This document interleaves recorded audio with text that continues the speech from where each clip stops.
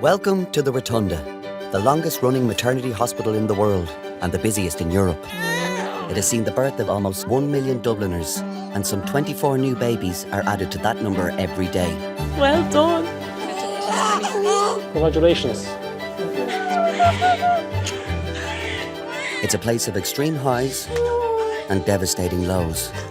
Please cry. Agony and ecstasy, all happening second to second. Lovely little fella. We're there for the most intimate of moments as people experience events which will change their lives forever. Yeah, the baby's almost out, come on. Events to be remembered and retold for generations to come. Well done, you're okay. Your baby's nearly here. Oh, here we go.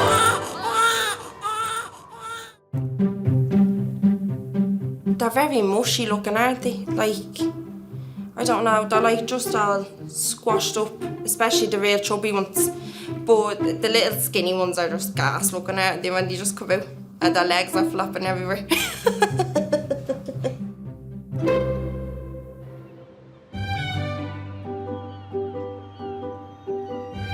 Arriving into the delivery suite are Jing from China, who works in retail, and butcher Christy from Santry.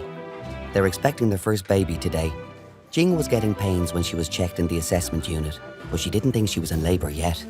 The pain was constantly and get it dramatically, just get it seriously.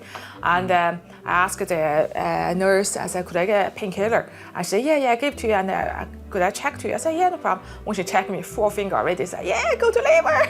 I said, oh my God, that's great. Are you getting lots of pain, Sting? Yeah. It's okay. It's only blood, it's okay. It's natural. Oh. You alright? Well, you're not alright, but I mean... We met online, We actually. actually met on a dating site, yeah. Yeah, it's online. It's like Asian. 15 years ago. 15 years ago, yeah. And then we just went to the cinema then and Yeah, what's nature? Yeah, Yeah, it just nature. clicked straight away kind of thing, yeah. Yeah. Well done, perfect. So can I have a little feel of your tummy? Yeah, sure. Okay, and you want an epidural, is that right? I want to. Okay. It's too much. Okay. Until Jing became pregnant, the prospect of ever having their longed-for baby seemed remote. We tried it for so long and it's not work out. I was on my private doctor all the time, did a check, scan. Even the doctor tell me, your time for 30 time is ready. So you do on the weekend or whatever, the date is ready. And still you not get pregnant. How was the pregnancy then? Did you find it hard or? We didn't know, she was 12 weeks gone, we didn't even know. Stop. We tried it nearly 10 years. Trying, yeah, Oh, her cycle was guys. not regular. You thought you were gaining weight. She was actually in the gym, walking out, and she brought like this fit belt because she was putting on a bit of a small belly, and she was like pumping iron in the gym. And she came home and I was saying to her, she was saying she's getting very chesty. I said, I think you might be pregnant. I said, she said, no, it can't be. No way, can't No, be. no, It's not yours. I said, I think you are. So she actually just went into the toilet and tried. Actually got your pregnancy test kit in the Euro shop. €1.50. I didn't spend too much money for my kids. So she tried like 3 of them and they were all positive. First thing I heard was a scream. I was like, Chrissy, come here. You know why I You're in opened my trouble. mouth? You're in trouble. This is good. I was waiting for this. Isn't that great? It's mad, Yeah. Because you were saying to us they might have to do IVF for her, and we were saying, Yeah. no. It's a big decision. Yeah. isn't it? So we said, no, we'll just take a rest and then Yeah. God behold. And here we are. It just, just here we happens, are. yeah. Have you thought of names for her? Millie, yeah. Millie. Oh, Millie May. Gorgeous. Ah. Well, Millie Jing May. Yeah, lovely. Here's her second name, or her first name. Oh, Millie's a lovely name. All right. Nearly there, nearly see that girl now. Xiaomili. Xiaomili. Chinese, Xiaomili. In Chinese, way Millie, if your pronunciation is called Mei Li. It's in Chinese, it's beauty, little gorgeous. You know, exactly same meaning. Yeah, pronunciation same, Yeah, similar as well. Yeah, so Mei Li, Mei Mei Li. Li. You have children yourself now? No, I don't know. No. Don't have. Don't have them. You said it was easy. I will not have another one serious. Yeah. We meet a lot of people saying that, and Yeah. we see them coming back again. Not again. Yeah. See how different you look? You changed your hair. I did. Got the thoughts. It's lovely, yeah. It's lighter as well, is it? Yeah, just with some. It's 30th of January. Time's flying. So I just want to summarise where we're at. In prenatal, nurse and mother of one, Sam Kelly, is 6.5 months pregnant. She spent nearly 3 weeks as an inpatient. Your second home. Absolutely. Still smiling? Just about. Our first child, Ollie, was born in August 2016 and completely straightforward pregnancy. So the second time round, I had got a scan and I was sitting looking at the screen up in front of me, and I know you said afterwards that you... I was looking at the sonographer. And her face was kind of... And she was kind of going... She was going a bit mad on my stomach, like, you know what I mean, going from one side to the other. And I was kind of like, oh, what's taking so long? I was Do you know? waiting for something wrong here, but no. And then she went, oh, so we've 2 babies. Yeah. So I think I just looked at you and went, what? Unfortunately, the scan also revealed that this is an extremely high-risk pregnancy. This is called a monoamniotic, monochorionic twin pregnancy. See the liquor here, the fluid around the babies, so you won't see a membrane because they're inside in the one sac. 2 peas in the pod there. Very rare, probably only about 1% of twins, so therefore we only see a few cases every year here at the Rotunda. An extra dimension of risk because they're sharing a sac. The term I used before is like a ticking time bomb where the cords can be entangled and therefore the cords could tighten and you have a significant risk of fetal demise of one or both babies. That can happen at any stage during the course of the pregnancy. We only had a day knowing that it was Yeah. the twins, Yeah. excitement of that, and then the next day being told. Yeah. So Yeah. that excitement was cut short pretty quick. It was just, it's not, I know it's never something that you want to hear, but just to hear, like, the way he said, he goes, Sam, this isn't the way we want it to be. You know, there was that excitement of there being 2 of them and everything was just gone. So you can appreciate they're still moving a lot, Yeah, I felt that. which obviously means there's a risk of entanglement. Yeah. Your left-hand side. We see. Normally I would like to think that we're quite positive people, you know, but I just, at that time, I just couldn't find that. I was like, what are we going to do when 1 goes or if the 2 are go, you know, that way? Because, you know, I suppose I see people every day who've lost babies and stuff, and I just was like, I don't know how I'd cope with it. Alright, if I feel Yeah, go for it. This one was transverse yesterday. I think that's a head, and then was head down. Yeah. It's the other one. They were kind of on top of each other. The risk of one or both twins dying has reached a critical point, so Sam's doctor has decided to intervene. There's a spike in fetal demise from 32 to 34 weeks, and that's up to a 10% risk of at least 1 stillbirth between 32 and 34 weeks. So you're preempting that and preventing that by delivering earlier. Today is D-Day. I suppose the babies are coming. Hopefully by lunchtime we'll be going over to theatre and we'll get the section started for babies to deliver. There's only so much you can see on a scan, I suppose. In the back of your mind, you still have this little niggle that, oh, will they actually be okay? I'm Ellie and I'm 19 years old, and this is my twin sister Alicia. Imagine the 2 of us being midwives and actually delivering a baby together. Would it be actually probably the first twins to ever deliver in the Rotunda? Like midwife twins to ever deliver? I know, yeah. In room 9, Jing is getting an epidural. From experience, midwife Jenny always keeps a close eye on the dads. Sometimes birth partners pass out during the epidural being inserted. It's safer for everyone if the dad just has a seat. Can I ask you just to sit, if that's okay? Yeah, sure. We had a faint here today, so we just... Christy's a butcher, so he's well used to looking at blood and different things that most people wouldn't be used to every day. Well done, Jing, that was Super. brilliant, yeah. That's what the lesson said to me in work. He said, you probably faint or collapses now. Like, it's like clean a turkey. I thought after epidural, the baby come out automatically.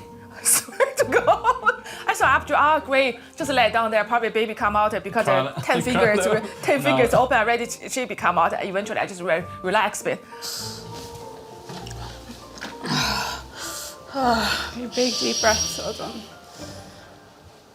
Jing has become a fan of gas and air. Brilliant. I just like I was drunk. After this, I can eat a big dinner. After this, I can eat a big dinner. To get you a roast. Roast beef. What would you like to? What do you want? Chinese. Want with chicken balls, isn't it? It relaxed you, didn't it, really? Yeah, it making me happy, I have to say. Just like a fly, I was like, brilliant. That's a part of the labour. I think so, to gas. Super. Well done. You're 8 centimetres. Oh, God. Fantastic. Thanks. You're brilliant. So just change that sheet. Just have a few bits ready. Just in case. Just in case. Yeah. Quick. She's been in a hurry all morning. I wouldn't be surprised if she's in a hurry. Yeah, been out. Yeah.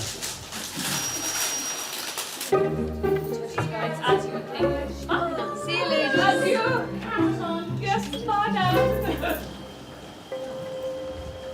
After months of anticipation, Sam and Liam are finally on their way to theatre.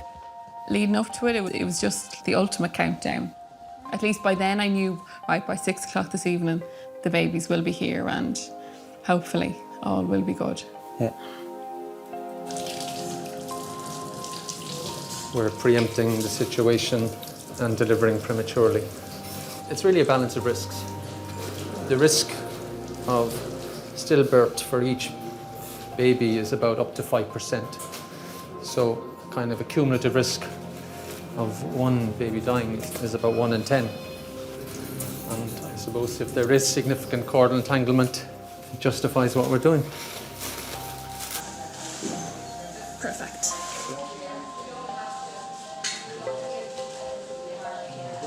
Sam, I'm going to excise the old scar, like we discussed, okay? Sponge, please. Waiting for the babies to come, the longest few minutes from the beginning. So I checked for the position yesterday and twin one was head first. Hey. Of Sam. So this is coming out. Hello. 1459. Do you know what you're having? No. Okay. Happy birthday! There was a cry straight away, so when you hear that, you're like, oh, that was a big relief, you know. Yeah. Boy? Yeah, a little boy is there. And I know Richard kind of popped him kind of over the screen so you could see, oh, it's a boy. No. Number 2 is coming to me. Leg first. There we go. There, that's one out. Hello. Oh, yes. Hello. He's vigorous anyway. Doesn't seem to be as noisy as number 1 yet, but he's, yeah. Hello. What's going on? Again, a lovely little fella. All you could hear was the crying. And I know most people would be distressed by the crying, but I knew they're crying. That's a great sign. Look at this. 2 cords, all entangled. It's like hair being plaited. Oh, wow. Yeah. When you see the cords and the degree of entanglement of the cords, you felt that you got in there before there was a bad outcome. And therefore, from that point of view, there was immense satisfaction and relief. Oh my gosh, like this could have been very different. You know, even like I got scans twice a day, and even to know that morning scan, it could have been completely different. You know, the space of an hour makes the difference with it. Do you have a name? We have 2 names there, but I'll wait till it's back to see. Okay. Do you want to take a picture? Yes, please. Just want a good look at them now. A bit cuddle. You only get a quick look at them. No, happy and relieved. Okay. Is that number 1 or number 2? This is number 1. Number 1. Yeah.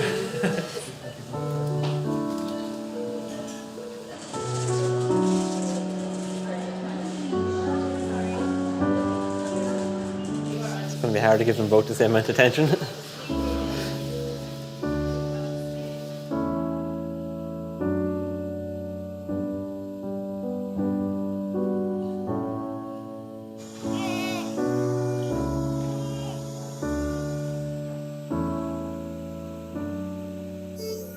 Lovely. A relief, you know, to actually have them here and to be able to hold them as well makes a big difference, you know. Definitely. He calms me as much as I calm him.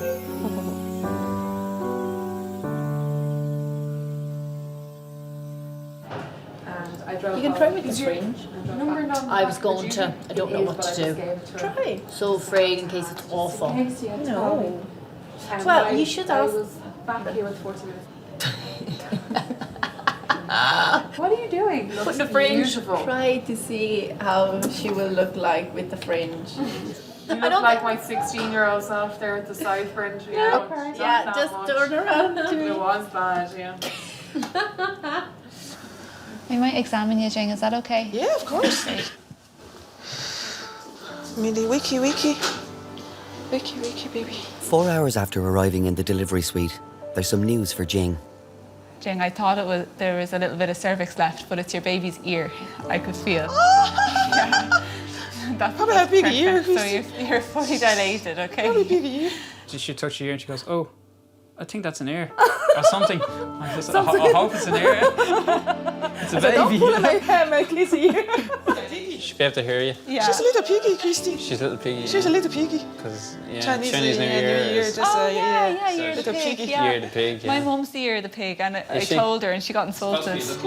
My mother, she was insulted. She was like, "What are you trying to say?" It's a very lucky, Is it? very lucky year. It's a very Yeah. lucky year. It's baby boom in China this really? year. Yeah. Oh God. Everyone wants a year of the pig. Yeah. She had progressed really fast. We would expect people to go a bit more slowly, especially on their first baby. But Jing bombed it from when she came in. Super. That's it. Keep going.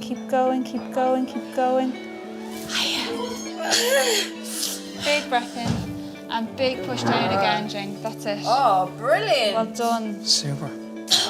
Keep going, Jing. Well done. Jenny told me we'll be taking average 1 hour and 1.5. I was like, oh my God. I said, no way. I do my best. I will do my best. Well done. You're doing great. Right, and one more push if you have it.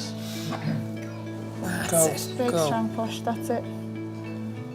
Keep going.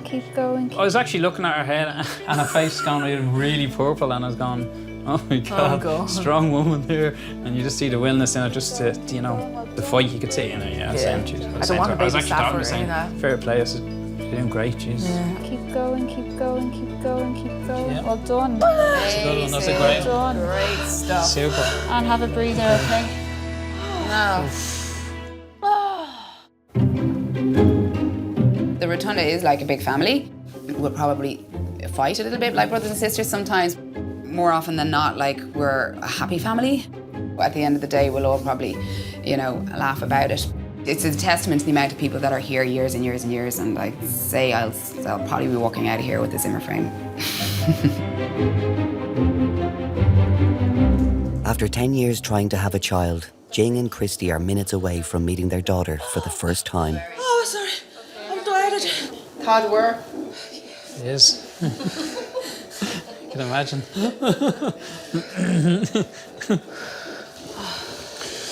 Is it here?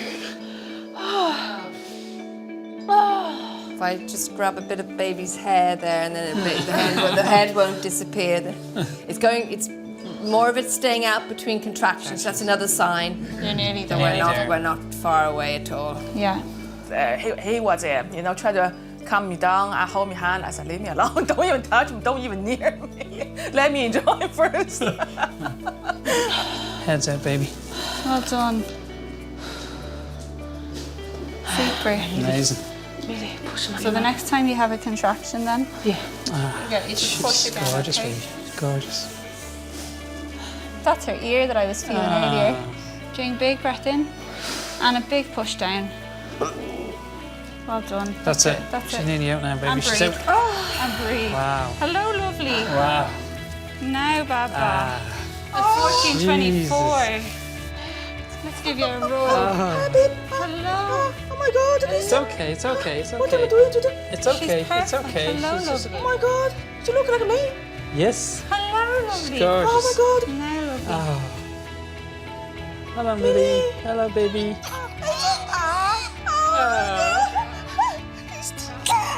Millie. Talk to Mum. Millie. You best girl. Mommy love you, baby. Oh my God. Thanks. Little Bobby. It's okay, Millie. It's okay. Daddy and Mommy. Millie. Shh. It's okay. She's lovely. Yeah, it was mad, I have to say. I was obviously about that. I was mad. I couldn't believe it. Sometimes when we come happened out of blue, and I yeah. see the baby beside me, I was like, that's my baby? Oh, okay. Oh my goodness. You're a big girl, aren't you? Honestly with you, it's like a dream. You look like me, Christy. Like complete, wasn't it? It was like Yeah, no, I we're feel missing it. one thing. Yeah, no, it's like for me, it's like still in the There, dream. yeah. Oh my God, I can't believe this. Hey, baby. Are you okay? You sleep? We were wondering what the mix would be like. Obviously, you know. Yeah, what I knew it would be dark eyes, hair. yeah. I was saying it would be brown eyes, and she was now blue. And she was like me, said, "You probably have your lines on your forehead, or your freckles, double chin. or your freckles, or your double chin." I she got everything. Oh, Bertie doesn't get everything. She got a mix of both. Oh my God. It's like daddy's hat. Big hands. Oh my goodness. Mammy's little nose, cute little nose. Oh my God, my nose, Jesus. Why? Bottom nose, no nose. Stop. She now look like daddy at all. I don't know. First thing, straight to my chest. Hold it there, just staring into her eyes, you know. Just call her name, wasn't it? Yeah, Millie, you little gorgeous. Daddy's little girl. Yes, little princess. Jing actually thought that she'd never have the baby. I actually said, we will, and she said, no. So I kind of just said, okay, we won't. I just stuck with that one, we won't. But then in my own head, I said, we will. I just had a feeling. Like mission complete, it's like mission complete, isn't it? Yeah. Mission Impossible. Missing Tom Cruise. Yeah, I'm not Tom Cruise. But now I have to learn how to be a parent, you know, for me. I don't even know how to change a nappy. I swear to God.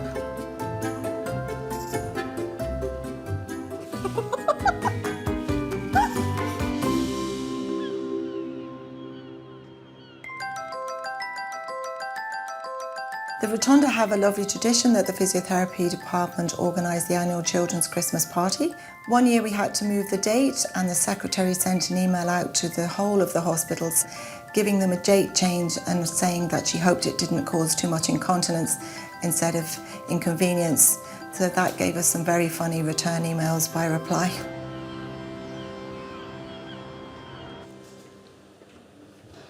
Mother of one, Ugo Cinieri, is 30 weeks pregnant.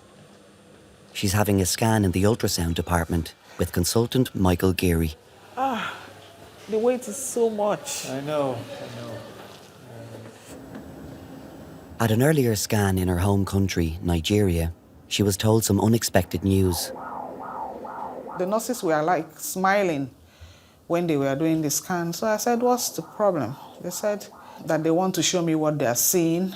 So they turned the screen to me and they were counting.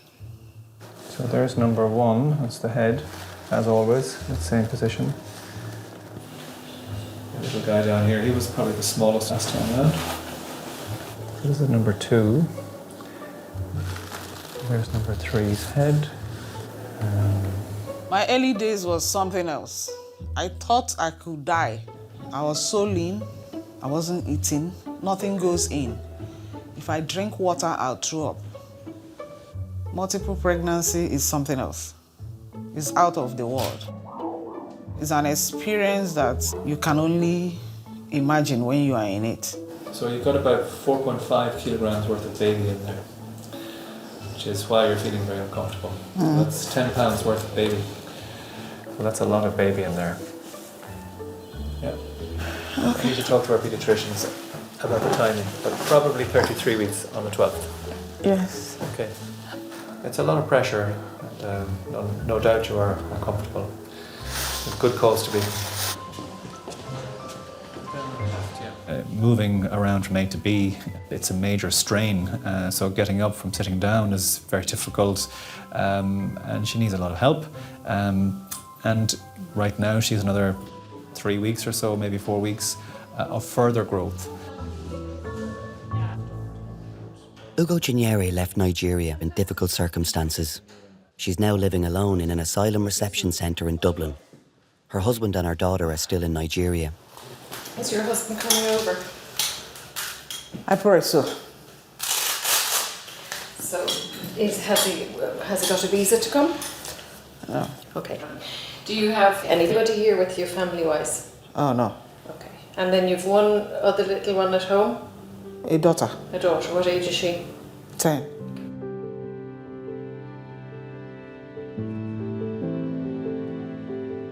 I don't know how to cope without him when I'll give birth. And I want to see my daughter. And I want to hold her. Because this is the first time she's separated from me since birth.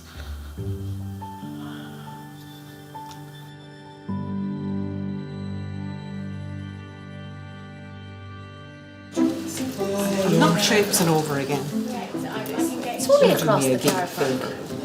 I'm about 60 years of age, going on 61. You're fitter than most 40-year-olds, for God's sake. Mary, Do you want me to make a phone call for you? Mary, I beg your pardon now. I'm older than you and I could do it. Put that in your pipe and smoke it.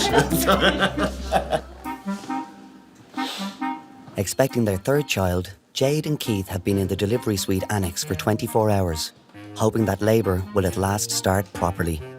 Our pains, when they were getting closer and then they were getting further away, I was like, right, come on, out and do a few laps of the stairs. She's up and down them stairs. She was doing squats outside at the lift. I was lunging on the stairs and, yeah. Trying to bring her on a little bit quicker. And I had a bath as well at one stage. I think that was the nicest bath I ever had in my life because I couldn't fit my own bath at home for the last couple of months. I was too big.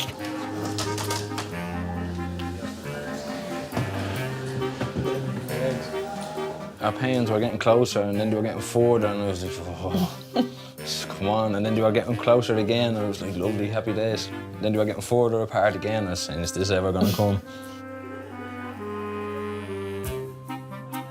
Come about 7 o'clock in the evening, they said they wanted to send them home because they didn't think there was going to be much movement and it was just panic stations then.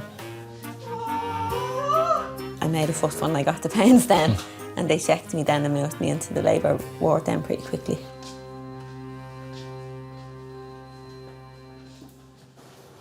How are you feeling? Brutal. Okay. That's it. Big breaths in and out. We met when I was 17 and we're together now nearly 12 years. Make the room a bit nicer for you there.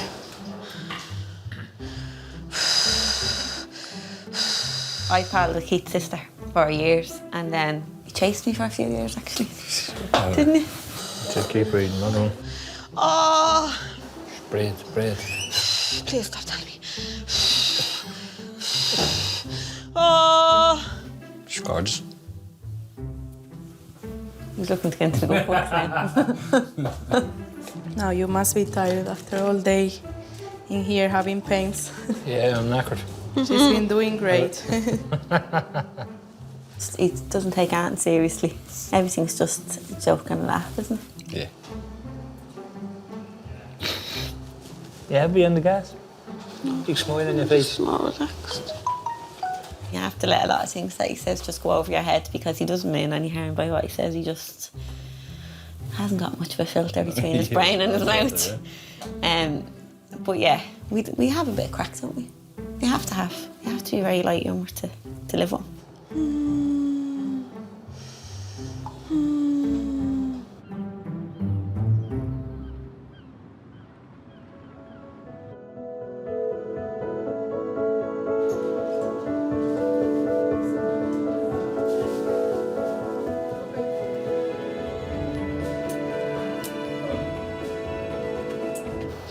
Just 1 hour in the delivery suite, Jade's pains are intensifying. Having not had an epidural on her last 2 babies, she's trying to deep breathe through the pain. Lots of pressure. What weight for the babies? 9 pounds, really. Over. She throws big fouls. I didn't feel in control, although I knew, I kept telling myself it's only going to last for a couple of seconds and then it's going to pass, so like you've done the last one, you can do it again. But no, I didn't feel in control of the pain at all, no.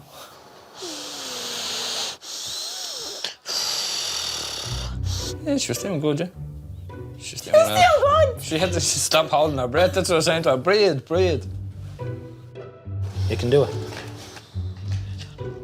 I don't know if I can. You can, you're already doing it, Jade. You're doing it. I'm sitting here all day and my tooth is at me. You can do it. Oh my God, did you hear that? It's a man's world. I'm going to rob that arm if that's okay, Jade, while there's a break in the pains. So much easier for them. Be well able for it. No, you take to the bed for a week when you have a snotty nose. I don't think so. I'd say I'd do it. I don't think so.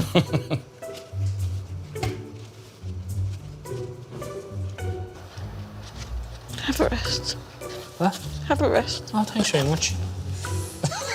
It's actually like having a toothache. You don't want anybody to talk to you.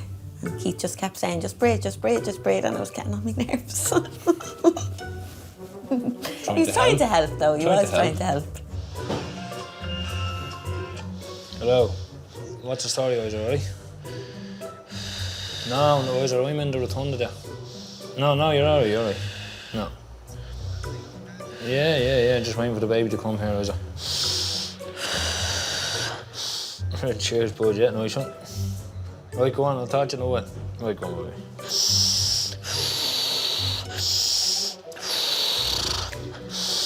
So much pressure. Good. I'll be moving down a little bit further. Definitely. It's great when someone's not got any kind of major pain relief on board and it's not their first rodeo, so they're able to turn around and say, I need to push. Great. That's it, Jade. Well done. So that makes our job very easy because chances are she's 100% right, and that gives us time to get our gloves on, get ready, and you just let it happen. Well done. Open the legs. That's it. Well done. Go for it. Well done. You're okay. Yeah. We can see some of the membranes there. Come on. Not far to go. Brilliant. Pretty much 10 centimetres. Very little cervix left. 9.5. All right, you'll push that away. No bother to you. Okay.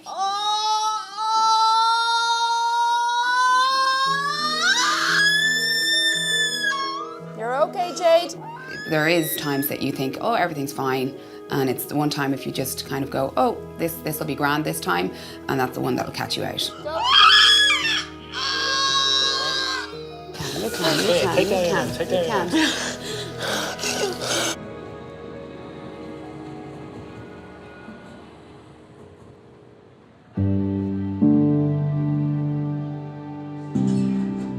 Now 33 weeks pregnant, Ugo Cinieri has been admitted to have her triplets.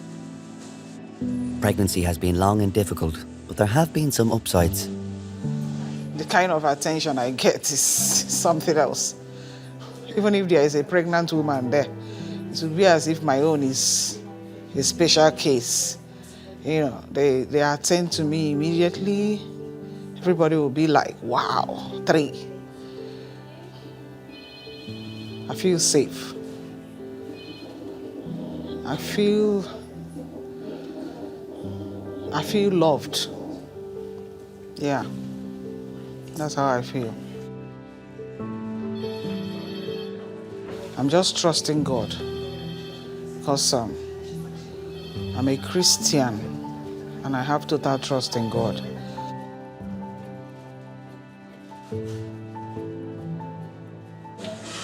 People hear the news of triplets. It is very exciting. It is also scary. When you have babies born at 33 weeks, there's a possibility they may not handle that switch over to life outside the womb very easily.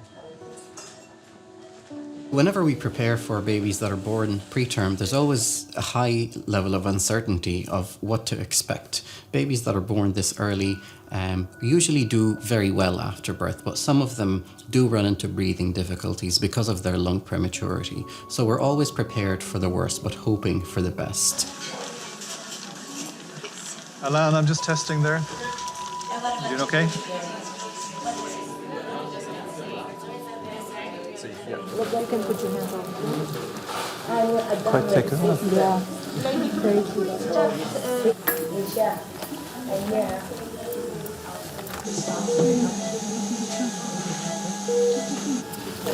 A bit of a stretch there. Stretch coming up now, Ugo.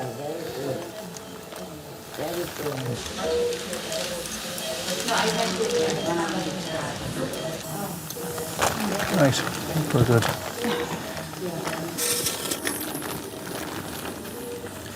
And push.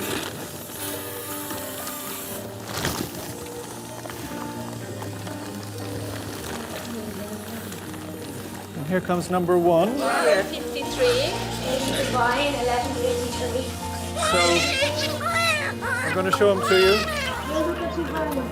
There he is, little boy. What's his name? Divine. Divine. Welcome to the world, Divine. He's lovely. When I delivered the first baby boy and I heard the name Divine, I paused for a second thinking, does she think that this is a girl? Because instantly I think would associate it more with a girl. But why not a boy? You know, why not? Yeah. Welcome to the world. 1155, baby Diamond. Diamond, okay. Here's Diamond. Welcome to the world, Diamond. He's a noisy one. The second baby arrived and he was a boy, and then I heard the name Diamond and I thought, does she know this is a boy? And of course she did. But again, instinctively I would have thought that Diamond would be more associated with a girl, but why not a boy? Hello, Diamond. Take that. Okay, 2 down, 1 to go. There he is. Now. And Darren. Darren. Look at Darren. There he is, okay, let's get. And then the third boy arrived and he was called Darren, which is very typically a boy's name. So Divine, Diamond and Darren. And Philip as well. 3 The second Ds. baby and third. Ugo, congratulations, well done. Okay, just moving. Divine and Diamond, the first 2 babies that were delivered, thankfully were quite good. They both cried after birth and they were both quite vigorous. His colour's not great. Do we not have sats on him? Can we just try and get his colour's not great? Darren, however, it was becoming obvious that he was struggling with his breathing. He was breathing fast. The level of oxygen in his blood wasn't rising at a speed that I was expecting. Here, hold that for me if you don't mind, Angela. We decided to intubate Darren, which means passing a tube down his windpipe or trachea to help with his lung immaturity. Just let go of the critical pressure for a second.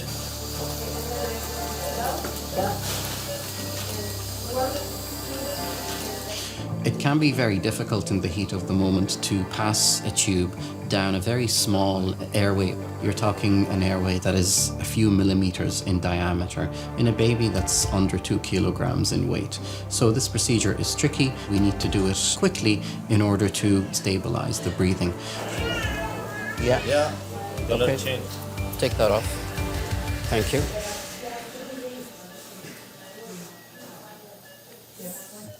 Darren, we needed to pass a tube to help him breathe because he was just getting a little bit tired. Then we gave him some medicine through the tube into his lungs to help mature his lungs a little bit quicker. So you're not going to hear Darren cry. You're just hearing Diamond cry at the moment. Okay? Go first.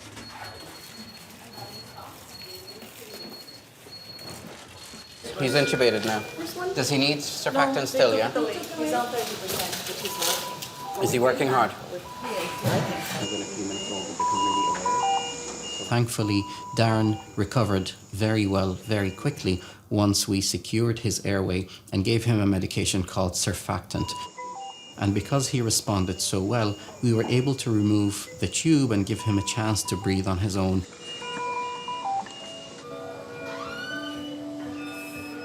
Ugo Cinieri is visiting her baby sons, who are now just 24 hours old. Darren boy, how are you? It's amazing. They're doing so well. I heard he's the one that eats very well. Baby Divine. It's amazing. He was the first one, right? Yes, he's the first. He's the smallest. He's the smallest. Yeah, Very strong. I feel relieved, at least from the pregnancy. But I know I'm entering another stage. This time around, feeding them, especially once they're out of this place. You know you're your own to take care of them.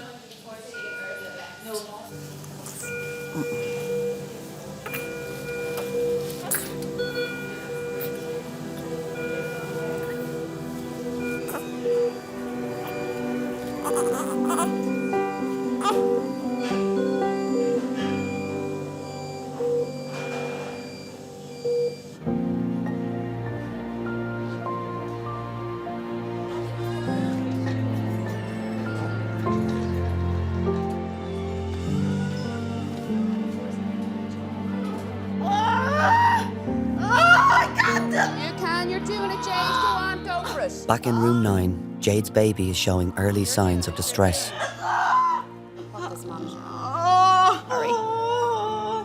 Breathe, okay? It only takes a minute or 2 minutes of something to happen with that baby's heartbeat and things can take a drastic turn. Now Jade, after the waters broke there and all that pushing, the baby's heartbeat is a little bit on the low side, okay? What we're gonna do is get pushing properly, okay? Which means try not to scream if you can. Push down into your bum. Really long, really hard. Look, the head is just there. Big long push. Come on, big long push. You're always wondering there could be a baby that mightn't come out roaring, crying. So you just have to be ready to act on that. Pull those legs up towards you. Big long push. Come on, big long push, big long push, big long push, big long push, big long push. Well done. Well done, Jade. You are so close here. She is nearly here. They're nearly here. Nice and slow, nice and slow. Blow. Well done, blow. Well done. Well done. Head out. Oh, roar. Jade, your baby's nearly here. Okay. Where are you going to turn, baby? Which way are you going to turn? Inevitably, yeah, there is that kind of, until that baby's out and crying, yeah, you're going to kind of hold your breath inside. Okay, let's go. Open the legs. Give me a big, big, big push down. Go on, push. Go on. Well go done. On, go on. Go on. Look down. Go on. Look. Go on. Look. It's number 3 girl at 5 past, and she's a biggie. Well, hello. Well done. Now you better watch your wallet, Keith, huh? Well done. There she is. Hello. Hello. Well, your mama is amazing. Is she crying? She did give a big cry. She's just like, what's going on? Like you, she's a bit tired. Huh? Don't worry, she'll give a cry now. Hey, where are you? Huh? Now. There she goes. There she goes. Huh? Oh, look at you. Now you've two sisters that are dying to meet you, I'd say, huh? Well done. You okay? Well done.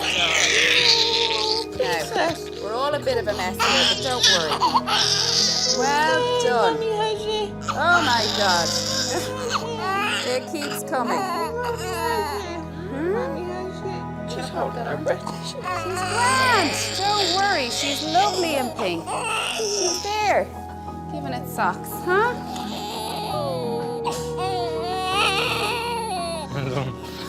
Now, Hello. Hello, gorgeous. I really thought you were a boy. No? I was just delighted seeing her coming out, no complications. She was healthy, and I think the eyes started welling up a little bit. So. Now, do you want to do the honours, Keith? Did you get to do it before? No. No. I never did. Give it a big chomp. Just go for it, go for it. I'm protecting her. Yeah, go, go, go. Chomp, chomp, chomp. And again. Yeah, lovely. Done. Thank you. Like going too fat and grizzled. You're supposed to say it feels amazing. Oh, yeah, well. I'm getting rid of you after this Feels like cutting out nails, doesn't it? You're probably not done, are you? You'll be back again. No. Oh, that was very quick. I'll have no more kids. No, 3 is enough. 3 is definitely enough. Your ma didn't believe me. Hello. 3 of them were surprises, weren't they? Didn't plan any kids. Lovely surprise. Mummy had the baby. Ask the girls, do they want to know what it is? Do you want to see what it is? I want to know, but I don't want to know. Well, here, you have to go shopping anyway, so do you just want to know? The girls do all the boy stuff with him anyway. Yeah, Like, he's into horses and everything, and the girls do all that with him anyway. So they don't let him leave the house without one or the other. Yeah, he doesn't get him in one, it. yeah. They probably spend more time with him than they do with me. Say hello to your big sister, or your little sister. What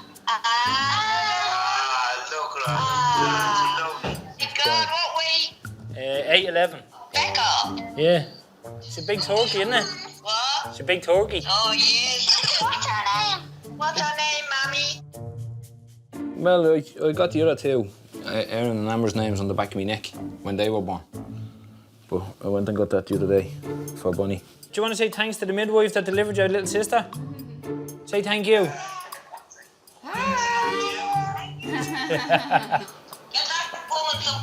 Get that woman some flowers. Right, go on. I'll dress her and I'll take a proper photo and send it to you now shortly, right? Thanks. Bye.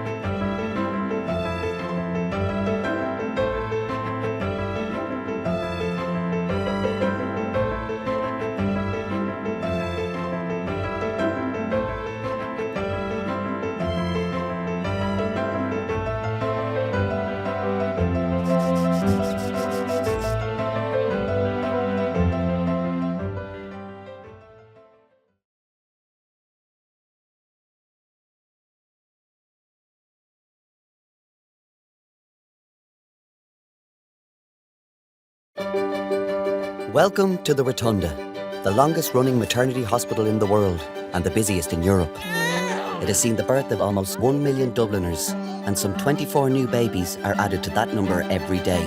Well done. Congratulations. It's a place of extreme highs and devastating lows. Please cry. Agony and ecstasy, all happening second to second. Lovely little fella. We're there for the most intimate of moments as people experience events which will change their lives forever. Yeah, the baby's almost out. Come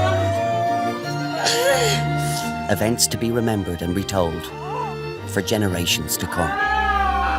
Well done. You're okay. Your baby's nearly here. Oh, here we go.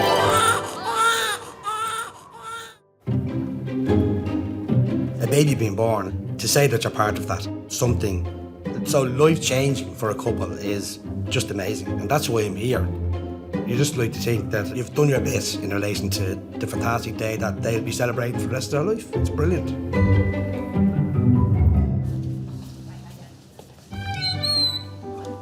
On the delivery suite, midwives Ellie and Daryl are looking after Dublin teenagers Kaylee and Owen, who are expecting their first baby.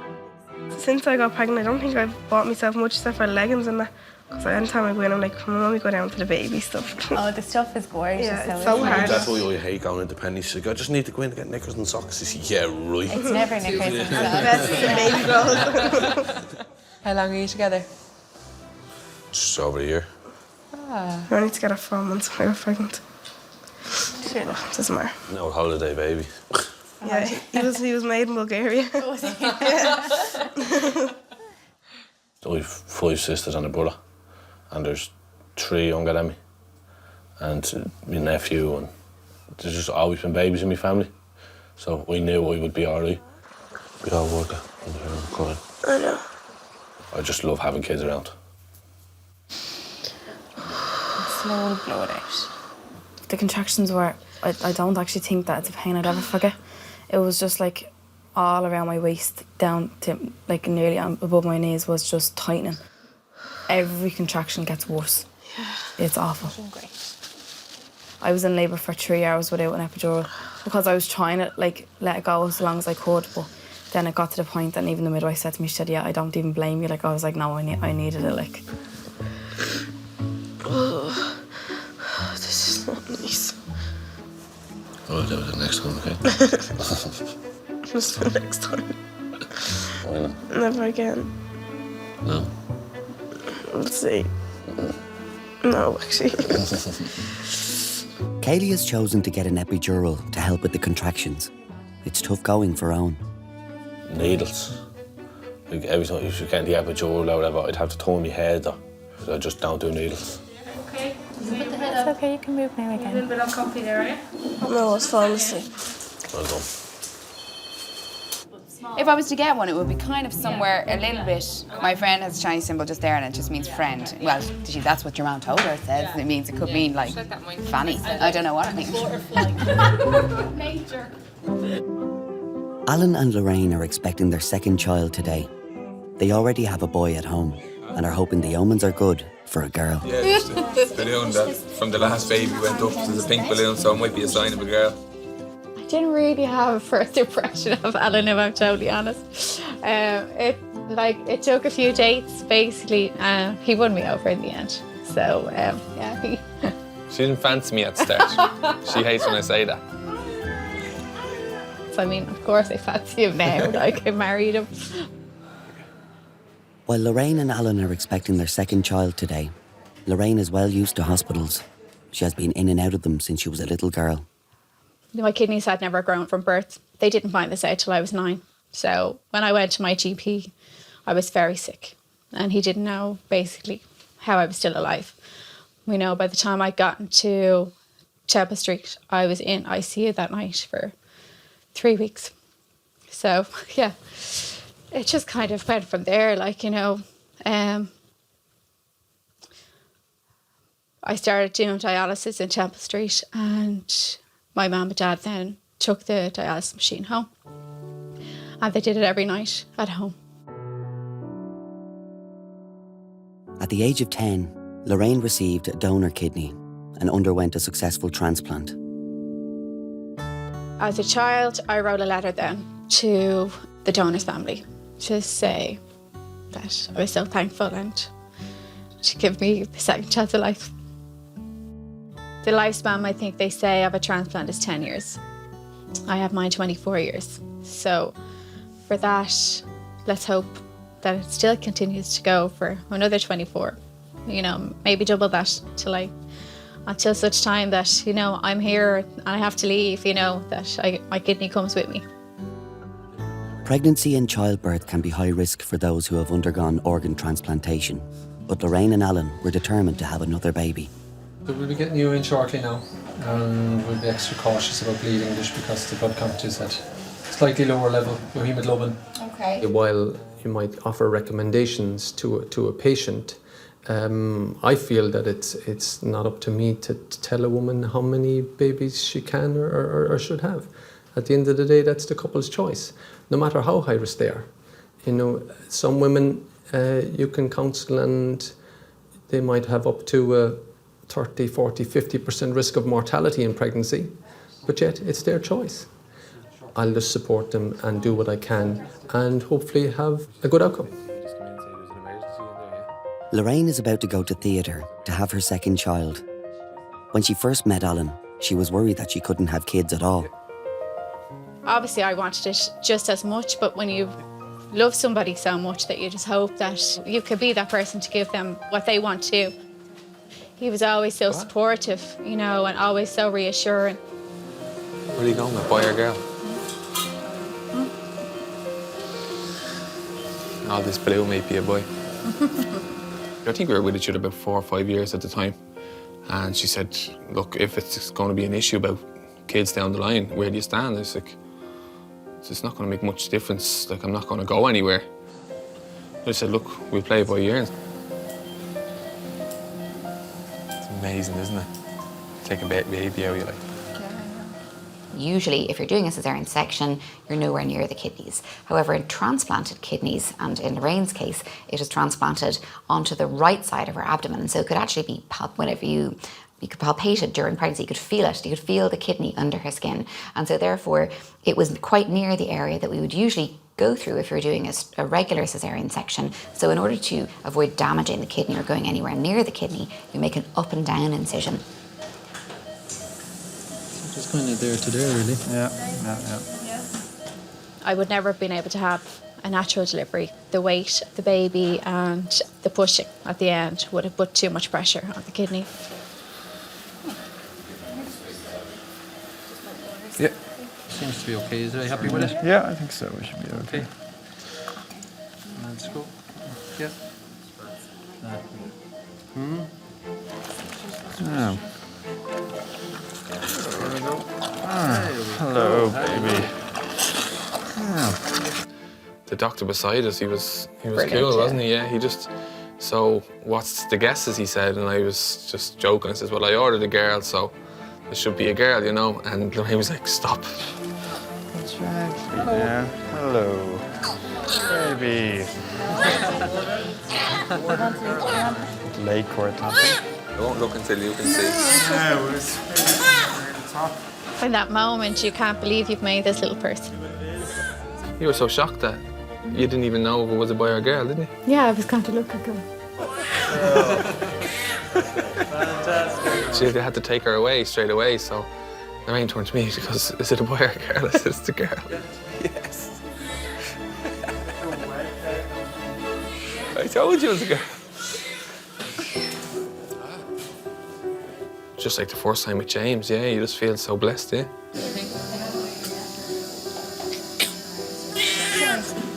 See, she's perfect.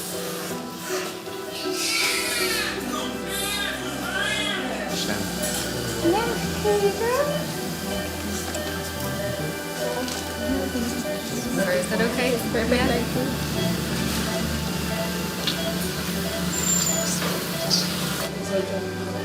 Yeah, we just have to figure out what we're going to call you.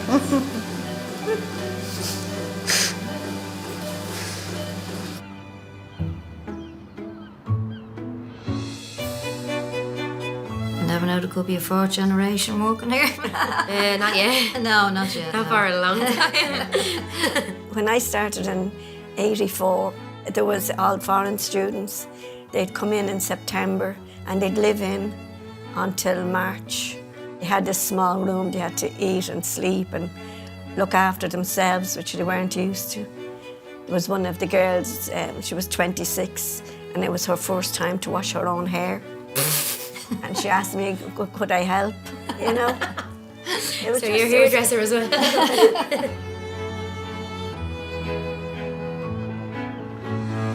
Where are you from? I'm from Clare. Oh. We seen a thing on Facebook last night and I was like, does anyone actually know anyone from County Clare? Because I'm starting to think it's not a real place. Well, you met the best one. Am I okay to go ahead? Yep, then all right. Ellie is checking how far dilated Kaylee is after 4 hours on the delivery suite. At the minute, it's just about 2 fingers, so just about the top of her 2 fingers, so about 1 to 2 centimetres, but it's paper thin. Still a long way to go. No. It might get quicker, hopefully. You never know.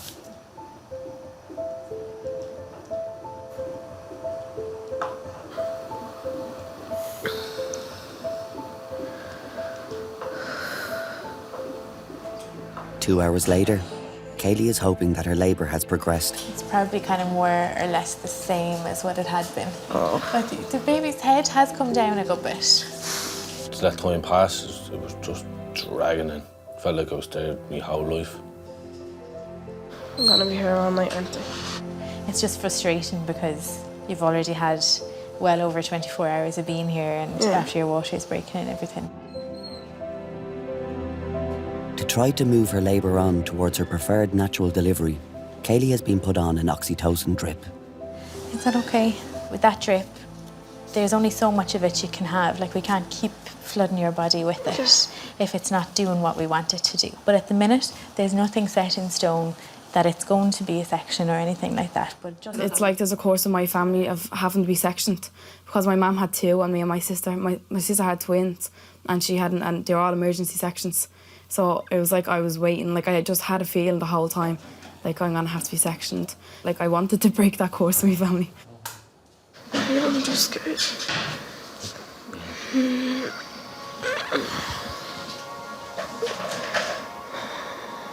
perfectly fine, babe. Lucas, you're doing great. You're doing great, babe. when we were looking at the tracing of the baby's heart, there was little kind of decelerations, which is like a little dip in the baby's heart, is what we call them. But the progression that we'd expect wasn't there. So I think as I was leaving, there was talk that maybe in another 2 hours, if things hadn't changed, that she would possibly be for a cesarean section at that time. Hello in the house. Look, it is. Hi, Sean. Hello, how are you doing? How are you? Good evening. Are you coming in here now? Huh? Are you I coming am in indeed, here? yeah. I was told that I'd be blessed if I get my midwife, so... Oh, look at you there. You do the short straw. So you're saying there now you say it? No. No, you'll be delighted with. I went about the business with Ellie of finding out exactly what has been going on in this labour so that I'm up to speed and know where we are. Like, she's kind of looking at a section at that point, I suppose, because she is contracting. Then she discussed... That's what he said. Told to take him out the sunroof.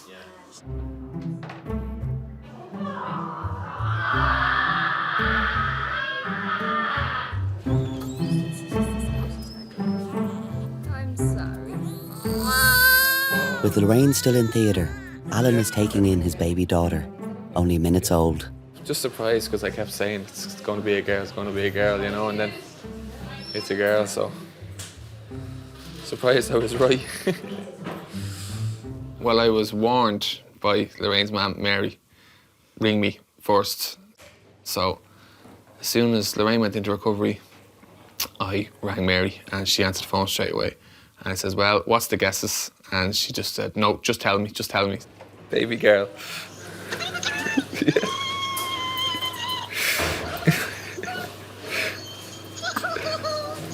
I rang my mum and she hadn't a clue. She didn't know anything was going on. I think we told her we were just in for bloods or something like that, and we weren't going back in until the following week. Yeah. You know I don't be here this Sunday. I know. I'm holding me little daughter here. What? I'm holding me little daughter here. What? I'm holding me little daughter. You're messing it. I swear to God. Alan, you're messing. I'm not messing. There's not a day that goes by that I don't think of my donor. There's not one day. And their family, especially their family. If it wasn't for my donor, I wouldn't be sitting here today and have 2 beautiful kids and a husband. We don't want to take any more risks. And we had James, and we're being very lucky to have Lara, and I think that's it. We're happy now just to have the 2. Very happy. Ah, she's perfect. As you would say, Mash, if you bake the cake, that's the way you'd want it to come out. If you bake the cake, that's the way you want it to come out. Yeah. Cheers, bye-bye. She's going to kill me.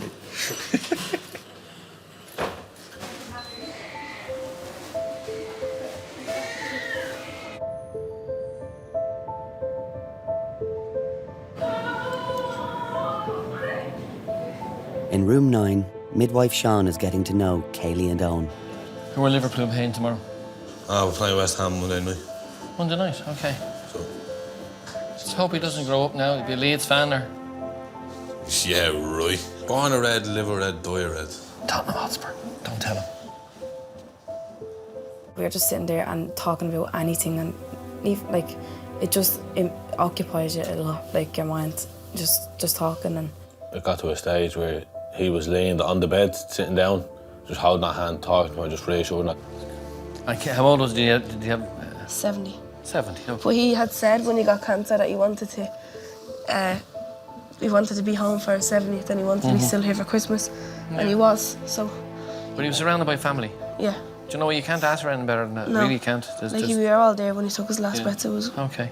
That's a lovely thing. Yeah. And he was like, we'll make a deal. I said, what? He said, I'll try my best to get home from here. Yeah. So I can see the baby. But he was too sick, like, to hold on for it like that. Yeah. Anyway, you can look from the other side. Yeah. I'll be back in one moment. Yeah.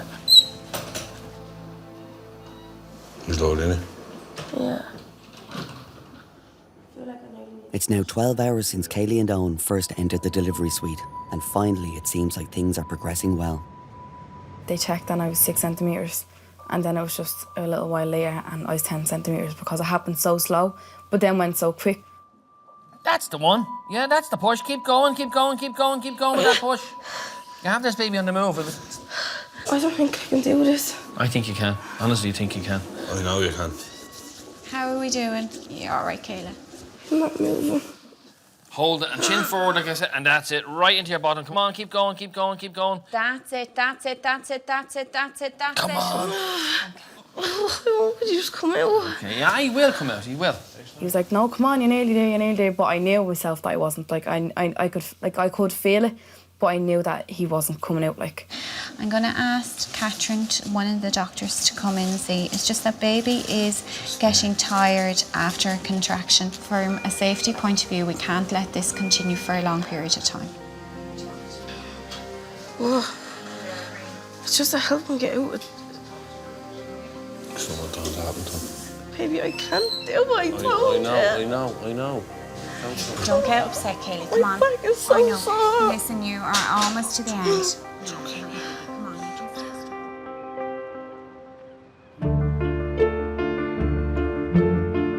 Apparently the rotunda is haunted. There's a myth going around about Sister Sarah. One night, the bell went off. There was no one in the room, and I was like, right, Joe, just, be brave here now and just go around. And I went around all of the bedsides just to check on the women, to make sure they were okay, and to check on the babies. And I do remember at that time, there was one baby that was blue. Mum was asleep, and the baby wasn't crying, it was just choking, it was going blue. And I feel like that was Sister Sarah, telling me to just keep an eye, and it saved the baby. So maybe Sister Sarah is true. For a little more. Baby, I can't do it. You can, I believe. I believe you can. In room 9, Kaylee has been pushing for nearly an hour, and she's finding it hard to cope. If things aren't going well, that's why the medics are there. They come in and we work together to get a delivery. In this particular case, it happened to be a Kiwi vacuum delivery. Okay, come on, here we go. I can feel it now in my fingers. Big deep breath. Hold it and big push into your bottom. That's it, keep going, keep going, keep going. Here we go. Then once they started suctioning the baby, I only had to push about 3 or 4 times or something, and then he was born. That was good push, Katie. Oh, she was just short of putting her foot on the edge of the bed and pulling him out. Here he comes, push, that's it. Well done, well done. A little push, a little push, a little push, a little push, a little push. Well, there you go. Look down, Kayla. That's it, you. Well done. Well done, babe. Congratulations. Hello, Harley. Why is he not crying?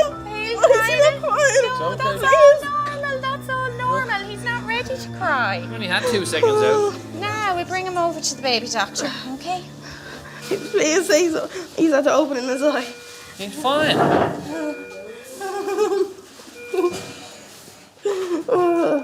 Hello, baby.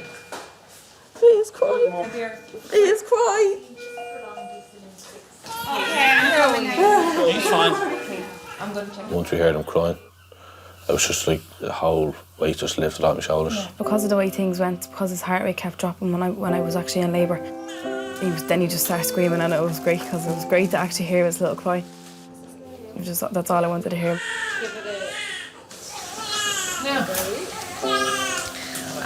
From a distance, I can do that from here. Let's get you over to your mammy. That's the main thing. Over there to your mammy, because that's where you need to be, Mr. Man. Something really bad. Now. Against your skin on skin. He was so different to what I thought he was going to be. Like, he had dark hair when he came out, and it was just mad, but I just loved him when I saw him. It was the best moment of my life.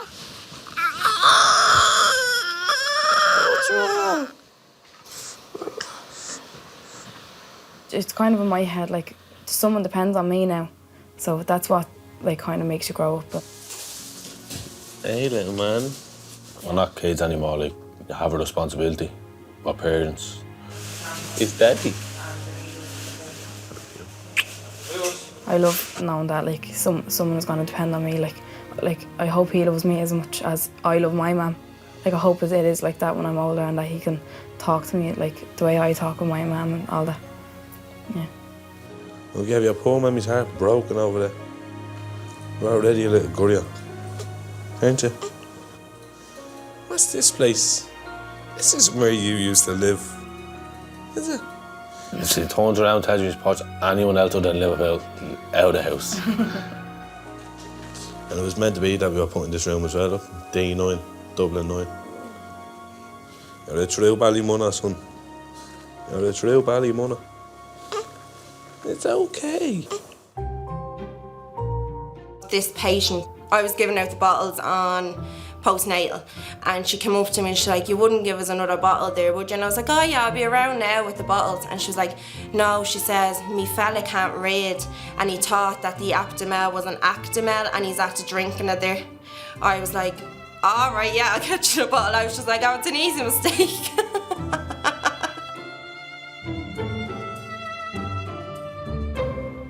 This baby's moving around very well.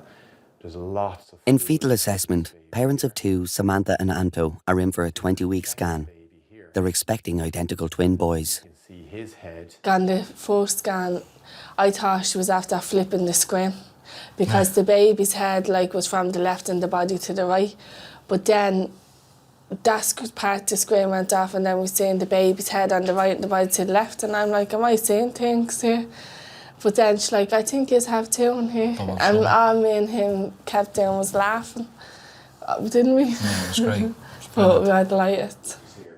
Samantha has been transferred from the Coombe Hospital in Dublin for treatment in the Rotunda because her babies suffer from a rare and dangerous condition called twin-to-twin transfusion syndrome. Here. You can see the umbilical cord again here. This larger baby's getting too much blood supply, and he's going to get into trouble with heart failure if we let this go on. Okay. And this smaller baby over here is not thriving. In about 20% of cases of identical twins, one baby gets too much blood and the other baby gets too little. This results in one baby getting into trouble because of heart failure and eventually dying, while the other baby gets into trouble by not thriving, by failing to grow because the baby's not getting enough blood. The treatment for this is to put a camera in through your abdomen, around over here. It's going to come into the amniotic fluid sac here, and we're going to look at the placenta here, and we're going to find all of the blood vessels that connect the two umbilical cords together, and we're going to seal off those blood vessels so that there's no way for blood to get from the smaller fella over to the larger fella. Unfortunately, in a small number of cases, putting a camera into the abdomen in here may cause the waters, the membranes to rupture, And unfortunately, if the membranes rupture at 19 weeks, most people end up losing the pregnancy, a miscarriage. We did say to the doctors, just be blunt with us and tell us out straight, because we want to know what to expect, even though you don't really want to hear it. If we do nothing about this, in up to 90% of cases, the babies will die. Okay. So I think doing nothing isn't really an option for us. And we'll get the surgery done this afternoon. Okay, thank you. Okay? Okay, thanks. It was clear that her twin-to-twin transfusion syndrome was already well established and was very serious, in fact life-threatening. For that reason, we brought Samantha directly to the operating room to perform the surgery.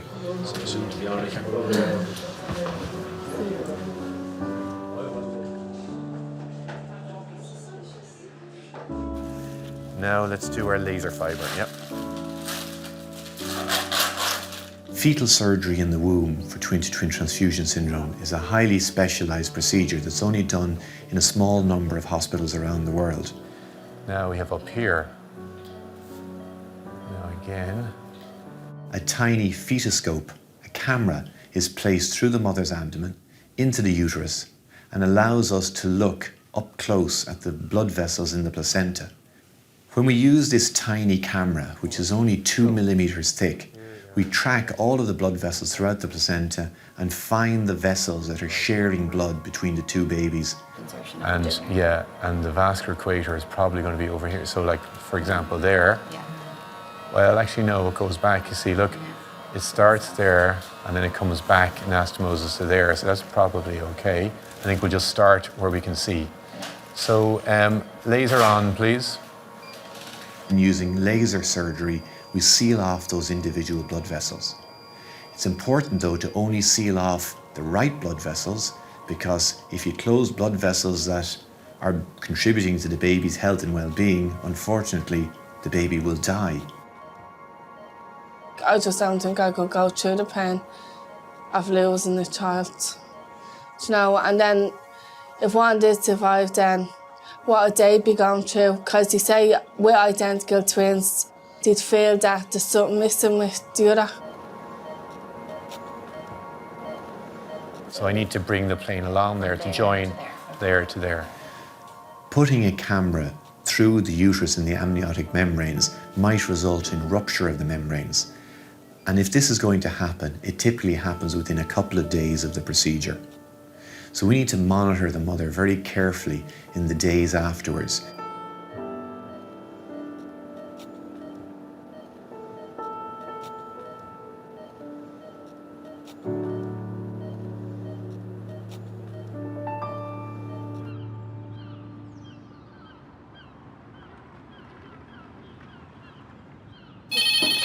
Hello, it's River. Samira, you know the lady that came up to the annex from Gailey the previous section? No. Up and moving around the delivery suite, trying to help her labour progress, is Zosia, originally from Poland, and her Irish fiancé Dermot, who are expecting their first baby. I wanted to go as natural as possible. Women have been given birth since, yeah. So it's natural for women, you know. They didn't have pain reliefs back then, or you know, like, yeah. I think for first-time mums, they have no idea what labour is going to be like, and I think for them, they probably think it might go one way. It's nice for them to have an idea, I think, and like a plan to follow. But I then suppose it's not a plan. Yeah. You want to try sit on it? It's cold. I want something on it first. Yeah, I'll get So sheet or something.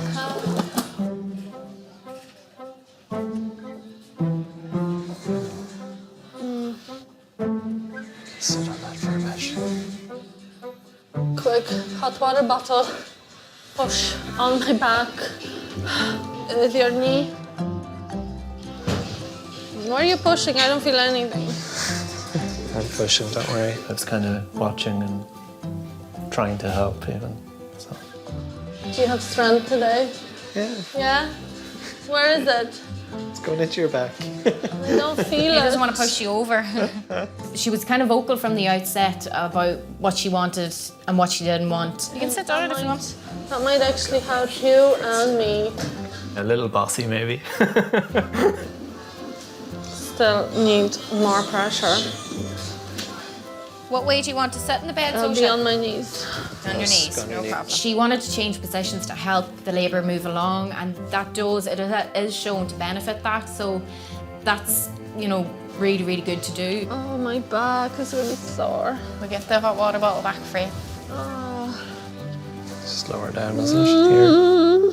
Nobody could apply enough pressure for me, like even you, the midwives. I wasn't happy, like. I think I'm gonna sit back where I was the first time. Background, like in the bed? Yeah, no problem. Oh, it's just, you know, just like kind of cooling down, you know? This is annoying me because it's falling off. I'm gonna have to put that behind your head there, Don't sorry worry. now. Okay. Yeah. I mean, whatever goes, like. Oh, it went. It's not gonna Worth stay. to try. I think I was a bossy bitch. That sounds strange. Not all the time.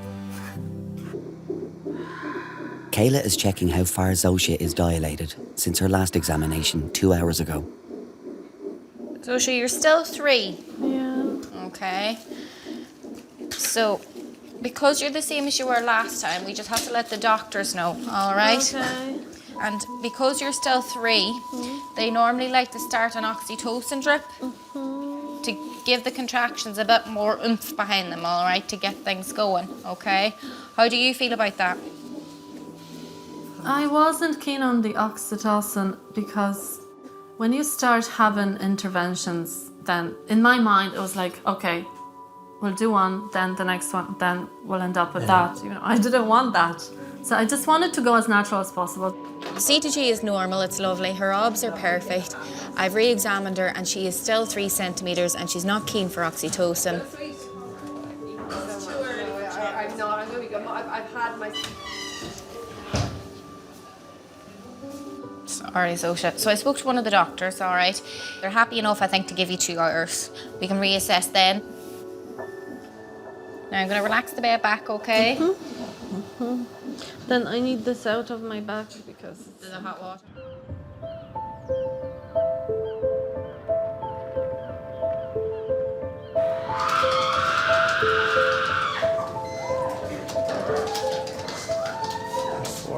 In labour, it's hoped that mothers will dilate by about 1 centimetre per hour.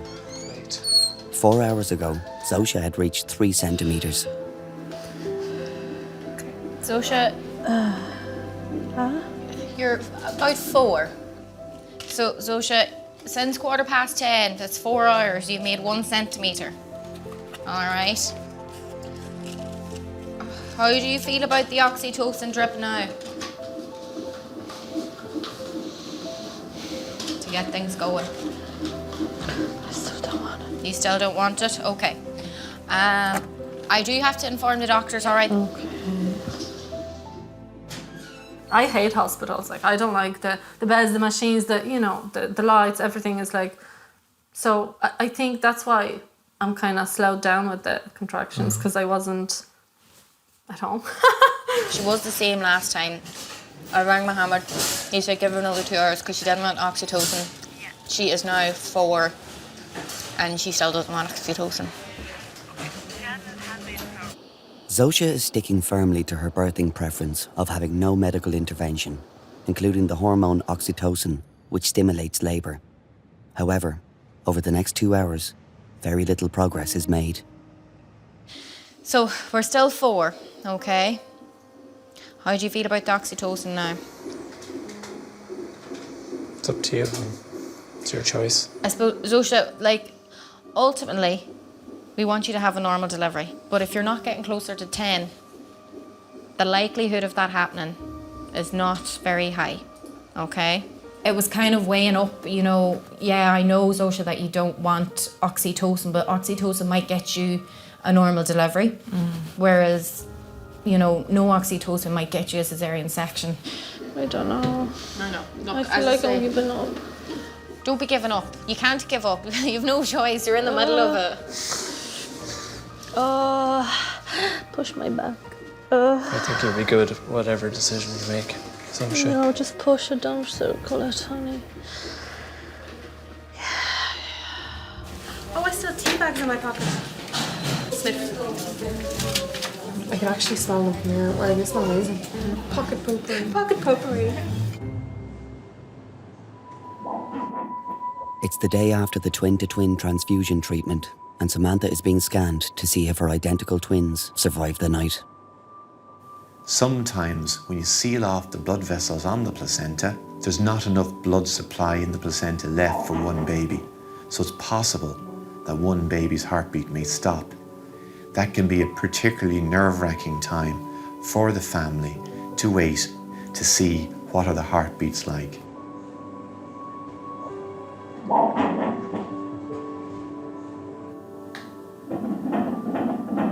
So that's the first baby. That's the baby who was getting too much fluid. He looks very strong, very good, strong heartbeat there. There's the second baby who was getting too little.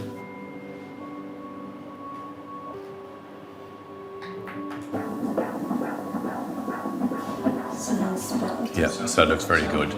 Yeah, so certainly they both sound very, very good. When we looked on the ultrasound, he could see both babies moving around vigorously, both heartbeats very strong.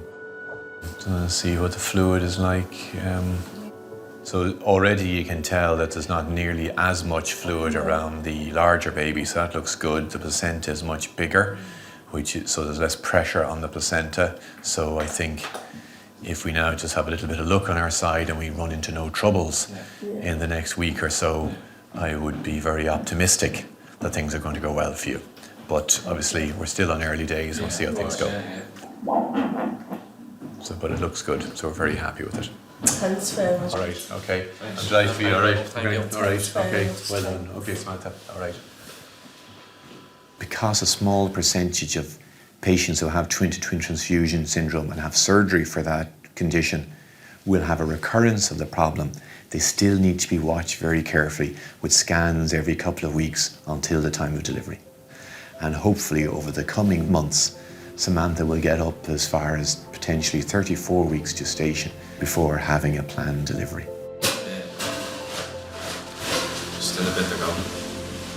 I'm 22 weeks pregnant now, and we still have that little bit of fear, but not as bad. And now we're just more excited now. Thanks very much. Thanks a lot.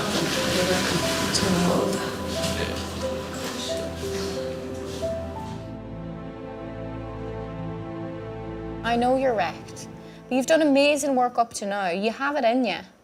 You've got to 4 on your own steam. And you might only need a small amount of oxytocin. You know, that's honestly, it's much better that you're in labour and getting a bit than us having to put you into labour with it. So you've done incredible work. I was kind of thinking, like, we're here for hours, like, you're tired. If we keep going for hours longer and nothing's happening, then there's probably going to be more intervention needed later. So, and I knew they were worried about the baby's heart rate. All right, and don't doubt I'm yourself. just stressed I know. that I won't be able to cope because.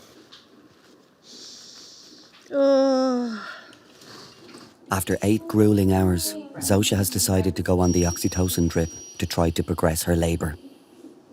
I had the option. They didn't say, oh, you have to have it now, or, you know, yeah, like they offered it twice and we waited 2 hours, then another 2 hours. And then I decided, okay, let's have it, you know, yeah. I just went with it. Usually, like, women they don't like bright lights when they're labouring. So as kind of things moved along, the blinds came down, all the lights were turned off. I don't think they're going to help, though. The sunglasses was something I have heard of once before but never seen. Yeah.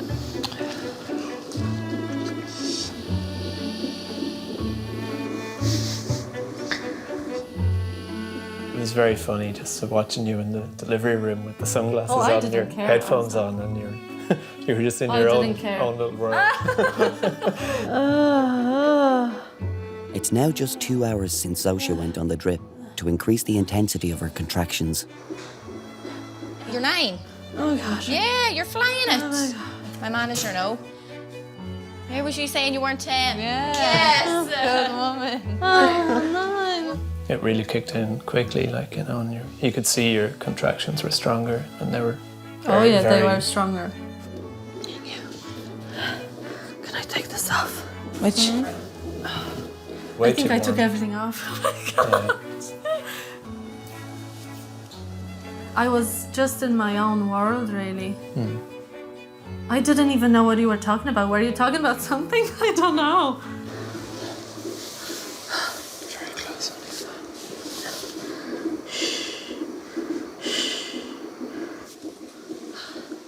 Can I go? Do you want to Where go you out?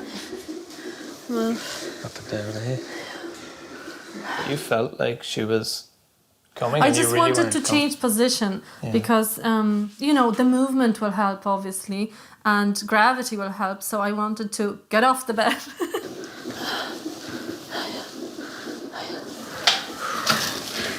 oh, this could be. She was kind of pushing on, squatting on all fours, and you know, yeah, I had to get down to just see what was going on, just in case the baby made an appearance while she was near the floor. While a squatting position can be great for bringing on delivery, the baby is showing signs of distress. Suja, that's her heartbeat, okay? So it's kind of doing the same thing it was earlier, okay? Can we get you into the bed?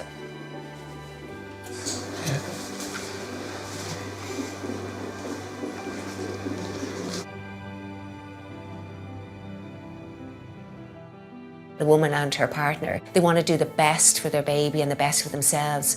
And sometimes I hope that they won't feel disappointed if it doesn't just turn out according to the plan, because we don't really know what's going to happen, no matter how well prepared we can be, and the woman and her partner, still things may not go to plan. She's not there, so every time you push, she comes forward, and then she slides back. And when she was nearly at the point of delivery, the heartbeat was obviously, it wasn't recovering as quickly as it had been. Sophia, at this stage we need to think of giving you a hand with the delivery, okay? Kayla has called on the help of Dr. Namreen for a second opinion on delivery. Baby's heart is good, but it's dipping down in between, okay? What do you think if we need to give you a hand with the delivery? You'll be okay? Just putting a cup on baby's head? Just to pull her out a bit. Yeah. You're so close, all right? You're so close. You can do it yourself. I can wait 10 more minutes. Okay, after but you that, have to yeah, but you have push to go hard. almightily, okay? Yeah. Come on. Come on. Go for it. That's it. Come on. Come on. Come on. That's it. You're doing it. She's on the way. She's on the way. Come on. And another one. Come on. Big one. Wow. She's on the way. With pushing not going as well as hoped and signs of increasing baby distress, Zosha has opted for a small incision in the hope of avoiding an instrumental delivery. Episiotomies are not nice. As a woman myself, the thought of one is just not nice. Just some local anesthetic to numb the area, all right? You'll feel a sharp prick there. Unfortunately, though, it can be the difference between a woman delivering a baby herself or needing an instrument to assist delivering the baby. And again, right down And in again, the it's bum. not up there now. That's it, you can do it, you can do it, you can do it. Keep it going, keep it going, keep it going. Excellent. I didn't want the instruments. I was like, I'm gonna do it myself. I can do it. Come on, all the way back and right down into your bum. Right Come down, on, down, that's it, down, really down, down, well. down. Yeah, the baby's almost out. Come on. Keep it going. Keep it Come on, going. big push. Okay, big deep breath in. Blow, That's it, blow, blow, blow, blow, Good. blow. That's it, and have a look down. Oh my God.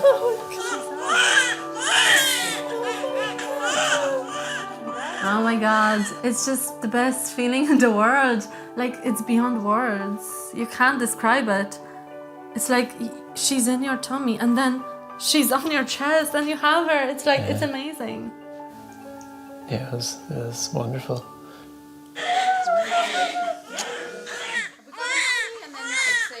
Yeah, doesn't actually share. Now we have a baby to look after, and Yeah, meeting her for the first time. yeah, it's amazing.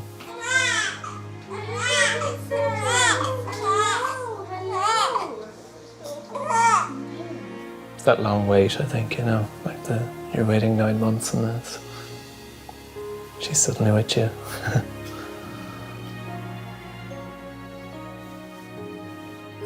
Yeah, just meeting her for the first time and having her on my chest. It's amazing. And like, we actually have a daughter. She's ours. A little human.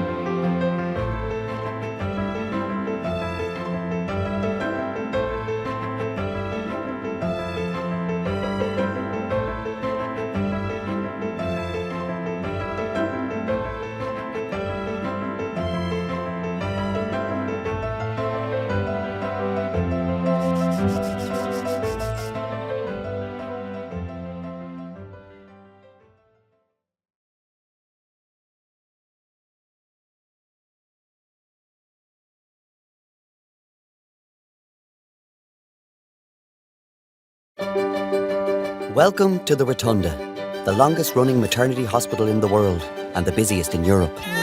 It has seen the birth of almost 1 million Dubliners, and some 24 new babies are added to that number every day. Well done. Congratulations. It's a place of extreme highs and devastating lows. Please cry. Agony and ecstasy, all happening second to second. Lovely little fella. We're there for the most intimate of moments as people experience events which will change their lives forever. Yeah, the baby's almost out, come on. Events to be remembered and retold for generations to come. Well done. You're okay. Your baby's nearly here. Oh, here we go.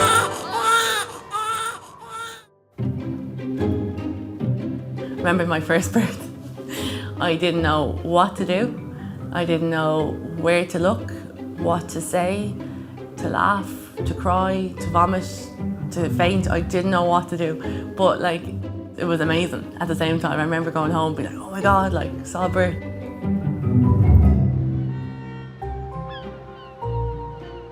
Arriving into the Rotunda delivery suite for their first baby are teenagers Savannah and Brandon. The first time they met, it was like an Irish take on West Side Story. We met on the beach in 2013. It was the fight on the beach.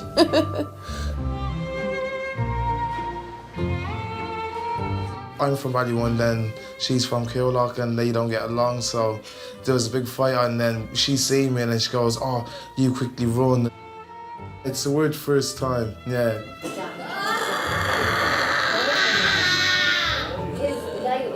It was up and down, breaking up, and then 2 years ago, Yeah. we got back with each other, Papa, and that's...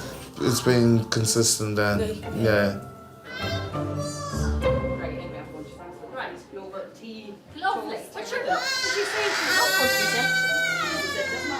Until women are in established labour, they stay in a 5-bed ward next to the delivery suite called the annex. With only curtains between the beds, patients are intensely aware of the other labouring mums around them. After 36 long hours in the annex with little sleep, Savannah is at last on the move. One of the midwives had examined her out there and she'd got to 3 centimetres. I think she was really, really relieved because she'd been there for a while.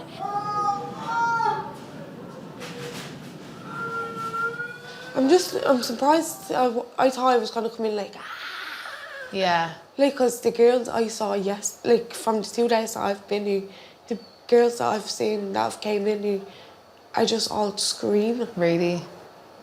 I was like, oh my God, I'm shitting. But it just depends. People will react differently. And then mine was just like, I just started crying. I know. Well, that room can be very scary. And the thing is, you don't know what's going on with anybody else. Like, there could be something else other than just labour going on with them. So younger mums, they have a lower incidence practically of everything. I suppose at that age, your body is really built to have babies, you know, to go through childbirth. That must be an old fashioned. This is, yeah. So in one respect it is good, but also, yeah, I suppose socially being a young mum is difficult and it is tough. 4, 5, 6, 7, 8 pencils. I really wasn't expecting it. Where's Savannah? Savannah, Mandy. She's just in room 9. Alright, perfect. I just walk in, Go on in, yeah. Alright, Just thanks. knock on the door. Yeah. Yeah. Can I come in? Oh, hello, how are you? I never looked after myself. You know, like my mum would have to remind me if I had any appointments, or she'd have to wake me up to go to school. I never cooked or anything, but then I started to cook for myself and all. Then when I said, right, I can start doing things for myself, I says, right, now be ready to look after someone else. Can you send juice before the 5th of February ends, because my birthday's tomorrow? Is it? Oh my God. What age are you going to be? 19. Oh my God. Yeah. Oh, that'd be cute though, no? Yeah. The 2 of you are the same birthday, yeah. No, he can have his own day. I'm only messing. He's worth it. Yeah. This is my new little technique. Some fundal pressure? Actually, just do a massage here because it's work. No, but just do properly, please. Pretty demanding. You had a cesarean section before? Yes. Okay. In theatre, Sinman is being prepared for the arrival of her second child at 35 weeks gestation. Just hours ago, she came in for a weekly scan, only to be told she has to undergo an emergency cesarean section. I told them about a stitch I had this morning after breakfast, and just as a precaution, they're afraid that the uterus might be kind of weakening. Have you got somebody coming in with you? No, just me. Her husband Ian is on the other side of the world, in Miami on a business trip. Yeah. I flew out on a Sunday and I woke up to a text on the Monday it was when you were getting all your scans and stuff done, saying, guess where I am? And it's like, what? Great. So we're just going to let that dry, okay? And whenever that's dried, then we'll cover you over, then we'll check again. We were just chatting about the scar, and we're going to go through the scar that Oscar was born through, okay? Sinman and Ian had their first child, Oscar, 2.5 years ago. At their local maternity hospital, they first heard the news that he has the fetal abnormality, Spinobifida, which affects bowel and bladder function and can leave the child with little or no ability to walk unaided. Where we had the 20-week scan, and we knew that was the day that we could find out whether it was a boy or a girl. It never occurred to us that anything could be wrong. And then people were asking because they knew that we were finding out whether it was boy or girl, and that we were on a scan because I had to leave work early. So we were getting the messages then that evening. But I ended up just texting one group of kind of close friends and getting them to kind of spread the word. We were kind of also kind of offered, you know, there were kind of options abroad that we could think about. I think the fact that that was kind of mentioned kind of made it worse, because it was like, is it just kind of a situation where you would consider that? So once we started researching and just seeing all the children who have Spinobifida and are happy, and you wouldn't change them for the world. So, it was literally just, say, about a week of horror, trauma. Yeah. But after that, like, we haven't looked back. Sinman and Ian's new baby has also been diagnosed with spina bifida. We had had a chat before saying, okay, well, what if we got another diagnosis? Yeah. So we'd kind of gone through all the scenarios, and we were like, okay, no, we'll be fine with it, because, you know, Oscar turned out great. Yeah. And, like, we're really happy with him. We're Wouldn't change him at all. So that would be fine. Yeah, we were saying, like, if it's another spina bifida case, is what we're used to. So it's just, it'll just be another baby to us. 3 months ago, Sinman was only the second Irish patient to undergo pioneering surgery in Belgium, in which her baby was operated on while still inside her womb. The hole in the baby's spine was closed before nerves could be further damaged, giving him a greater chance of being born with normal body function. That's the spina bifida, and the nerves are exposed here on the back. This is the extent of the lesion, and it was about 3 centimetres wide, so it was quite a wide lesion on the lower back. Once they had repaired the nerves and covered over the nerves, they then created a skin flap. The procedure will bring Sinman's baby benefits in the long term, but the doctors are concerned that it carries risks for mum and baby during pregnancy. There is a scar on the uterus that needs to go through the stages of healing, but the uterus is growing as the pregnancy is advancing, and there are considerable risks associated with that. That scar can weaken, or indeed can even rupture. Okay, how are you feeling there, Saman? Great. So we just started. So it'll be a couple of minutes before this baby is born, okay?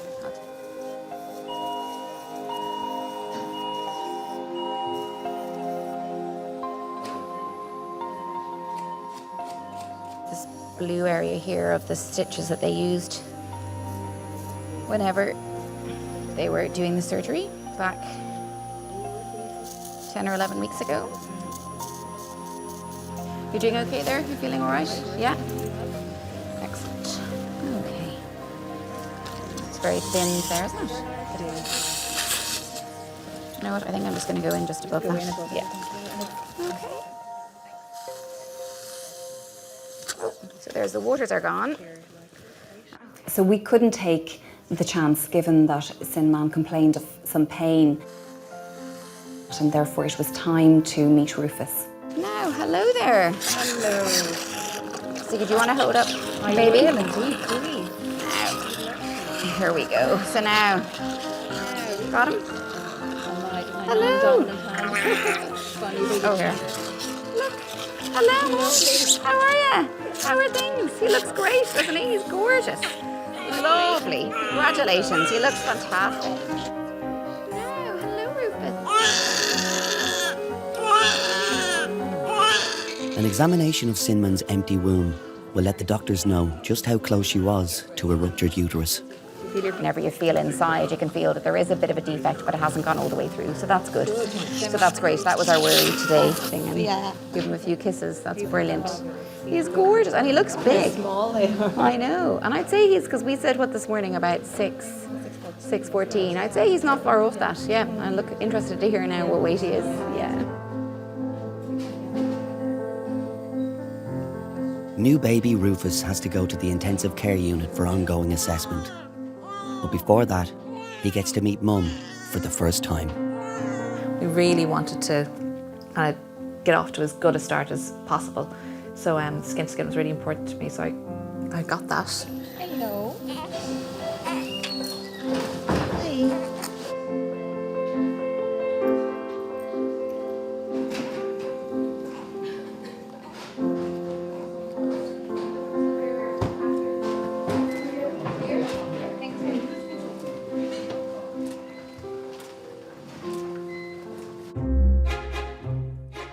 If I had €1 for every tin toast that I have given, it's just, and I do tell them it's better than a roast beef dinner.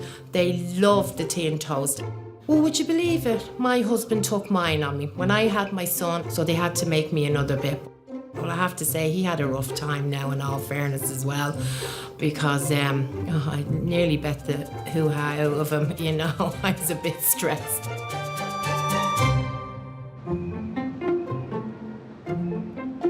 In delivery room 9, Savannah has opted for an epidural to help with the pain.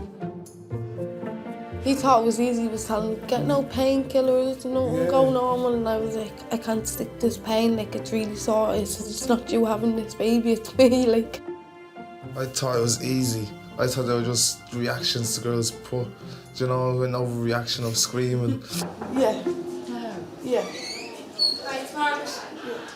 So, Savannah, this is Margaret. She's going taking over your care. I probably am a little bit more motherly to the very young girls. Probably bring that into it a little bit, because I'd be very aware of how my own daughters might have been at that age and how they might have felt had they been in a similar situation. The hardest part of labour is sometimes getting into labour, especially when it takes a long time like it did for you. So you've done really well. You need to be really proud of your achievement. Yeah.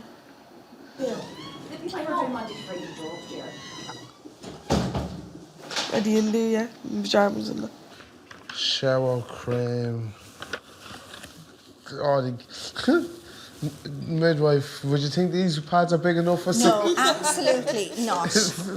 This is your first line of pain relief, okay? This little button here, okay? Yeah. Because now that you have the epidural, we don't want to labour to become too prolonged. Yeah. My life was alright because my man now was on drugs, but now none of them's on drugs, so it's alright now. It's gone now. Living with me nanny and then all my aunties and then calling them my sisters. That was alright. As my dad left us when I was 6, he said he was going, I seen him getting in the taxi and then he goes, oh, where you going? He goes, I'll be back. And then he left. But like he still stayed, like, you know, staying supportive of me and my sister. He just didn't want to be with me mad. But whenever I used to get in trouble in school, she'd tell me that. And then he'd buy me something, you know, buy a flicker or a PlayStation, whatever. He'd spent more money than time on me and my sister. Okay, well, you go for a cup of tea. Will you keep an eye on my trace? I will. Her oxytocin is due up at 10. 10. Okay.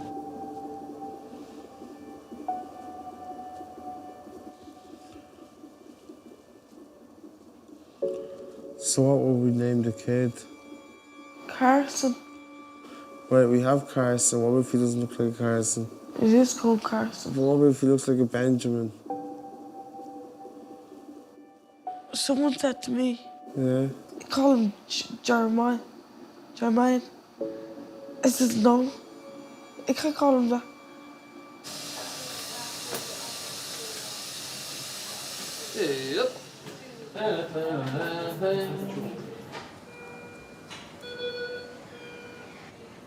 Baby Rufus is 24 hours old. After the radical surgery he underwent to correct his spinal cord defect, only time will tell what level of disability he may have in the future. Good boy. Oh, this looks lovely. So this is the little area where the spinal cord would have been coming out. So they put a little patch there.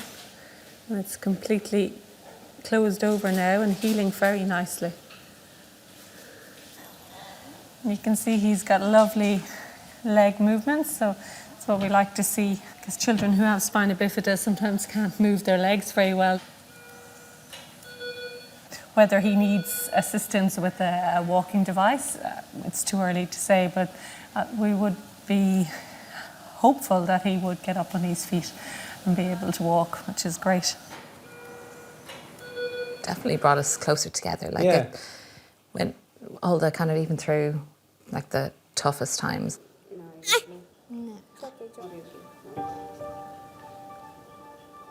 We know each other fairly inside out now, so that when you do have those bad times or those lumpy times, you know, we're able to, you know, see beyond it. See beyond it.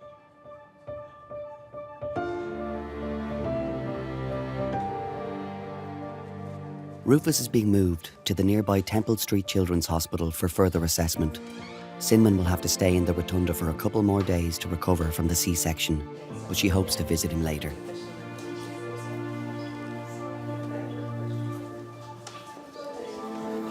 You see Daddy tomorrow?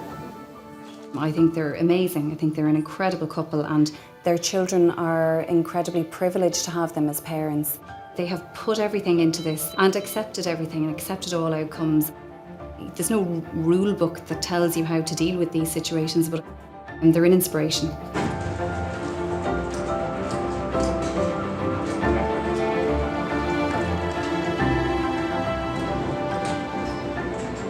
don't know, it's just a lot of machinery. I'll see him in a few hours, it'll be grand.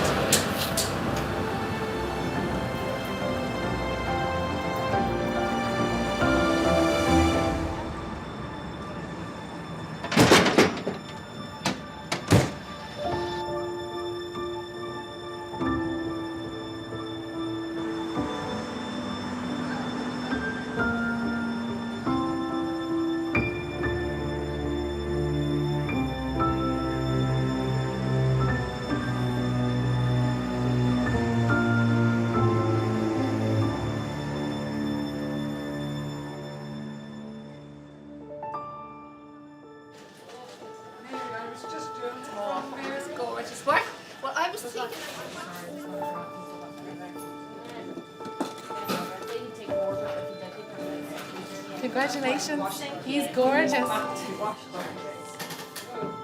Well, Savannah, you're 10 centimetres. Oh. From 10. Are you sure, Mark? Are you doubting me? It's 12 centimetres, isn't it? No, it's 10. No, like 12 centimetres is the delivery. No, 10 is the delivery, okay? 10. They displayed a lot of innocence, but enthusiastic innocence about the events that were happening. Your baby's head needs to come down a little bit further. So what we usually do is we usually wait for an hour after your 10 centimetres, then start pushing then, okay? Yes.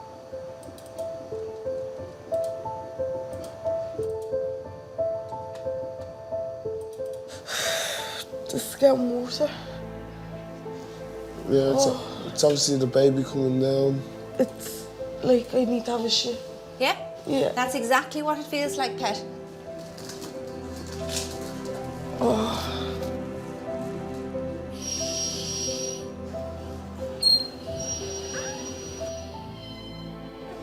You want to try this? Okay. Quick, hurry.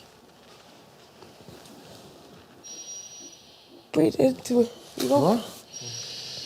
Savannah, that's weird stuff. Savannah, that's weird. Yeah, I tried the gas, but I didn't like it. Nah, I don't know how the girls can take it. It's not a nice feeling. I love you. I love you too.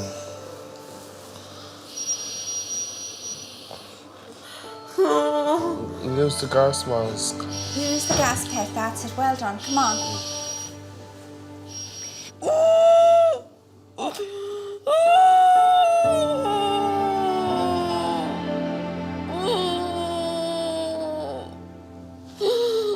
I'm glad for the baby. What did I tell her to come down to?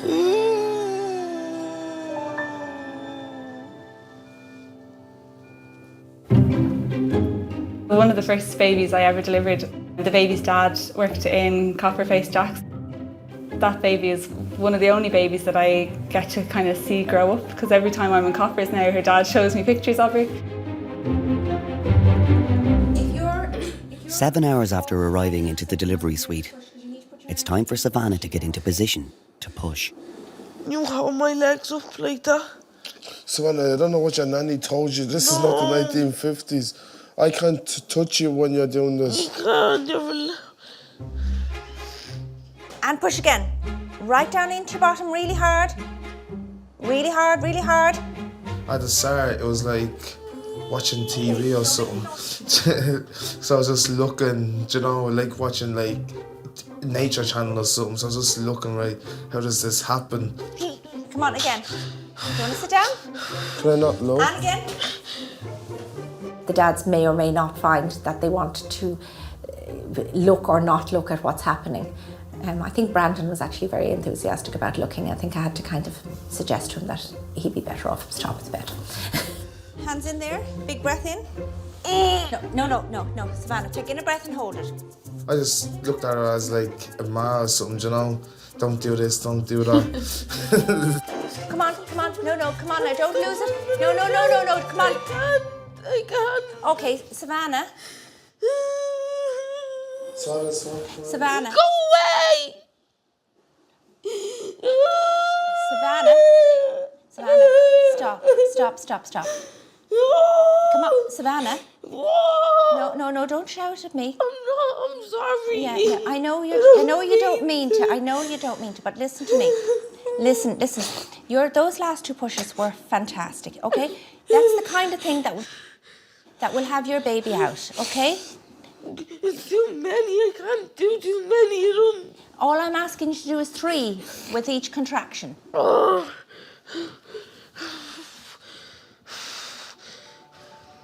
My legs hurting. That's all right. That's okay. No, I don't want that. Right, okay.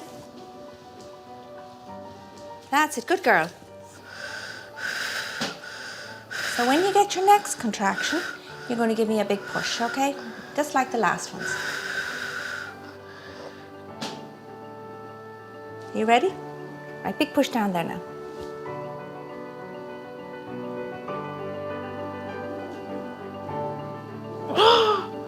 Open your eyes, look down. Hello.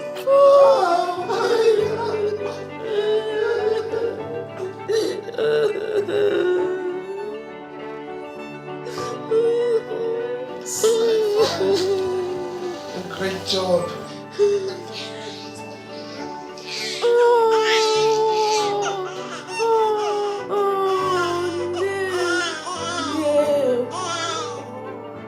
It's all just a different love, like you feel at first sight. Yeah, can I just walk out or something? You want to leave the room? No, don't. I just got emotional and I ended up having to leave. Like, you know when you're about to cry, you get that feeling. That was in my whole stomach, so I didn't know what to do. I felt like there was too many emotions in that room. Talk to you instead, please. Sorry? Can I talk to you instead? Congratulations. Yeah, Are you all right? it's too emotional. Congratulations. Oh, no. No. Did you not believe in yourself? You should believe in yourself. You've done it. Baby. He's so big. He has a big hand. He's a big boy. He is, yeah.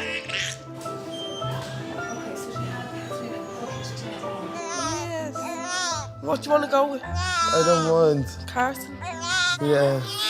Oh my God, and you just got him 12 minutes before my birthday. Oh, no. I was even afraid just to even hold him, you know, just don't want to do anything. Just leave him the way he's perfect at that. Yeah. I just felt blessed, I just felt happy and all, you know.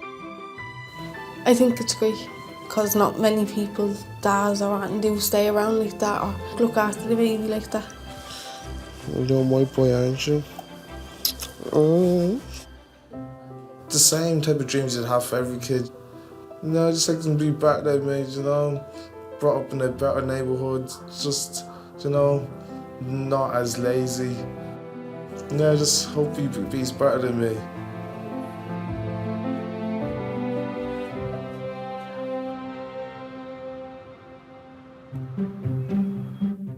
Well, someone once told me before, they said never have a baby, it's like someone has a steel pole and they're baiting it off you. Now, after that description, would you ever have a baby? Because I don't think so. In fetal assessment, Carrie and her boyfriend Fintan are in for a 37-week scan. Although this is their second child, babies weren't on the agenda when they first met. I kind of would have been at a stage probably like, God, I could never imagine myself having any kids. But like if it happened one day, like it was fine. But I didn't think that I would be 22 and on my second baby. And then obviously things didn't go as they kind of were supposed to. This pregnancy is progressing normally, but less than a year ago, Carrie and Fintan were told their first baby, Ellie, had a fatal fetal abnormality and was unlikely to survive after birth. We went back to my house then, and we just sat there for the whole day, really, just basically crying. And then for every day after that, probably the same thing. Couples have the option to continue a pregnancy or to interrupt the pregnancy, and every couple comes to it with different values and different life experiences, and our job is not to judge, just simply to provide the information and to be as supportive as we can. You see her wriggling around there now? So, had a look at her heart a few minutes ago. So here you can see the 4 chambers beating nicely. You've done very well in Paris. Now 37 weeks pregnant, Carrie has passed the point at which her last pregnancy ended. Back then, despite the likely tragic outcome, they wanted the pregnancy to continue as long as possible. I said to Fintan, I said I would literally be pregnant for the rest of my life if it meant that she would just still be alive, like inside and stuff. That like just to be able to give her that little life was nice and comforting. So all absolutely normal. I'm very happy with that. Great. Well, this is for Ellie, this one here. It's her little handprint, and then a rose, a butterfly, and her name. I know you have the bag packed a million times over. Yeah. And I know there's a certain amount of anxiety when you've been through your experience with Ellie, of going into that labour ward and hopefully coming through with a very positive experience in comparison to what you went through the last time. So we understand your anxiety. We will mind you throughout this process. It depends on how you feel about this, but is there something maybe that you have from Ellie that you'd like to bring into the labour ward? Is there, sometimes... I think we're going to actually bring Ellie with us. I know, and I think that's lovely. Yeah. You have to connect with she's the big sister. Yeah, I don't think we could bring a blanket. It wouldn't be the same. We'd have to bring her. You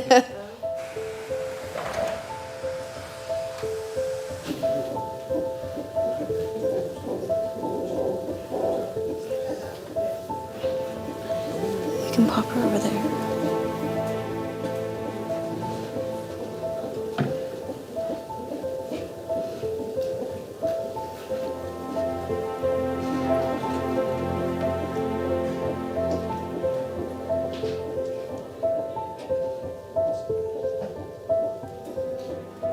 Many years ago, whenever there was a loss in a pregnancy situation, perhaps as professionals, it was felt that the kindest thing to do was maybe to, not dwell on the loss and sort of, move on very quickly.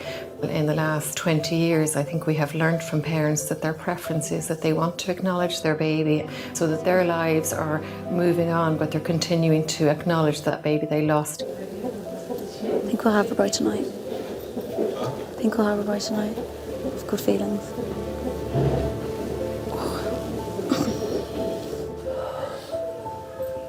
Just walked the same way we walked a minute ago. Yeah. They've just gave me hormones to try and bring on labour. So just have to go walk now. It doesn't really feel real yet that she's going to be here. Yeah. Like, it's hard to even imagine. Yeah. Right, isn't it? Yeah. But we'll have to start imagining her being here because she's going to be here forever. No, she's just kicking me. Come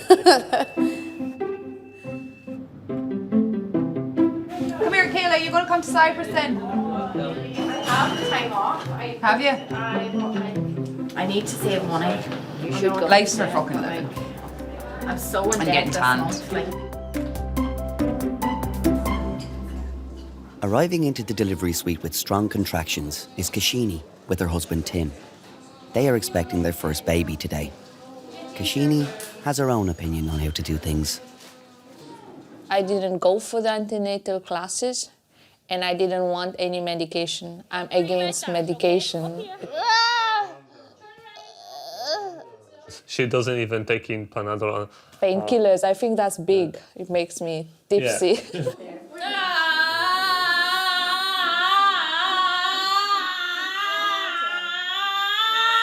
It was very intense and, horrific really, the pain that she was feeling. It would be quite rare for a first-time mom that she'd see such quick progression. Like a contraction, if you can imagine, is all like your stomach muscles just squeezing in to kind of expel something, and that's kind of what a vomit is as well. She was really feeling sick and miserable through the contractions. Oi, oi, oi, oi, oi, oi, oi, oi. Relax. Breathe, breathe, baby. I'm breathing! I know. You're doing great. It's all a big rush now. You're doing great. Where are you from, Kashini? Mauritius. Mauritius, lovely.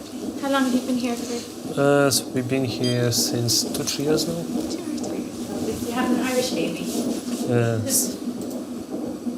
Polish, Mauritian, Irish. We met on Facebook.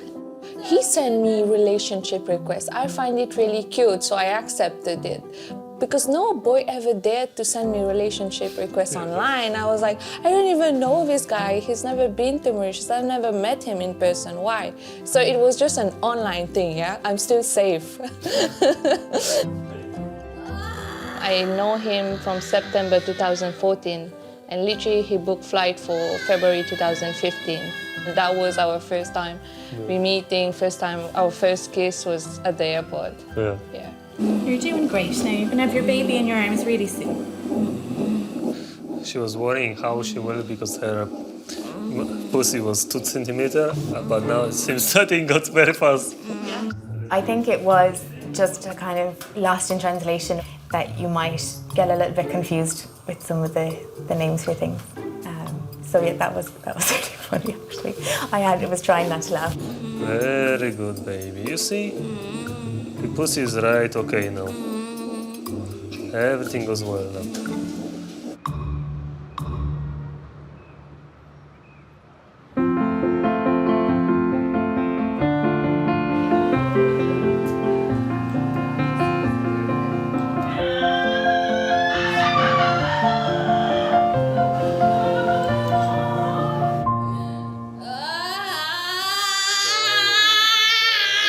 10 minutes after arriving into the delivery room, Kashini is fully dilated and nearly ready to start pushing.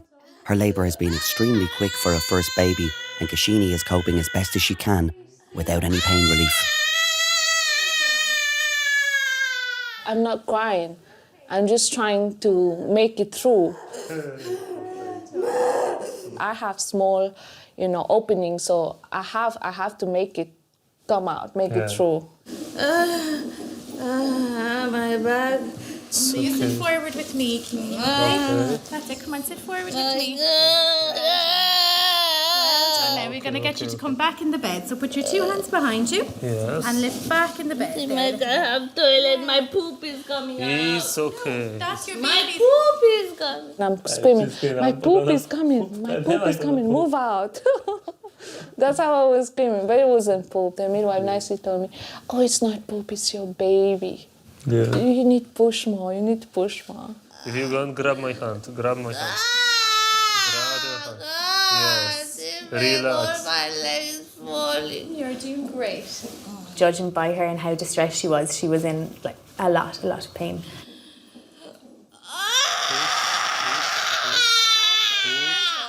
Breathing. When you're in that terrible pressure and you're feeling all of that, it feels overwhelming, like you feel like it's never going to end. So the next time you get a contraction, I know you want to scream and you want to just let all that pain and that pressure out, but if you take a breath like this, and if you hold it, no, not like that, like this, and push into your bottom, like you're on the toilet doing a poo, you'll have your baby, okay?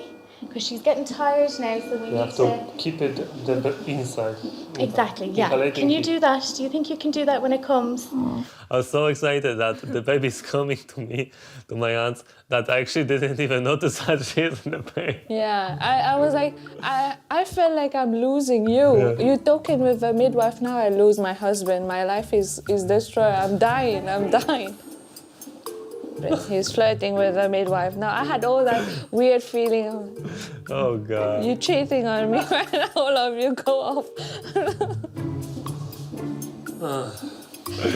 It was all a mind thing. Stop this, Dimek. I don't need you to rub my forehead. I'm tired. He was trying his very best to be supportive, but I think at that stage she was just so far into her labour and so close to delivering that really there was nothing that anybody could do to kind of give her a little bit of comfort. She just had to do it, and she just had to go with what she was feeling, but I think that was quite hard for him. I'm sure he found that hard. Stop rubbing my forehead. Okay. Right now I'm trying to push a human out, and you're doing this to me. I don't like it. You're going to have your baby in your arms really soon, okay?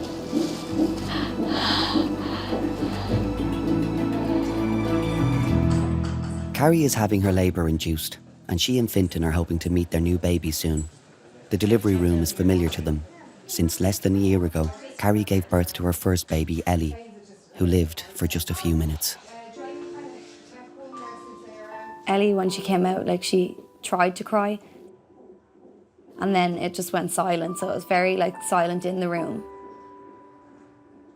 We knew it was what was going to happen.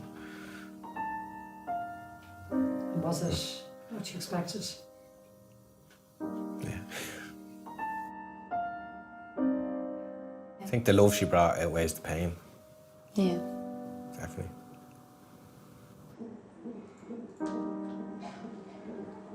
The labour is quite a worry for me now.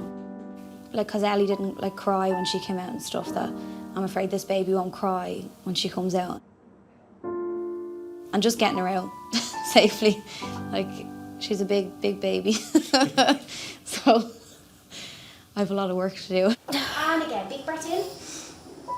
And again, go on, right down. Go on, right down. Right down. You are pushing great. Contractions starting here now. So big deep breath in. Bring your legs right back to you. Like that, yeah. After 7 hours of labour, Carrie is pushing hard, but things aren't progressing. A bit more. A bit more. And again, big breath in. When it went past probably a half an hour of pushing, I kind of knew that it was a lot harder than last time, and I don't know if I actually was going to move her, because I couldn't really feel, like, progression as I was pushing. Go on, right down. Right down, go on, keep going. Keep going, keep going, keep going, keep going. Right down, Carrie. That's it. I can't see her yet, but that's expected. Her head has to take 2 steps forward, 1 step back. You'll get there. I don't care how she gets out when she gets out safe. That's all that matters. I could tell she was definitely running out of energy, and so it looked like you were going to give up nearly. I can't do another one of them. Oh, okay. I really can't. And I'll just see where the doctor is, all right? I'm exhausted. When Martha said she was going to get the doctor, then I kind of thought, right, well, I obviously need help to get her out, like, or she won't be born. But I thought that it would definitely end up in a section. When she said that she was going to do the suction delivery, I kind of thought it would be easier than it was. Well done. Big deep breaths, Carrie. You're doing amazing. Big deep breaths now. Big breath. Bring the legs right back. And go for it now. Go on, right down. Right down. Keep going, keep going, keep going, keep going. Really hard. Go on. Right down. You're doing brilliant. Keep going. There goes from being like you, your partner, and a midwife to all these people, and that you know that your baby's going to have to be seen by a paediatrician when they're born as well, which is an added like fear. And again, Carrie. Come on, big breath in. It's a lot happening at the one time that you can't actually focus on what you're supposed to be doing, which is pushing. Your doctor came in and just seeing how exhausted Carrie was, And she said within 5 contractions, she'll be out. And it was 3. Pull up in those legs now. Pull up in those legs and push Go right down first. Go on, keep going. Good girl. Keep going. Keep Good going. girl. Well done. Well done.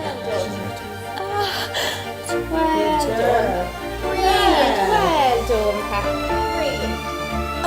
There you go. 2050. Bring baby over. Well done. Mister. She is a big baby. The length of her.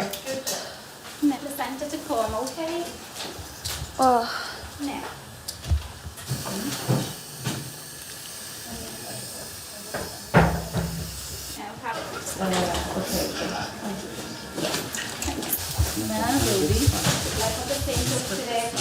Good girl. Come on now. Good girl. Now we want a louder cry than that. I know you. A louder cry. Well done. As soon as I heard her cry, it was just complete relief. Okay. Just happiness. Just pure happiness. Don't worry, I'm going to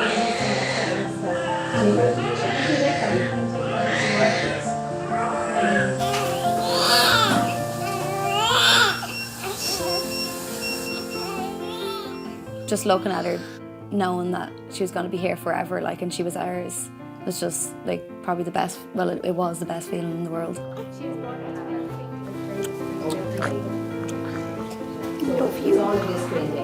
You just did not want to come out, did you? No, you didn't. She's literally gotten to be her whole entire life. You were worth every minute of that. Yeah.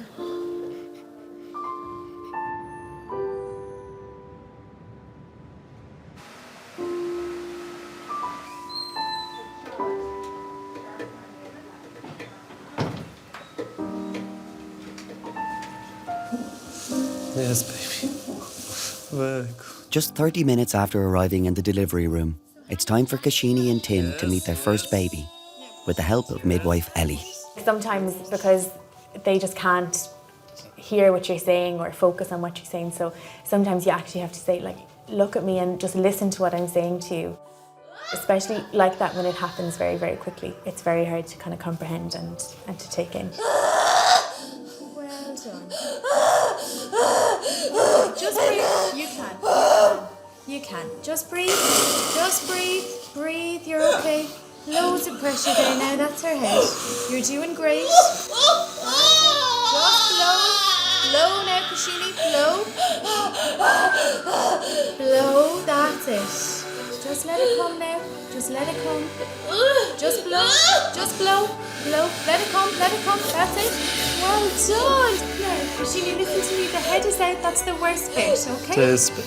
Take your hand off me now. And open your eyes. See ya.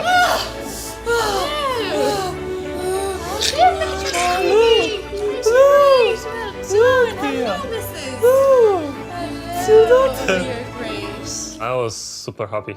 I was like the biggest thing I could possibly she can't give me anything else, so I will be probably happy about.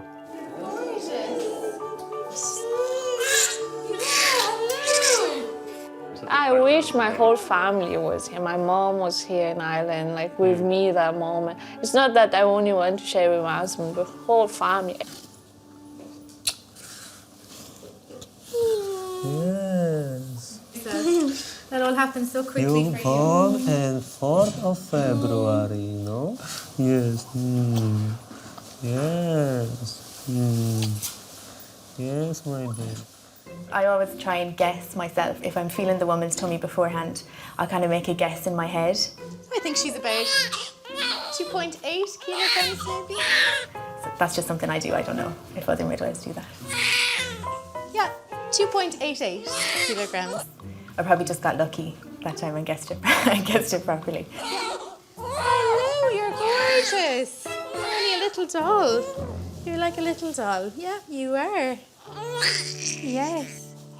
So I'll just give her this little injection and then I'll give her back to you and you can try and feed her. Her name is Ridaya. Yeah, and it's HRIDAYA. That's like, you know, a piece of your heart. Look at her hat, she's so sweet. Just want her to be happy. Happiness, happy love. Good boyfriend. Yeah. She had so many boyfriends. Until 40.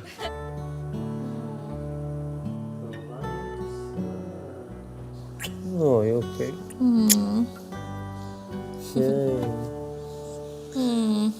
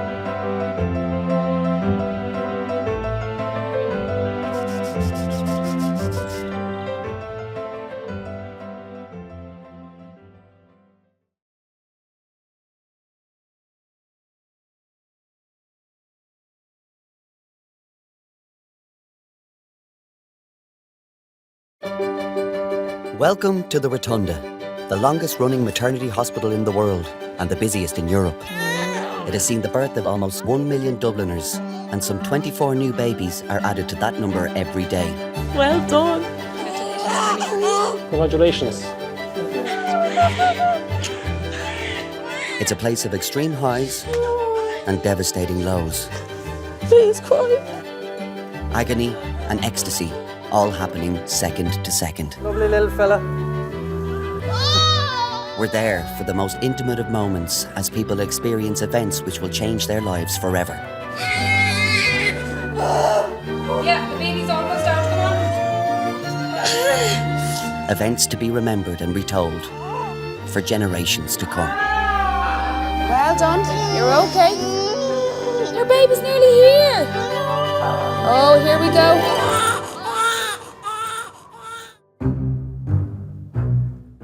Midwives are crazy.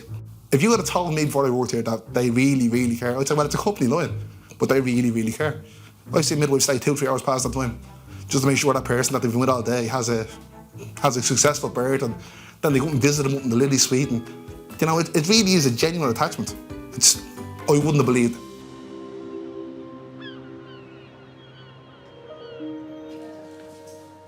Arriving into the day assessment unit at 34 weeks pregnant is athlete Mary Cullen.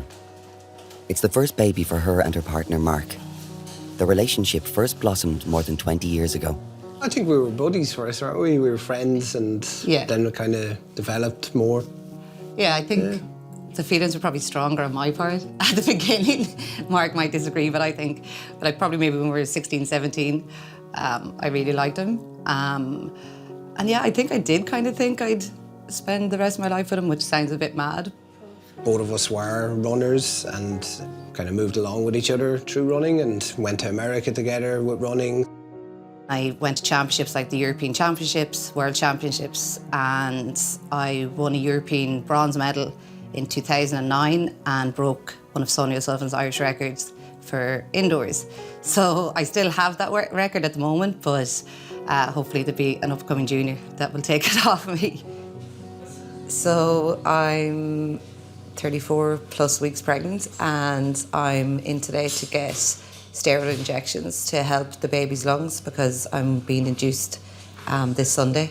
There's a lot of emotions going on. There's excitement to meet the little one, and there's also a little bit of apprehension just that everything would be okay. Mary was diagnosed with a rare form of cancer when she was 8 weeks pregnant.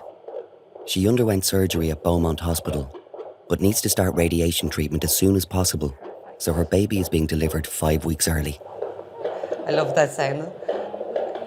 It started off, I guess, July of 2018, where I had this like fullness in my ear and just like deafness as well that just didn't feel quite right. Went to my GP, who did notice I did have a swollen lymph node at the back of my ear. I went into my local hospital and they did a biopsy on the lymph node. That's then when they kind of knew that it wasn't good news, and that it was potentially a carcinoma of some sort. The tumour that they were seeing when they went up my nose with the camera was just the tip of the iceberg. The actual tumour itself was further back in that nasopharyngeal space. So thankfully he was able to debunk part of it, but part of it had to remain there because they obviously couldn't remove it with the surgery that was, I don't even know if you could have had surgery to actually remove the last part because it's so far down, close to my brainstem. 1, 2, 3. Well done. Balancing the competing risks between the health of the baby and the health of the mother in a cancer case is always very challenging. In this particular situation, her tumour seems to be slow growing, but it is still a malignant tumour, and therefore there is still ongoing risk of spread of the tumour every week that we defer and we wait. So it is therefore difficult to justify keeping a patient like this pregnant beyond 34 to 35 weeks because the benefits for the baby are marginal, whereas the risks to the mother are at least potentially very, very serious. It wasn't so bad. Really? Yeah, it was okay. I'd had a few people had said that they can be. Yeah, they that was can, okay. especially, and they can sting for a little while afterwards as well. That's perfect. Thank you. If they're supposed getting pregnant, before getting this news as well, was all made the whole situation a little bit scarier. I think if the baby wasn't involved, you definitely would have been getting treatment already. Yeah, 100%. Yeah. It's tough, and especially tough to see Mary go through it. Myself, I'm pretty laid back, and I think Mary helped me be more relaxed because she's very pragmatic about things, so I'm gonna cry. I kind of just followed Mary's lead with it. It's no point me being upset when Mary's not too upset about it, so yeah, Mary helped me get through it more than me helping Mary get through it.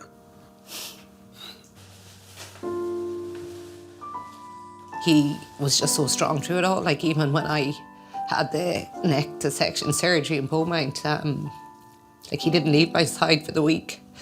And before the surgery as well, we obviously were told that there was a risk of a miscarriage. So that then was just the priority at that point as well, just that the baby would be okay. So yeah, if it wasn't for Mark, I probably wouldn't have been as strong.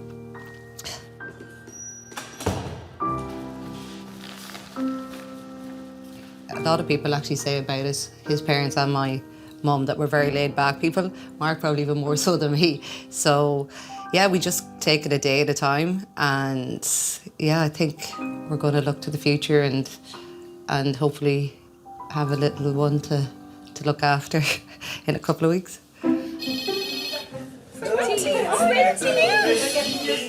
at your little bump, huh? You're gonna have a baby. Expecting their first baby are Brazilian couple Monique and Adriano. Monique's in the early stages of labour, but there's a long way to go yet. We decided together to go walking the stairs, go up and down, and Adriano was really tired, and I was like, Jesus let's Christ. go, I have to do that. I was using the lift already. Oh, Monique, Meet you I will meet you upstairs. there. Yeah, no. It's just a joke. Yeah, He was we there were with me together. all the time. After almost a day of walking the corridors of the rotunda, Monique and Adriano's pacing has paid off at last. We used to work in a call center company in Brazil. And then I saw like a very beautiful woman and Jesus Christ. I have to start to talk to her. How are you? I'm Jenny. Nice to meet you. You too. You too. Adriano. What's your name? Monique. I think he has a very loud voice, then everyone can hear Adrian talking. And, hello, how are you? Nice to meet you. Then for me it was like very funny. Can you hear it? The like. Yeah. See that bit when it goes like da-da? Your baby has hiccups. Yeah. Oh, yeah? Oh yeah, I can feel now. Oh, yeah? You can hear the little bit like, you can hear the hiccup in it. We always wanted to have like kids. And then, 1 year ago, we just started to say like, yes, that's the moment. Was late night around 11 p.m. I think. Yeah, always like that. Yeah, She liked to do these stuff late night.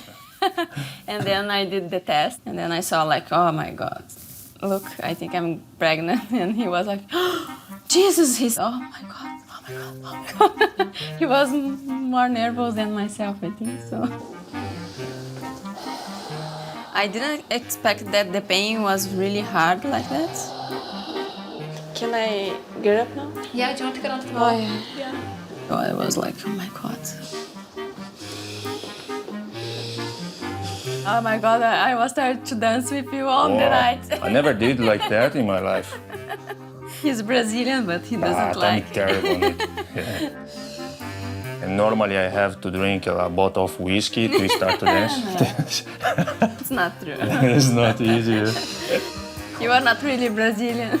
No, I am Brazilian, but I'm terrible at it. But I know I'm very good to play football. Ah, yeah, it's true.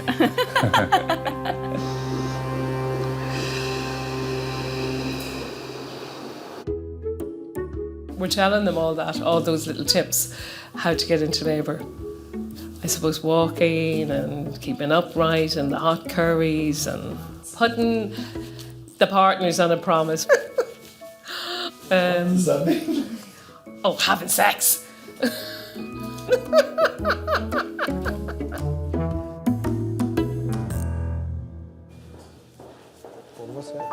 In keeping with her medical plan, Sligo athlete Mary is back in the rotunda at 35 weeks gestation. She's been given medication to induce delivery, and she and Mark are doing their best to bring on contractions. The patience, I think, is sometimes not my biggest quality. 18 hours after induction, and Mary has made little progress with labour. Midwife Ruth is checking if her cervix has dilated. So it's still a little bit thick. I have to push my finger through to get through it. So, and that's even just one. That's one Finger. Okay. Yeah, I know. That's with it. All right. Ideally, I wish I was a little bit more dilated at this point, but at the same time, I'm still aware that I'm 35 weeks. So we're playing with a few different cards. So I guess, still a bit nervous. Just want the baby to arrive safe and sound. I suppose I would like to avoid a C-section, just because I know the recovery can be a little bit more difficult with them, and I suppose I am a little bit aware that I have to go for radiation treatment afterwards. The disadvantage of a caesarean section is Mary's physical recovery afterwards will be somewhat more challenging, and it could indeed delay her preparation for receiving subsequent radiation therapy. Are you very emotional, or are you just get this step sorted first before? I am a little, before I left home in Sligo, there was definitely some emotion. Yeah. Like I'm funny because I'm like, I'm fine, and then I'm emotional, and then I'm okay again. Yeah. To be honest, the kind of pregnancy is been a good distraction from all the other cancer stuff. Yeah, exactly. Yeah, that's the thing. And like even look very well. Do you know what I I know mean? everyone says that. Everyone's like, you look healthy and stuff like that. Yeah. So it's hard to think that there is something else going on, you know. Okay, I'm gonna have a little listen. Over the past number of hours, Mary has been making little progress in labour. An added concern for Professor Malone is that the baby is now showing signs of distress. We re-examined you. Your cervix is barely 1 to 2 centimetres. So it hasn't really changed much in the last quite a few hours. Yep. And for the last hour, we're seeing dips in the baby's heart rate with each contraction. Okay. When I'm seeing this level of dips in the baby's heart rate, this far away from delivery, I think it's quite unlikely that a preemie baby is going to tolerate another 4 or 5 hours of labour. Okay. Yeah. So for that reason, Despite us trying hard with all of the various medications to induce, the right thing to do is cesarean section. Yeah. Is that okay? Yeah, no, that sounds good, yeah. All right. Thanks a million. Okay. I think once the baby is struggling with it, No, you're right. we tried. Baby's heart rate started to dip. They suggest that the baby's umbilical cord is getting squeezed. And healthy babies can tolerate squeezing the cord for a short period of time. But eventually, if these squeezing the cord is recurrent, even healthy babies may suffer a lack of oxygen. Yeah, I'll give you that.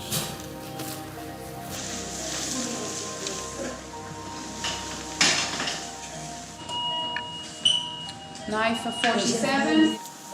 Okay, a couple of straights, please.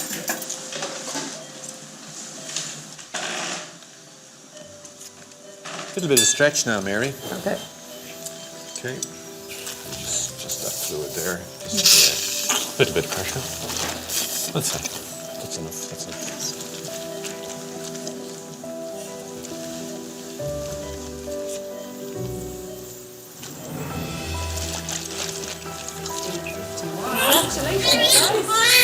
The baby is great and lovely and pink and screaming.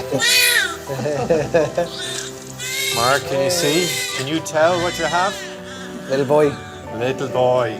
Can you see? There he is.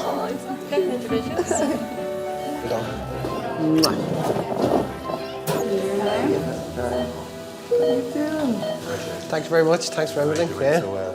Brilliant. So Mary, Yeah. congratulations. So let's have a look at this fella. He's a muppet. Yeah. Look. He's a lovely colour, isn't he? Yeah, he is. That's what I was just saying. Like, you know, life throws curveballs at times and you just got to roll with it. And yeah, I definitely would tell people little things, don't sweat them because life is short and life is precious, so just enjoy it. Hello. Just trying to open his eyes there, he was. How are you doing? Oh my God, he's so little. Just out there. You got it? Yeah. Hey, little guy. Trying to open up your eyes. Oh my God, you're so tiny. Who do you think? I don't know who he looks like. More like you, but Do you think? lips and a nose. The plan was to get this far, get the baby out, and then move on to the next part, which is getting treatment. And then after that, hopefully everything, we'll just move on then, and that's it. He's like a little old man. In a way, it's almost been a bit of a blessing. It's even more of a miracle that we've got to 35 weeks and hopefully have a bright future ahead of us. Yep.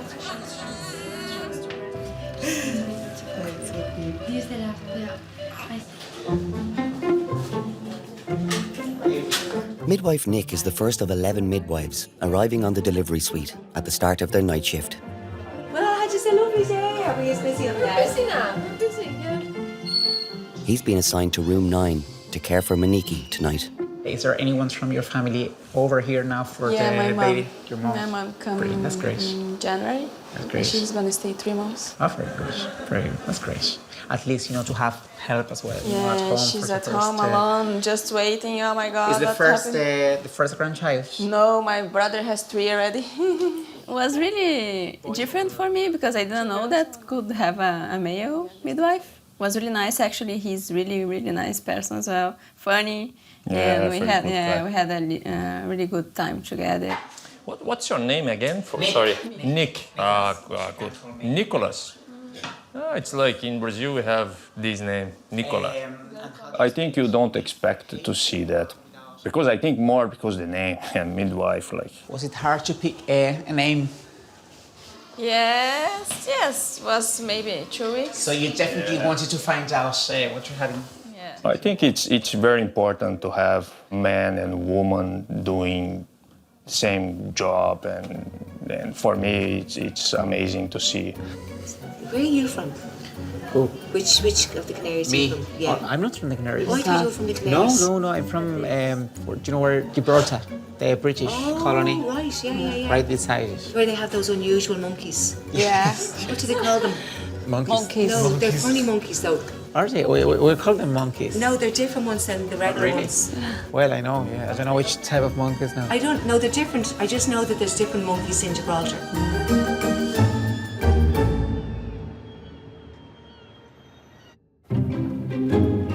There's quite a few mums in our department, and we say, oh, aren't they so lucky coming in now with their bags? So we love that. And we're like, well, we so don't want any more children. But we just keep looking at them going, aren't they lucky? No, it's all ahead of them, so.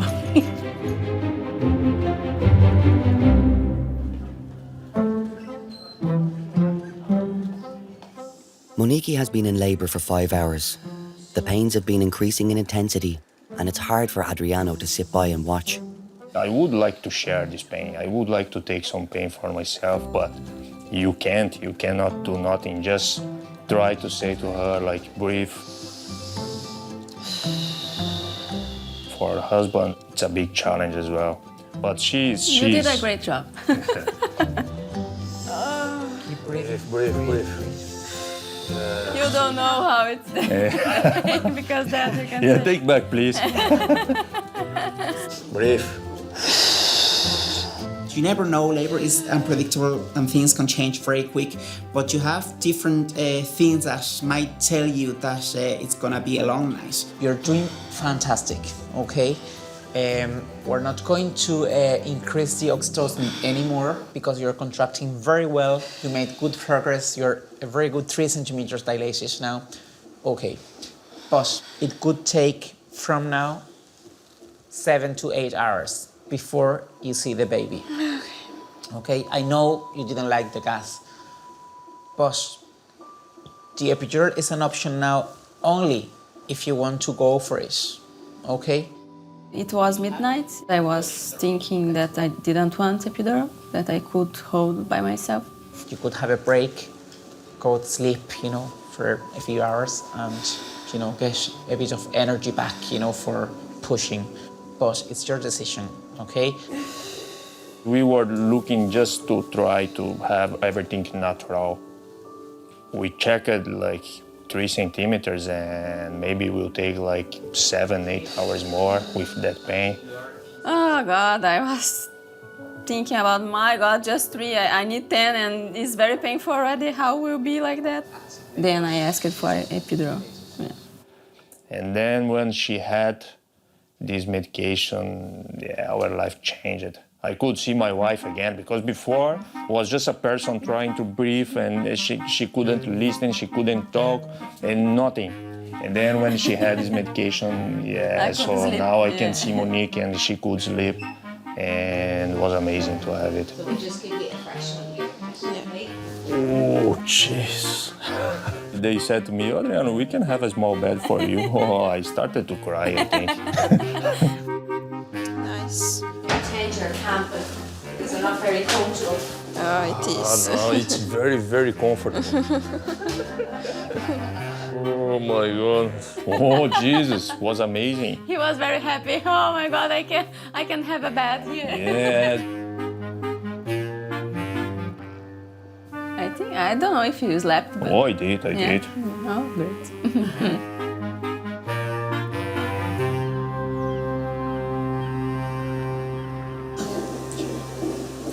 We have just reassessed her now, and she's still the same. At only 6 centimetres dilated after 13 hours in the delivery room, Monique's dream of a natural delivery is slipping away. Things are going slowly. Yeah. You don't expect it to be like 20 hours doing that, and the stress is so high. Going forever, and the baby's fine. You're quite well, and temperature you feel comfortable at the very least, but we can't leave it at 6-7 centimeters for forever, okay? At that stage, I think she knew herself that at that point that it was going to be a cesarean because her cervix hadn't dilated. Now, I'm going to ask you if you just have a seat here and we'll get you organised in a few minutes, if that's okay. When she got pregnant, yes, we don't want C-section. Let's go to the natural one. I was frustrated because I was so close. I think the right decision, it's for your safety and the baby, is the C-section. This is just it. This is Irish test. Yeah, Irish test. Yeah. There was very hard as well because you see just half of your wife and a lot of like computers, a lot of medications and a lot of people there. And it's a new experience. You don't know, you don't have any expectation for that. And for me was a very, very hard moment to see all this kind of situation happening. Nervous. Oh yes, I was just, my God. Stretch again, I'm really sorry. Good, so the diameter retractor, please. Right now. Fundal pressure, please, yeah? There's the head, we're just delivering the head. Lots of pressure, Minnie. Hello. Oh, here comes your baby. Good. Yeah, keep going. Come on, baby. Now. Hello. Hello. There you go. Happy birthday, baby. 10:46. How are you? Fine. I was going to show you here on top, baby, so you can see here. Look up, look up, look up. Hello. Oh my God. See, it's a girl. Hello, Sophie. Congratulations. Thank you. Congratulations. She was there, amazing. It's unbelievable. You don't know what to do. Like, jeez. She has more hair than me. She's gorgeous. Brava, bonita, viu? And after when she born, I was like, oh, it's a new world, new life, completely different, new love. For a father, it's like 10 months of pregnancy. Okay, you see the movement, you are there all the time, but you are not feeling as the mother, I think.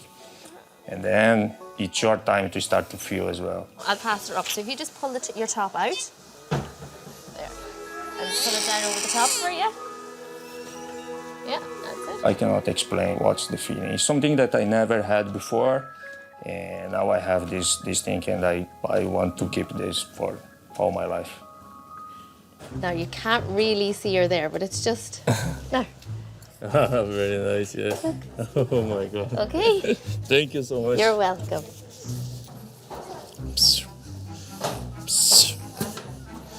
O que tu tá fazendo aí? Tu é lindona, né? When I saw Adriano and he was holding her, his t-shirt, I was really, where is she? And she was just inside, and he was like, oh my God, she's here. I think he's the best father ever. And partner. Also. Tá aqui, amigo. Falei pra ela, não tem tempo.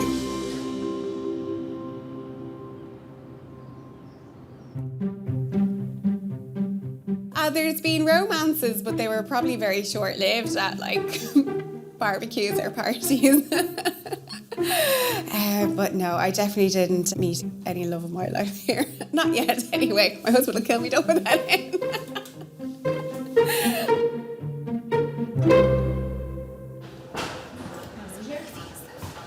Hi, Kira, how are you? Arriving into fetal assessment, parents of two, Kira and Mickey. When they first met, Kira was keen to make an early impression. I texted him. Yeah, you did, that's right. What time? Half 6. On a what? On a Saturday night. On a Sunday morning. He was chuffed, couldn't wait to go down to the pub to tell the lads. You never guess who texted me.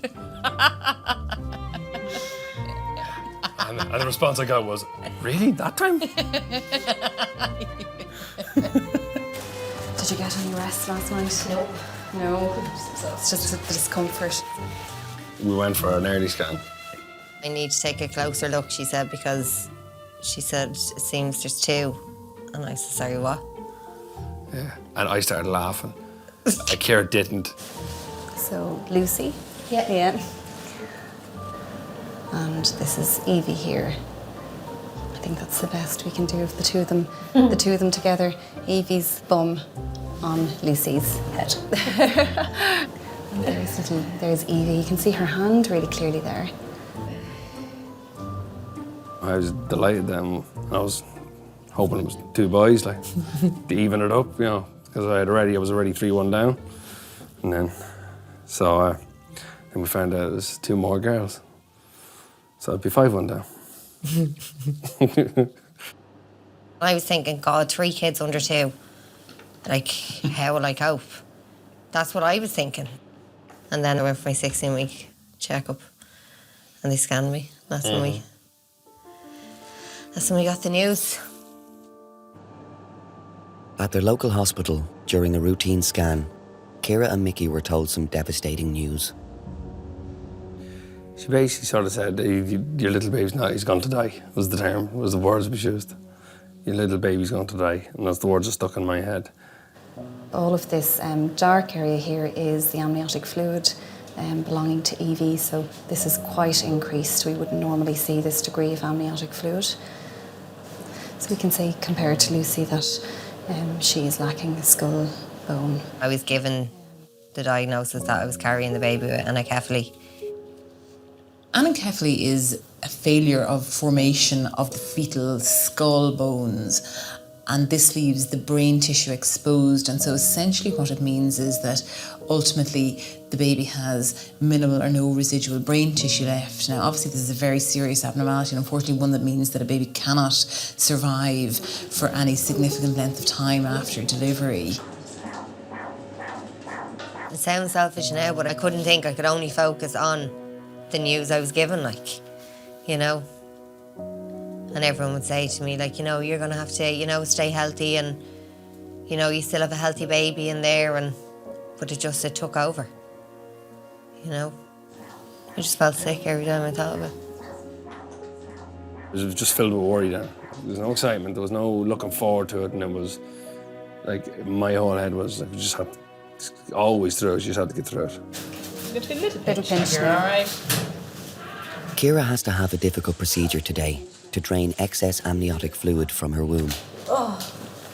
Are you all right there? When a baby has anencephaly, the problem is that they often don't swallow, and when a baby in utero is not swallowing the amniotic fluid builds up.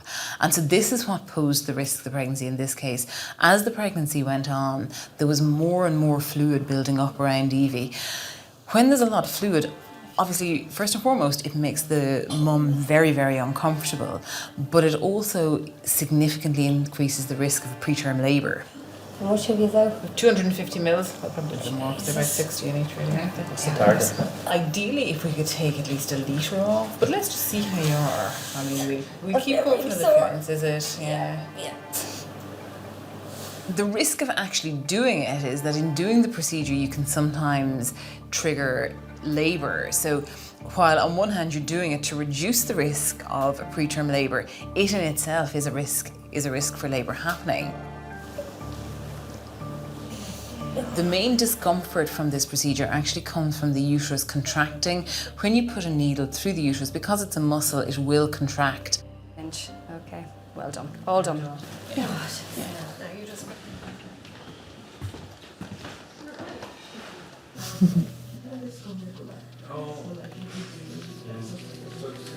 Yeah, it's hard to say you're having twins. Like, a few people have said to me, "Oh God, you know," and especially with a 19-month at home.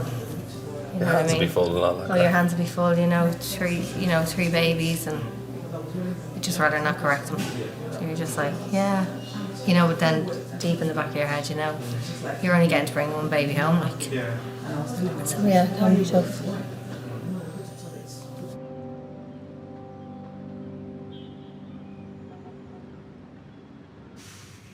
Are you living out now? You're not at home? Yeah, no. Rent's only You were $450. living at home. No, I moved out when I was like 19. Really? Yeah. I just assumed you were. No, I live with 3 lads. Yeah, it's great crack. You still got the dog? Yeah. And Ralph, yeah. 4 Ah. lads. Arriving into the delivery suite in the throes of labour is mum of 4, Ekaterina. Now, so you feel contractions, you can breathe on the gas there. Nice, slow breaths. All right.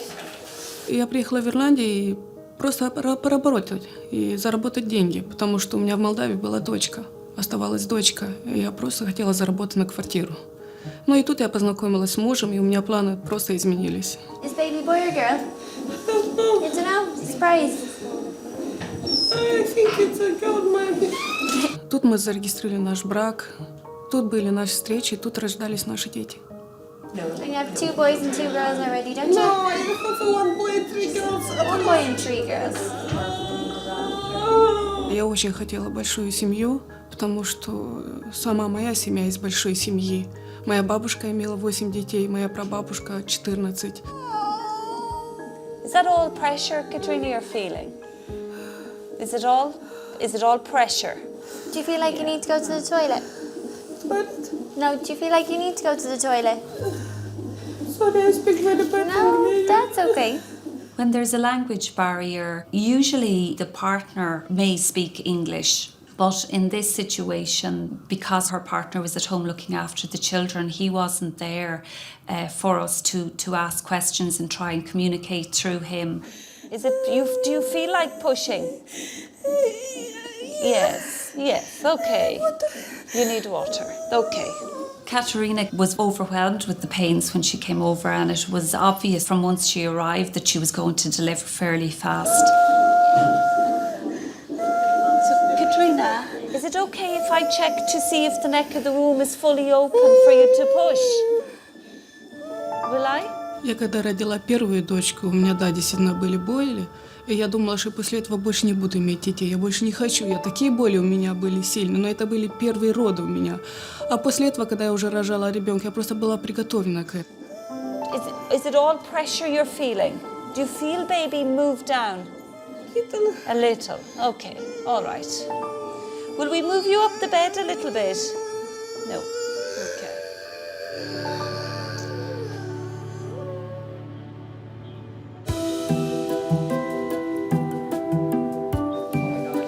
Lucinda? You're not used to. No, I'm grand. No, lads, come on. Lads, don't make me feel old. I don't. I'm grand hanging over here. Well done, Katrina. Just 40 minutes after arriving in the delivery suite, Ekaterina is close to giving birth. The baby's head is nearly born now. We're nearly there. Well done. Okay. Good girl.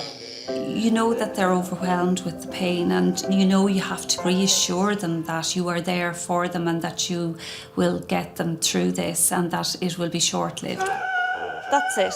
Well done. It's okay? Do you feel it coming up? Yeah. Yeah, it's coming. All right. Well done.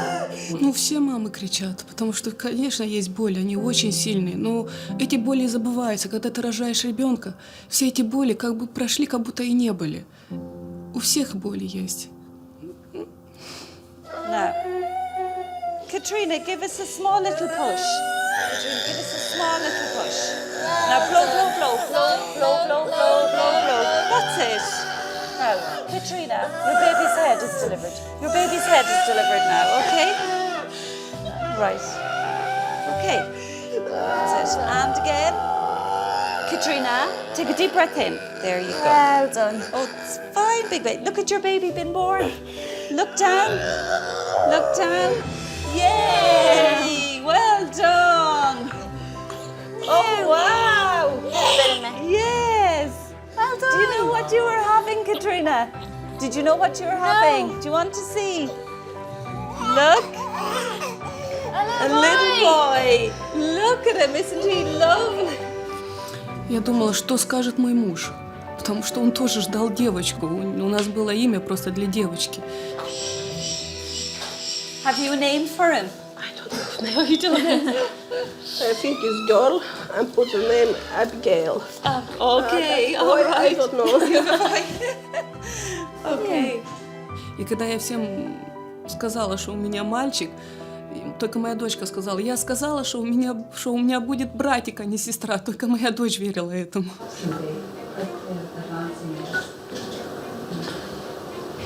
Это я только что родила.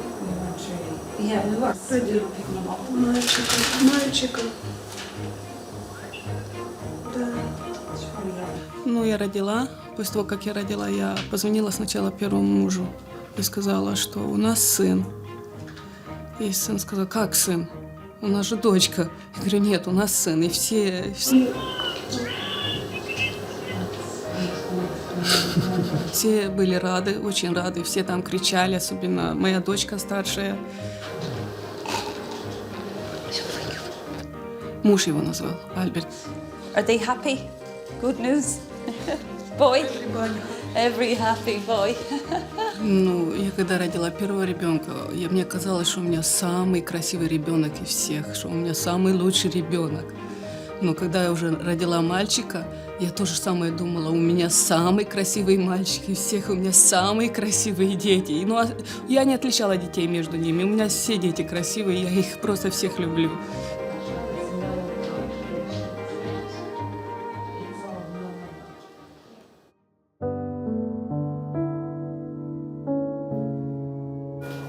Just hours after being born, Ekaterina's son Albert had an unexpected spike in temperature. For the past 2 days, he's been in the intensive care unit for treatment and observation. When I delivered my baby, everything is okay. Temperature is 37, it's okay. 38 temperature. I don't know what's happening. Now I'm waiting result. I don't know.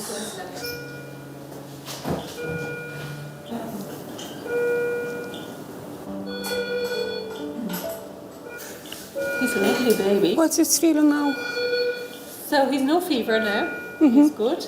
We're treating him as if that he might have an infection because he had the temperature after he was born, and then he had another temperature again as well. Now it's well, yeah? Now it's good. Yeah. And yesterday when he came down for his tests, we noticed that the oxygen level in his blood was dipping a little bit, but it's been fine since he's gone into his little box. And then there was also some people said they noticed a little noise when he was breathing. So I'm just going to open up the incubator and see if I can hear it. All right. They're all good. Что это у меня первый случай в жизни было такое, и я не понимала, что вроде нормальный ребенок, большой, красивый, а он сидит в инкубаторе, а там сидели все маленькие дети. Я не могла понять, что происходит. Я просто... I'll wait and hear about the noise he's making when he's breathing. I'll speak to the nurse who's looking after him and see. That's it clear here? Here it's clear? Here it's clear, and I listen. He has lovely breath sounds. It doesn't sound like anything. Я очень хотела домой. Как мама, все хотят домой.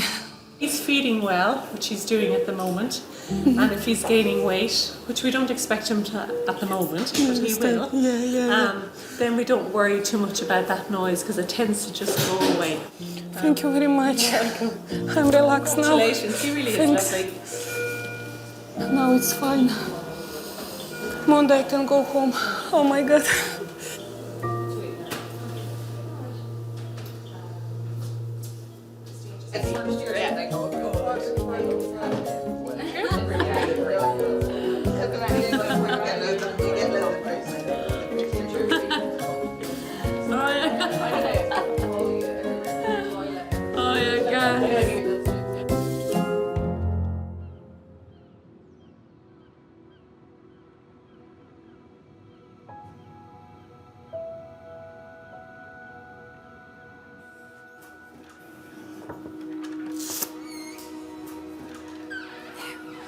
All right, so we do these clay prints? Yeah. All right, I'm going to take them. After a few days at home, Kira, who's had 2 previous C-sections, went into early labour and delivered her twins by emergency C-section.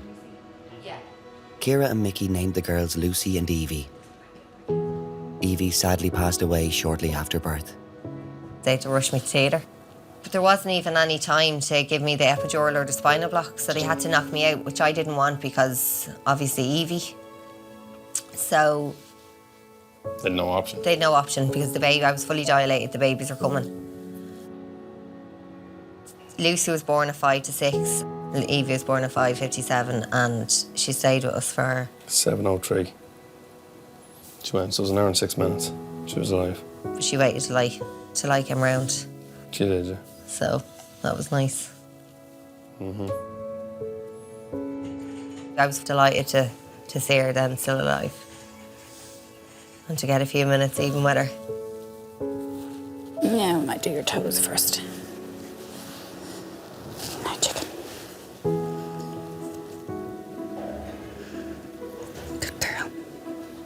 Ah, that's perfect.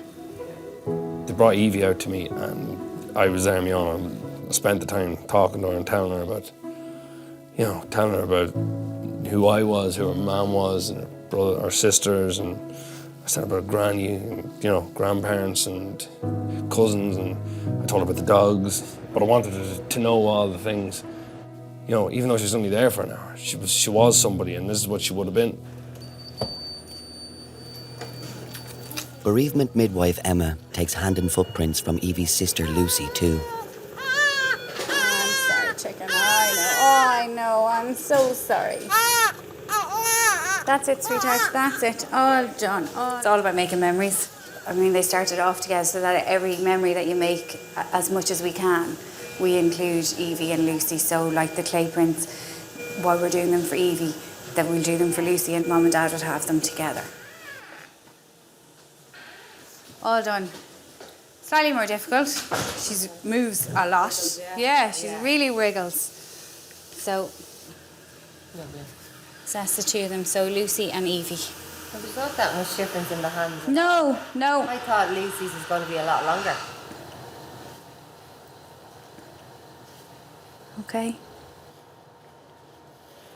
We knew they were not going to get much opportunity to share anything, so we hadn't thought about middle names for them. So we called it was Lucy May Brennan and then Evie May. So they share a name. Yeah, that was lovely. Something with the two of them. So yeah. Yeah.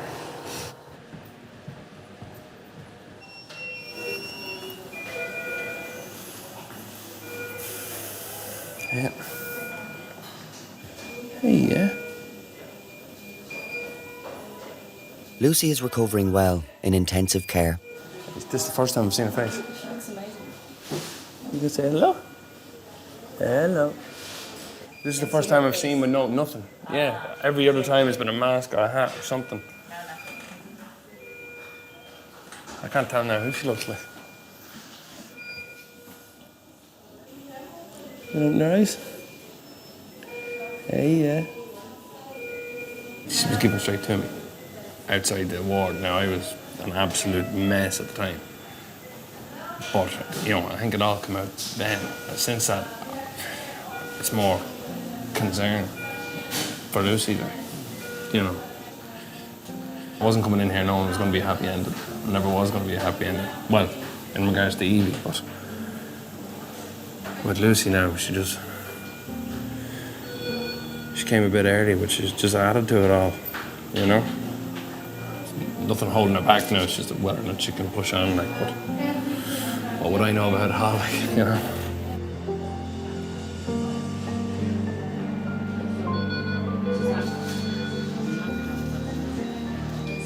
Perfect. This side? Yeah. It's okay like this? Yeah, perfect. Hello, little woman. Hello, little woman. No. Goosey goosey. See, last night, she was waking me going. That's the first time I think it was killing me. It's horrible. Whereas usually she's asleep, so you're kind of like, right. But she was like staring at me as if to say, where are you going? You saying hi? I'm exhausted. Yes. She's worth it. I see you. I do. I do. Yes. Yeah. Say hi. Yeah.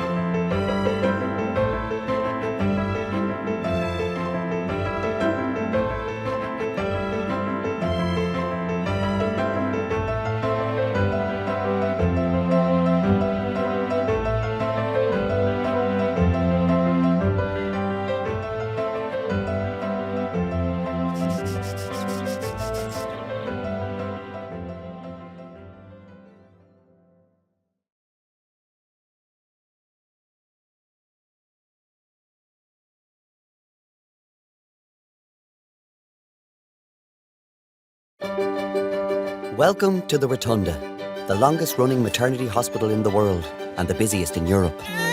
It has seen the birth of almost 1 million Dubliners, and some 24 new babies are added to that number every day. Well done.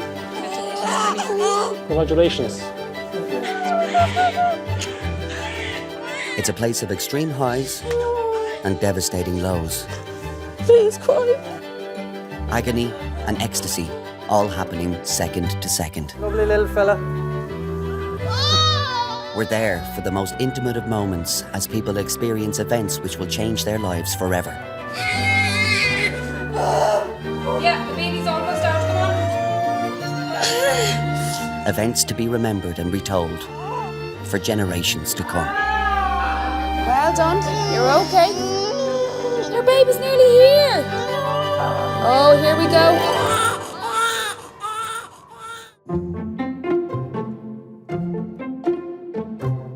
Partners are great. Like, you see the love like that they give to the women.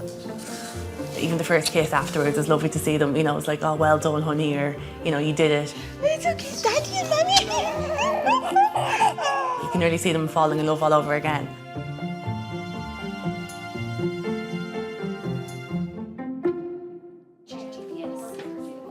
Sophie and Daryl are arriving in the delivery suite, expecting their first child today. Their relationship started as a holiday romance when Sophie was just 16. I was at my uncle's wedding in Tenerife about 4 years ago, and Daryl was on a lad's holiday. And it was my first time I was allowed to go out to the nightclubs and stuff. And then I met him then. It was a love at first sight, yeah. She was, I don't know, she always just sort of caught my eye, and then there was always something about her, even when we weren't talking for a while, was we? Yeah. I just sort of always thought about you. Oh, fuck. I had a miserable pregnancy. The whole thing was horrendous. Oh my God, my back. Do you want to stand up? You might feel a bit better. My mum always said, any pain relief they give, take it. And I was like, yes, I will take anything you give me. Anything. Yeah. Okay. So sore now. I know. Holy God. Very squeamish, yes. Blood, needles and cuts and just little things Sick. like sick. Yeah, I was very, very squeamish. Yeah. Maybe fist. Fist. I was very worried that my legs were going to give way. I just had an image, and where we were talking about it beforehand, weren't we? Everyone was building it up, and I'm thinking, I'm going to pass out. You don't like? No. Don't look them. Yeah, I've always wanted kids. Even when I was a little girl, I would have always played with dolls and stuff. It was kind of a thing to be a mum, but I didn't obviously expect it to happen this early. It will need a vest or a newborn vest. A newborn vest? Yeah, so take them out, yeah. Yeah. I didn't know what to expect because my sister's got a little girl, but that's probably the only little baby I'd been around. Is this one? And I hadn't changed nappies or anything like that. I'd just done the cuddles, and then you pass them back then, don't you? Girl, I can't look, babe. Oh, I keep dropping the gas. You need to learn, Dara, what the stuff is. And so I don't get to hold the baby until... It depends. I don't know, baby. I might be allowed to just give the baby to you. They'll tell you. No, I don't want it with water blood and that on it. Oh, okay. No, your dad doesn't want to hold you when you have blood and all on you. No, I'll look at him when he's on your chest. Look at her. Him. Her. It's gonna be a girl. My family and all were like, no, you can't find out. It's the best thing not to know if it's a boy or a girl. And we were like, right, okay, we won't find out. But then it was my 20-week checkup, so I knew it would be kind of like a detailed scan. She's like, right, do you want to find out? And we were like, yeah, go on, tell us. Yeah, no, the baby won't move its legs. Its legs are locked against, so I actually can't tell you what you're having. So we kind of knew that was a sign that we weren't meant to know. Today today is my husband's birthday. I bought him a birthday card at least a week ago, and actually it was an expensive one. You know where you pick up a Nice card, one, like, yeah. you get to the flip and check and you realise it's a card that's going to bring a bill after 2 days. I know it'd be right. Thank you. Yeah. Today's my birthday. Is it? Oh, happy birthday. You want to share birthday with the man of my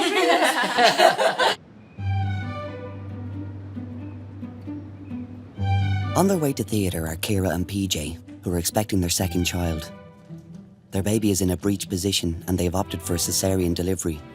When the couple first met online, they seemed to make a good match. Like, it was nearly like a social network more than just a dating website. So you could make up like quizzes and questionnaires, and there was a quiz, how punk are you? And I got 69 out of it. I thought that was really funny. On a dating site, the innuendo. So there was a little option of email the creator and sent a really embarrassing, corny email. And that was the start of things 13 years ago. Yeah. I was only actually looking for like a short-term relationship at the time. I was kind of like, right, I'm gonna just see what this whole thing is like. And I'm like, yeah, you know, have a girlfriend for a couple of months and then another girlfriend and see what happens. And yeah, it's first 3 years married first now. attempt, yeah. Ciara and PJ had problems conceiving with their first child, so they decided to start costly fertility treatment. We had said that we would spend a certain amount of money on a honeymoon and we would go to Las Vegas. And I asked him, what would you think if we axed Vegas and we just did this as soon as possible? And he just said yes straight away. That was it. Fortunately, Ciara got pregnant with their first child, Fia. We couldn't believe it was only twice. You know, we know other couples who've gone through much, much longer journeys. After the birth of Fia, Ciara developed postnatal depression. She then became pregnant, this time naturally, when Fia was only 9 months old. It was a real mixed bag of, oh my God, this is amazing, we conceived naturally, to, oh my God, how are we going to do this? It's so soon after Fia to be going through all of that again, but sure, look, it'll all come flooding back to us. We were still slap bang in the middle of postnatal depression, and here we were pregnant again. Yeah. This is an antacid drink, so you have to drink the whole bottle. Okay, kind of taste it, kind of liquorish. Well, postnatal depression is a depressive illness that affects about 10 to 15% of women after having a baby. It usually starts within a few weeks, maybe within the first 6 weeks following delivery. Although in about a third of cases, it actually starts earlier in the pregnancy. So it can actually start before the baby is born. The anxiety was just kind of taking on flight of its own. Like, thoughts that were coming into my head were starting at, oh, what if the person driving her hasn't strapped her into the car seat properly, which would spiral into, oh, well, they're definitely going to crash. I can nearly see them crashing in my head. And I wouldn't be able to verbalise any of this to PJ. I'd just be getting more and more wound up and upset, and all I could do was cry or snap at you. The characteristic symptom is a depressed mood. It's a woman feels down, feels low, feels very unhappy. She may be tearful. She may say she cries for no reason at all. So postnatal depression frequently will put a great strain on a relationship, and that can actually lead to relationship breakdown. There was days I could get up and kind of wondering what was going to happen, how were things going to pan out, because the anxieties and issues, you just didn't know what could trigger them. I had come to the conclusion that I shouldn't be in Fia's life for her own sake, and that was the scariest point, was to have those thoughts and those feelings and to be so sure. You know, it's really hard to explain how sure I was that actually this is the direction that things needed to go. Ciara started regular counselling sessions to deal with her depression. I had about 20 sessions with a psychologist, and I think even from the first and second session, things just all started to make more sense. I'm the kind of person that if I can understand why things are happening or where these thoughts are kind of starting from and rationalise them, that things will make sense for me and things will start to click. And I think if you can understand your thoughts, you can change your behaviour. And things just started to really, really slowly but surely improve for us. She's been through a lot the last 2 years roughly, and just, you saw she's still here. She's incredibly, you know, keeping her head up, going in for this.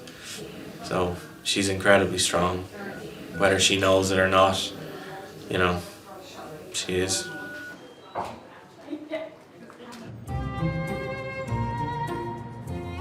Midwife Veronica is checking how far dilated Sophie is. As with most first-time mums, she expects progress to be slow.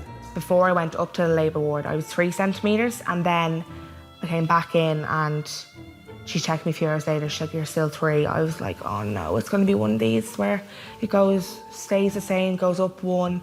And then she came back 2 hours later and she's like, "Do you want to guess what you are?" Tell me a number. 6. 5. Well, I'm going to say 9. 9. You're joking. No. Yes. No. 9. We are expecting 1 centimetre per hour. In Sophie's case, when I examined her first, she was 3 centimetres dilated, and after 2 hours, she was 9. That's a huge progress. Okay. Yeah. You're a bit in shock, aren't you? Yeah. I thought you were laughing. I was just there I put my face like. Yeah, I was just there like 9. She was like, "She's lying." I was like, "I'm Looking 5. Looking disappointed, but no, I was joking. Yeah. We want a Poppy for a girl, and I think she's saying puppy. Puppy, and she was like, "Puppy." How would you call a baby dog? Puppy? Oh, puppy. Puppy. Puppy. And this is? So puppy is a dog, and then poppy. Puppy. Poppy. Oh, Nowadays, everybody put like weird names to their babies. Poppy is the baby's name, and puppy is the little dog. And how do you spell the baby's name? Poppy, and puppy is Puppy. And for me, it sounds the same. I don't really get the difference. This here. So, Daddy. Daddy. Sorry. I have a work for you. Right. Wherever the lips comes, there's an alarm. I will let you know when it's alarming. Yes, I need you to press this button. Right. Because I will be in the other side. Right. Okay. Yep. A friend of mine, his girlfriend had his daughter, was it about 4 weeks before? But it wasn't the best birth. They had to sort of get the emergency team in, and so I had that in my head. You can sit down. You know, once you hear a beep, though, go. Yeah, you are going to stay with us. Yeah. But I didn't want to tell Sophie because I wasn't going to scare her. And she said, "Oh, did Tom's little girl come out fine?" And I'm saying, "Yeah, it was fine." And I'm thinking, "Oh God, I don't know what's gonna." Why are you panicking? I don't know. You don't have to push. I was giving it sort of the macho, yes, be fine. And then when it gets to like, you're thinking, oh, he's like, Jesus, "Oh, no, I don't know." Yeah.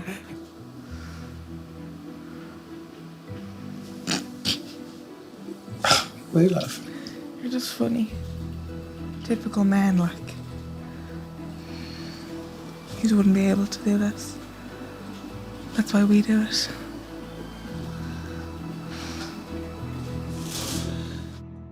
I'm metabolic. I'm 48 in June, and I came up as 48. Oh, okay. Yeah. Okay. My So you guys visceral came fat, up- is it your visceral thing? Yeah. That was normal. Oh, that's good. Yeah, that was. Why did it tell you that you were in your obese? It didn't tell her she was obese. She's lying. No, I'm not. I swear to God. On the graph with your height and your weight, I'm heading out of the end of the normal zone into the. Yeah, but the normal, like, everyone is top end of normal. Well, she told me I need to get back in the middle to have a bit of leeway. She told me to come back to her in 3 months. I'm sitting, and I was only in for my little 5K, and I thought it'd be lighter because I felt I was having a thin morning. Anyway, I wasn't having a thin morning.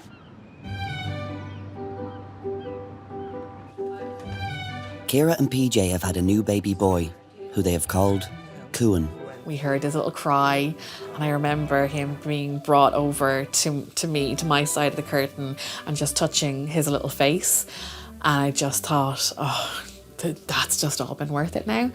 So then there was the whole palaver stitching me back up, and actually they had said to PJ, "Oh, Dad, do you want to come over and meet your son?" And PJ wouldn't go.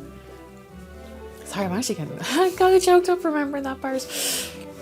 PJ wouldn't go. He said, no, I want to stay with my wife until she's okay.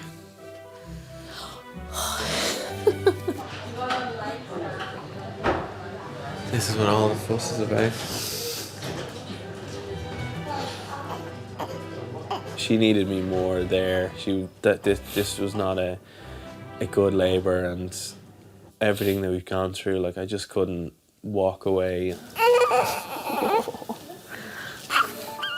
It's definitely had an impact. You can't deny that it's had an impact on our marriage.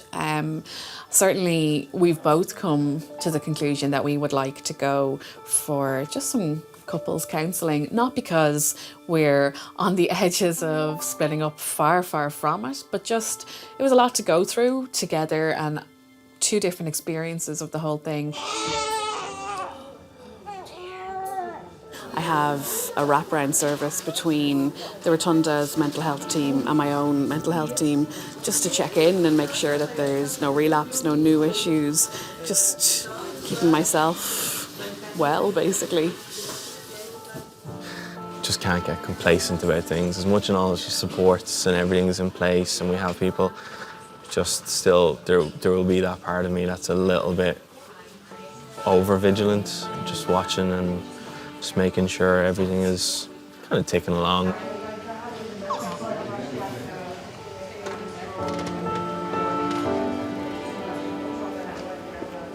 Thanks, guys.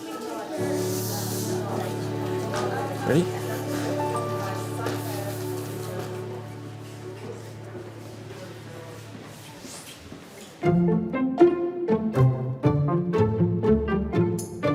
When I first started as an orderly, we had tables in the wards. It was a great thing because the girls used to go to their spot. There'd be only so many boiled eggs on the table. They used to dive for their boiled egg and their cereal and their bit of toast and their tea. But that's when they all had the chats. And then as soon as the babies start crying, they'd gradually go back to each bed.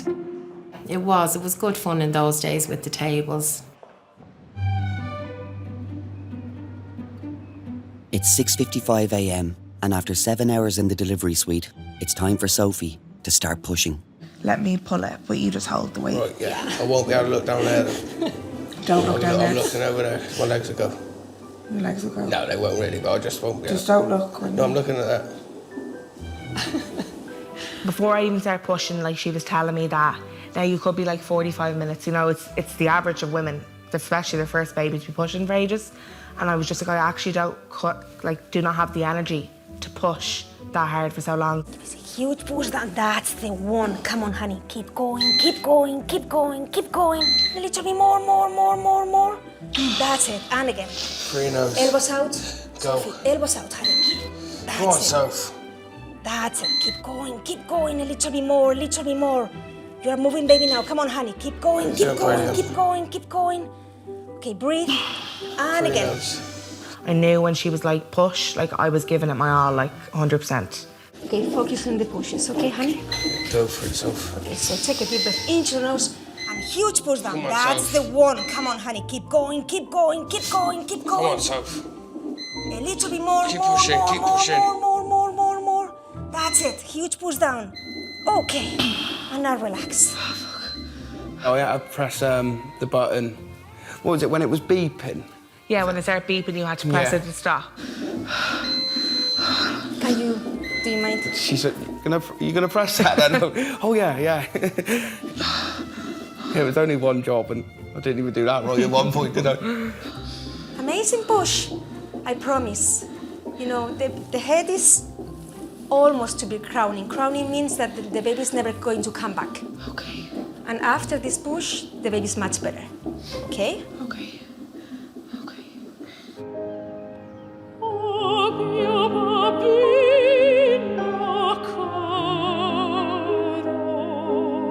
In the Rotunda's pillar room, performing for a fundraising event for the hospital, is expectant first-time mum and professional opera singer Joanna and her husband Emmanuel. Actually, we met in church in Romania, and we were in a choir, in a youth choir, so everything resumes to music, you know. Joanna is like a dream come true for me, to be honest. since I met her the first time. We were like kids. And I knew that that girl is special, has something special in her. I don't know what. I'm in love with her voice, but like Joanna is very friendly, and she's a very good person. He's very sociable and very friendly, and I really like that. And he smiles and makes jokes, and he also sings nice.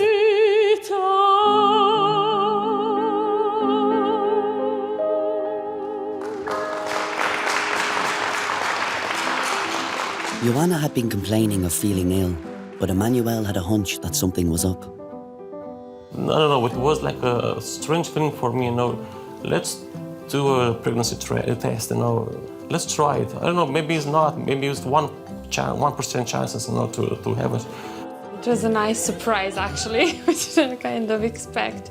I thought I had like a bug or something, a stomach bug, because I was vomiting and I didn't know I was pregnant.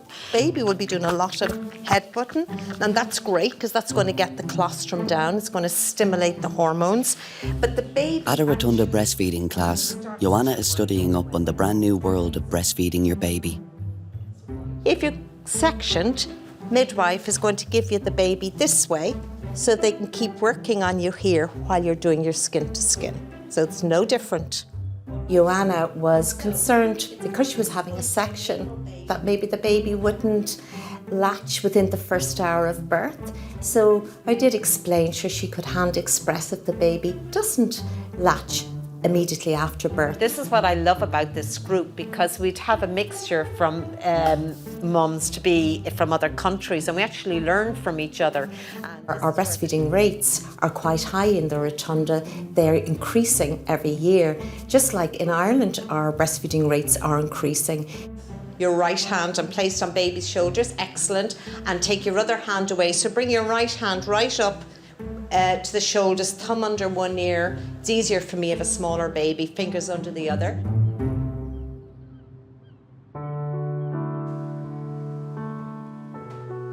No headache, nausea and vomiting. Joanna wanted to have a natural delivery, but since childhood she has suffered from a condition which makes a cesarean section the safer delivery option. So do you know what you're having, a boy or girl? A boy. Oh, lovely. Philip, we think. Oh, to that's name lovely. him. So you're on the countdown now, which is fantastic.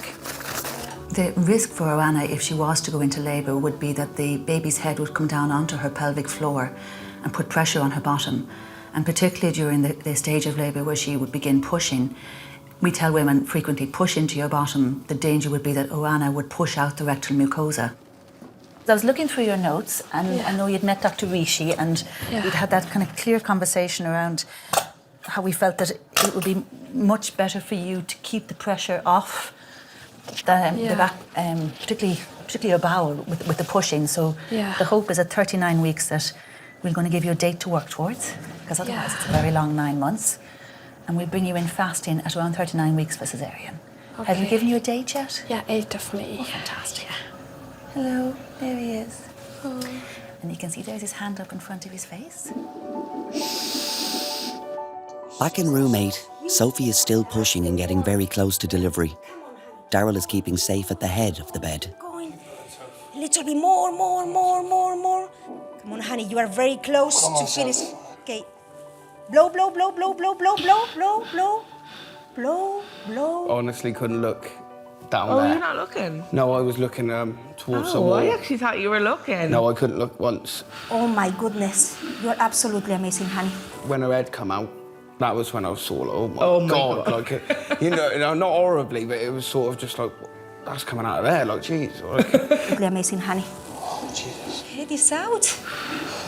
Okay. Once the head is delivered, then we wait for the restitution, which is like an internal rotation of the shoulders and external rotation of the head. So the baby needs to do that, and that's very important to know, to make sure it's happening, to prevent a possible shoulder dystocia. Okay, I'm feeling one, so just give me a huge push down, okay? That's it. The way Sophie was pushing was absolutely amazing for being the first baby. And because she pushed the way she did, the baby came out very fast. That's it, a little bit more. Okay. Open your eyes. Oh, 15 past 7. Oh. What do we have? I don't know. Look. Puppy. Puppy. Oh, whatever. Oh. Oh, I definitely started crying Yeah, when she out. came out, and I was just like, oh my god. It's just like a real overwhelming feeling. You're just yeah. like, oh my god, like she's yours.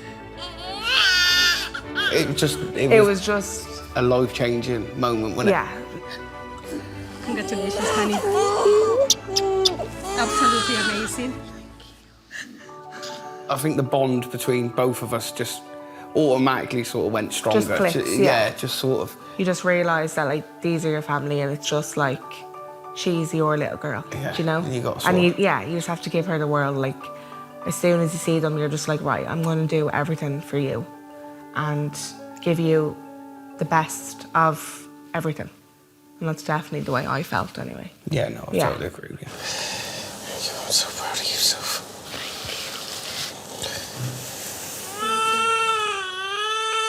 So, Papi. Papi. I was like, oh my gosh. Happy birthday, Papi. They'd be looking for me in the emergency room on a Friday to see what have I baked today, and so I can get things done in the hospital by telling them I'll bake you a cake. If something needs to be done in maintenance or in any department of the hospital, I'll tell them, oh, I'll make you a cake if you do that for me.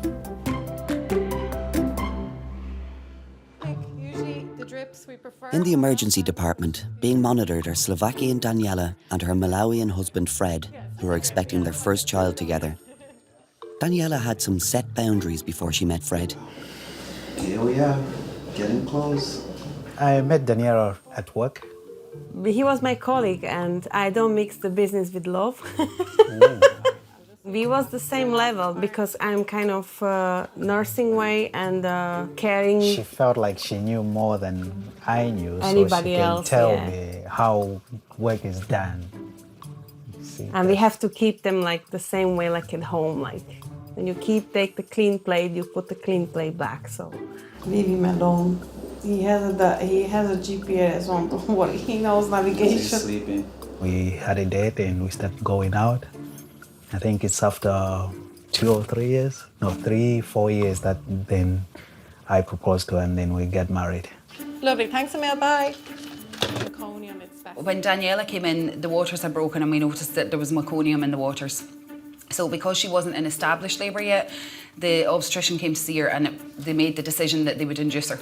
The only reason we're inducing is because of the meconium. Otherwise we would wait 24 hours, but we can't wait when the baby's floating around in the meconium, yeah. from my nursing knowledge, I know what's going through because even the first daughter had the same, but water didn't broke, so it was the other way around. I was a little bit like scared, like if the baby will be like right, like everything will be okay with him. That's all. What kind of nurse were you, or are you? General nurse, lovely. You're busy. By the time I went in, she had just started on the oxytocin drip and she had a few cramps but wasn't really in labour. Now, Daniela has never had an epidural, okay, so she's got a good pain threshold. Yeah. Typically, Eastern European women are very stoic. Their epidural rates are much lower than Irish women's epidural rates. So if you're meeting an Eastern European woman who's had 2 big babies with no pain relief previously, you kind of know they're well able to have this baby. Dad, Freddie, has gone downstairs to grab a few bits and pieces. He's going to get a bowl. We're going to get mobilising. Sounds like a plan. Try and shake this baby out. Fred has been in the delivery room before, on his first marriage, with alarming results. With my first child, I passed out. I was really looking forward to it, but the experience of seeing a child coming into the world caught me off guard. Hello. Hello. I'm Ailey. I'm going to look after you. All right, thank you. This time around, I say, you know what? I'm going to make it through. Do you want to come up a little bit? You're sliding through. Are you okay? Jesus, that's a strong woman. Yeah. Now, pull yourself back there. When you're trying to get a labour to move on and you're trying to get the baby to come down and move into the pelvis, the best positions are upright positions because gravity is going to help the baby come down. So walking or sitting on the ball just allows you to be upright, and the ball is really good because it means the woman doesn't have to support her own weight. You know, she's sitting down, but her pelvis is in a good position to allow the baby to come down. See, we have the woody floor, so it's kind of... Yeah. Have you been sitting on the ball at home? Did tonight, yeah. This, last night. Not tonight, last night. And I have a dog, he doesn't like it. The ball, no? No. She's barking for the... She's scared. Yeah. When we brought up the ball first time at home, Ruby hates it. She was going and barking, fighting with the ball because she didn't respect it to be having it in the house. And I said, look, this is your new friend. When I was getting pregnant, I didn't know it. That dog come to me and start sitting on my lap. Before, she never come and very clearly cuddle with me. But that day when I did the test, she was the first one who came and jumped on my lap, and she stays without calling her. And me and Fred, we look at each other like, what's going on? Then bingo. She knows. Then later on, actually, I read somewhere the article, dogs from your output, he feels like your status is changed and you're pregnant. He never before come and sit next to me. These days, he's sitting here, sleeping on my foot. Well, hopefully it likes the baby. Yeah.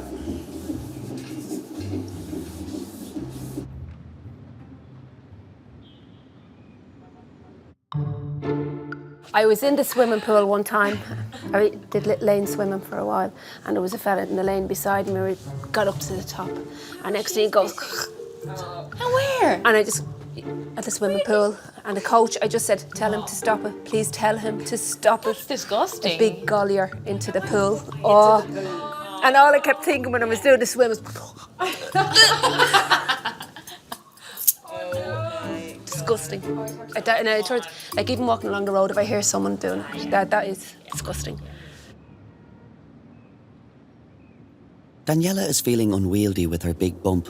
She has had 2 big babies before from a previous relationship when she was in her early 20s. The bump looks bigger when you're sitting up, actually. Yeah. But this is the half size. Really? I'm Before the water broke? Yeah. It was bigger. I came to Ireland 2007, planning for 3 months. And here I am, 12 years, second time married with Fred. Blessed with a 3rd child. I have 2 children from previous marriage. So there's a lot of brothers and sisters now to look after this baby, doesn't it? Yeah. But I think so, the oldest sister, actually I spoke with her yesterday, I told her if I go more than 10 days overdue, I'm gonna blame it you. And she was like, why? And I said, because you are firstborn. Yeah. And this morning, you're gonna show her that, hey, the baby is here after that conversation. So I'm gonna pray for you, I will. So, okay. No, we never actually discussed about having a baby. I felt like past, because she's 17 and Sophia is 15, so such a thing never occurred. Oh, what fell? The baby. I'll be feeling, don't worry. That 4 kilos, I'm gonna definitely feel it. Generally, women who have had babies before labour much more quickly and much more effectively than somebody having their first baby. But if there's a long gap, and especially if somebody's had their first babies young, kind of 17, 18, and now they're in their late 30s, it can be more difficult for them to labour. But I think it's age as well, when you're young, labour is much more effective. So if you roll round on your back then, Daniela, and we'll see what's happening. Fix your pillow. I have the very small knickers.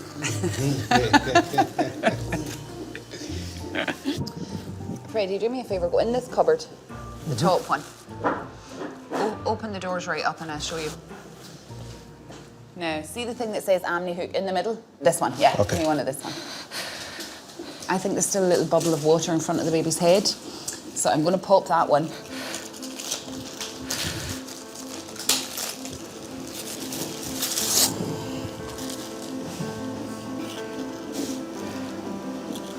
Sorry. Oh.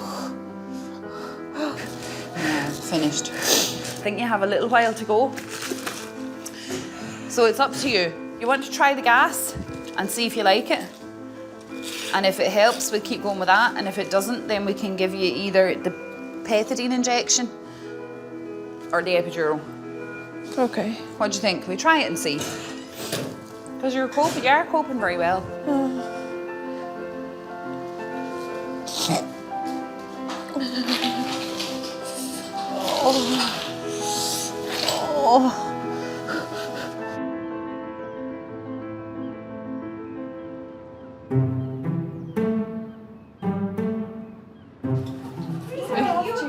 You look like Aggie there as a Kim. Which one?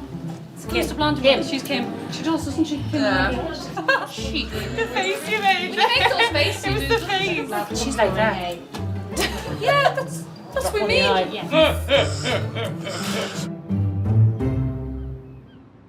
are you feeling?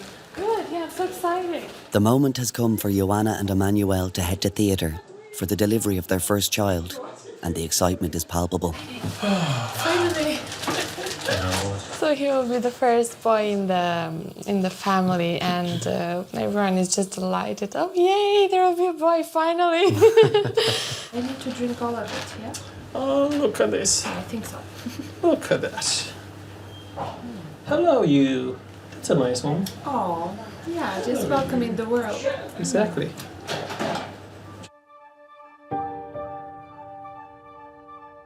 Okay, that's great.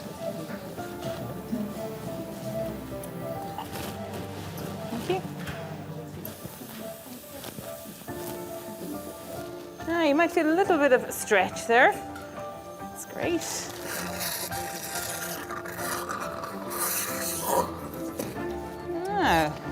Now, drop the drapes a little bit so Mum and Dad can see.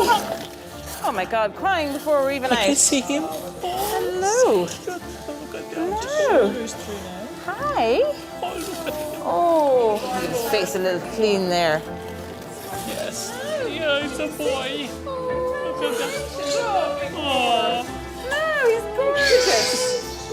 So cute. Oh, well done. Yes. Ah, good set of lungs like his mum. Is he going to be a singer as well? Oh, well done. Oh, you're gorgeous. Oh, look at. Thank you very much. Congratulations, he's fab. Thank you. Oh, look at you. Oh, thank you very much. Look at that. Yeah, Philip. Hello, boy. Oh, well done. Well done. You're very good. Any pain? No? No. Do you feel anything? Shaking a little bit. Yeah, it's quite normal. It's a bit cold as well, but it'll be fine. Yeah. 3.35 kilos. Oh, lovely size. Very good. Oh, look at him. Look at that. Yes. Oh, sorry. Yes, look at him. Look at these little fingers. Oh, look at that. Look at that. Yes. Hello, Philip. That's the most amazing thing in the world, to be honest. Philip, Daddy. Yes. Bon appetit. Bon appetit. Congratulations. Thank you, me too. Thank you very much. I have a boy. Right. Ah, wow, that's so nice, so cute. I know. Daddy's here. Yes. Daddy's here. Yes. One day I was going up to the NICU and there was a guy at the door trying to get in. He stopped me, he said, can I come in? I said, is your child in there? And I was going to swipe him in. He said, no, we just want to have a look. I said, what do you mean you just want to have a look? He said, at them. At who? I said, the babies, all the small babies. I said, it's not a zoo, you can't just go in and have a look at the kids. Like, he goes, can you not?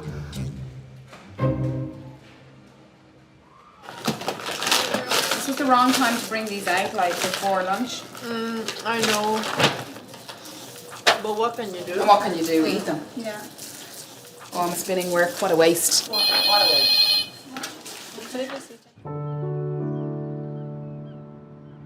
New mum Sophie's attendance at the rotunda didn't end the day she left with her baby, Poppy. She now accesses their mental health services after a difficult struggle with postnatal depression.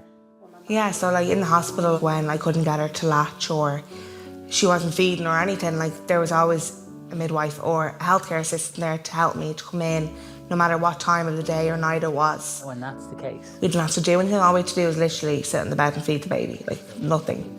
And then you're just kind of, papers are signed and off you go, and it's just like, yeah, no, do it by yourself. Like, Poppy was probably 3.5 weeks and I was still crying, like couldn't cope, like didn't want to be around anyone, didn't want to be around her, like, and especially with being breastfed, she had to be around me, like she was constantly attached to me, and everyone says it's a magical feeling and a bond when you breastfeed, and it wasn't like that for me at all. Yeah. And I don't mind, like I don't be like, oh my God, like I have to get up with her in the middle of the night, or oh my God, I have to have her tomorrow. It's not like that anymore. Yeah. So I stopped the breastfeeding, and it was just one day here, I just like to my mum, I've had enough, like I just don't want to be here. Like I start getting really like distressing thoughts of like suicide, a lot of stuff. So it was an horrendous time for me, and I knew that this wasn't normal, because if every woman felt like this after having a baby, you wouldn't have babies, so you wouldn't have any more kids. Definitely have like much better days, and I'm starting to kind of like enjoy things. Like, I couldn't understand why she wasn't happy. Do you know what I mean? Like, I never understood like any sort of depression, let alone postnatal depression. And I'm sort of coming home and she's sort of not enjoying it as much as I am. And that not enjoying things, you know, it's a real core symptom of depression, and so to see that lift is really, it's really encouraging. Yeah. Society's representation of pregnancy, motherhood, is completely at odds with the lived experience. With my generation, like my age group, all I did was look at Facebook and Instagram, and it was these mums that had babies same times as me, and their figure was perfect, and they were... A pregnancy can be very challenging for a woman. She may feel that she has to live up to certain expectations, that she cannot complain, that she cannot say, I don't feel great. And she's perfect, I'm not, so... Incredibly unrealistic expectations. Yeah, And, it's amazing, I look this great, and I was just like that, like, why can't that be me? I'm sure we spoke about mindfulness at some Oh stage. yeah, I love mindfulness. And you're doing bits and pieces of it? It takes a while to get into it, and at the start you're like, oh my God, this is so stupid, but then when you actually relax and just do it, it will work. Sophie spent 3 weeks in another hospital as an inpatient, receiving treatment for her depression. At the moment, I've come out of hospital, but I'm still attending their day programme, which is amazing, just for, you know, the support and the kind of tips and skills to kind of deal when I'm feeling overwhelmed or any anxiety or stuff. You have our contact number, so if there was a problem, you can contact us, and just we could see you sooner. People need to be aware that this can happen, and it's okay to happen, because there is so much support when you actually like are involved in it. Like, you see a completely different side to the services and the support networks there, and even being out, the amount of women that I've talked to who have been, I had postnatal depression, but yeah, they were too ashamed to say it. And that's why a big thing to me, and I think even to my family and stuff, like, I want women to know it's okay not to be okay. Look, it's been great. Thank you. So well. That we have each other, do you know? And it's okay, and you'll get through it. Yeah.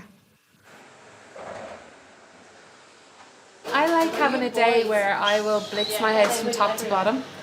And I love the smell of bleach in the bathroom and the kitchen. Come here, I flip it. It's not good for the environment. Well, it's good for getting rid of all the I like bugs. that flower. Is that what you call it? What? Flower. Zoflora. Zoflora. That's lovely. And I think it's really good for the floors. And then all the floors are mopped. It's lovely. Back in room 8, Daniela is close to meeting her new baby. She's been using the gas to deal with the intensity of the contractions. Excellent, that's it. Well done. When I asked her how long and I have to going through, and she said like 6 more minutes. Be honest with you, that 6 minutes was for me was like a hell. I'm not gonna make it. Okay, give a little push then if it's there, Daniela. That's it, well done. Perfect, and a little one again. Well done, now just blow up like this. Just blow, blow, blow, blow, blow, blow. Just blow. Perfect. Well done. Now, that's the worst bit, okay? That's your baby's head. If they're labouring with no analgesia, you get a feel for them. You know, they go into their self and there wouldn't really be vocal communication anymore. You know, it would be more reading her body language. So the baby's coming, actually. Give a little push down.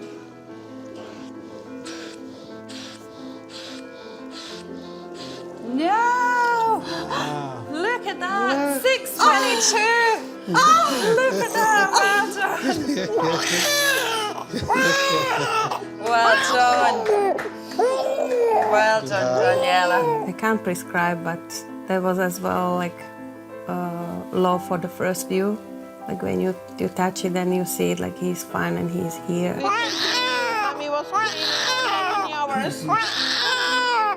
Well done. You were very good. He was perfect support, and midwife, she was absolutely as well perfect. Yeah, let me see this one. He's gorgeous. Well done. I know. Like very excited when I saw him, and from the first time my eyes caught him, I felt like it was a healthy baby, so I thank God for that. Oh my God, we can hear you. Yeah. Well done. Oh my God, you were fantastic. You were fantastic. No, you are the fantastic. Welcome to the world, son. No, it never gets old. Like, I think that's the best bit about it. You know, you're kind of privileged to be there in that moment and be part of it. And it's lovely. It's a lovely moment. You are a big boy. Was he 4.5 kilos? About 10 pounds? I think it's about 10 pounds. Yeah, he's a big boy. 4.54. 4.54. Jesus Christ. That's a big boy. That's a big boy. And the fit fishing is not gonna fit him. The clothes? Yeah. I was ready. Even I didn't buy the clothes from 0 to 3. I always buy from 3 to 6. You feel okay? Feel very happy. Good. Mission accomplished. Yes.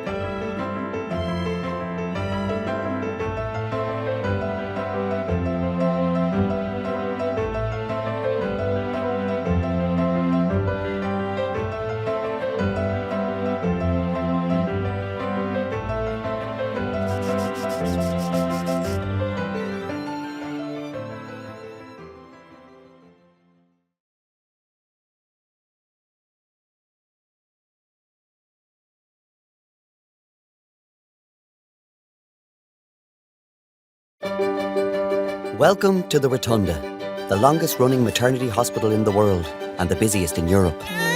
It has seen the birth of almost 1 million Dubliners, and some 24 new babies are added to that number every day. Well done. Congratulations. It's a place of extreme highs and devastating lows. Please cry. Agony and ecstasy, all happening second to second. Lovely little fella. We're there for the most intimate of moments as people experience events which will change their lives forever. Yeah, the baby's almost out. Come on. Events to be remembered and retold for generations to come. Well done. You're okay. Your baby's nearly here. Oh, here we go.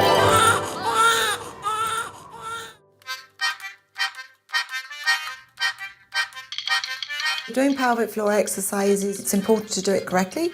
So when you do your pelvic floor exercise, it's an inside muscle.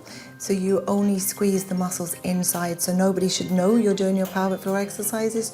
You shouldn't be holding your breath. You shouldn't be going up and down on your buttocks. So you squeeze the muscle from around the back passage and bring that feeling forwards and upwards. Keep breathing and no one should know you're doing them. Weights and... Does everyone know it's a boy? Yeah. Yeah? Yeah. Yeah. So guessing the weights now. Checking into the rotunda are 21-year-olds Jessica and Sean, who are expecting their first child. The intensity of the contractions has come as a surprise. I would have liked to have thought like that I had like quite a high pain threshold, but it didn't turn out that way. Do you know what I mean? Like especially in a class, like give you all the breathing exercises, but that just goes right out the window. Like it's your last thing in your mind. Come up. Fantastic. You're okay. You're okay. All right. You're all right. For pain relief, Jessica has chosen to have an epidural. The pain was immense. Yeah, definitely so. It's okay. It's okay. Big suck in and blow out. My hand will never be the same. That's what I said to him. I said, I'm surprised you didn't go running from me, like, do you know what I mean? Oh well, that's it. Stay focused. Squeeze Sean's hand if you need to. I can't do it. You can, Jessica. You can. You did okay. You're okay. Jessica. You're okay. Use your gas. Come on now, use your gas. That's it. In and out. Come on now. It's very important as a midwife to support them and encourage them to stay still and breathe, like deep breathing techniques, whether it's natural breathing or using the gas and air. Well done. Contraction? No. Pain in your back? Middle, left or right? Left? Pain in the left. You're okay. Is it sharp pain or? Pressure on the left. Okay, really, really important to breathe on the gas. That wasn't easy, but you did so well. Well done. Yeah, it wasn't easy. I have 30 euros on my account. That's what I had to my name. I'm 46 and I own 30 euro. I had to bring the animals to the vet yesterday evening and I was going to bring my own There's card. your money. There's your money there. That cost 80 quid and that was just for the cat. The cat's mouth's gone green, something's going on. Have you pet insurance, Ruth? No. I don't have health insurance for me. I'm hardly going to have health insurance for you. No, it'll be unusual for you. But in fairness, like having the beacon.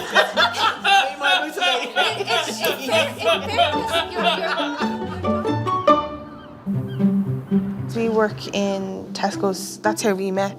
It's really weird though, like it started out as like proper mates and then he thought it'd be funny to buy me a bunch of flowers on Valentine's Day. Oh.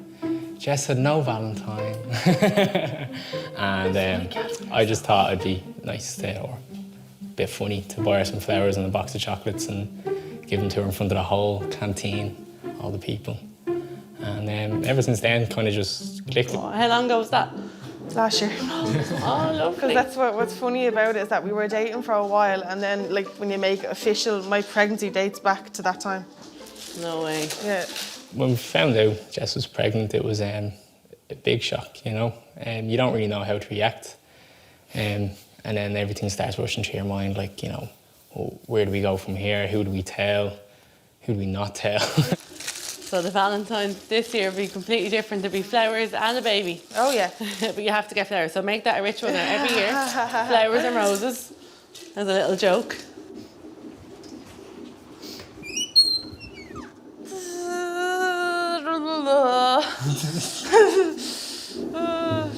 Yeah, we are snack box. You're a snack box. All I'm thinking of is cold toes, cold toes. What's wrong with me? There, your snack box. Which day do you look like this? I've seen all this. If I woke up with no arms and legs, would you still love me?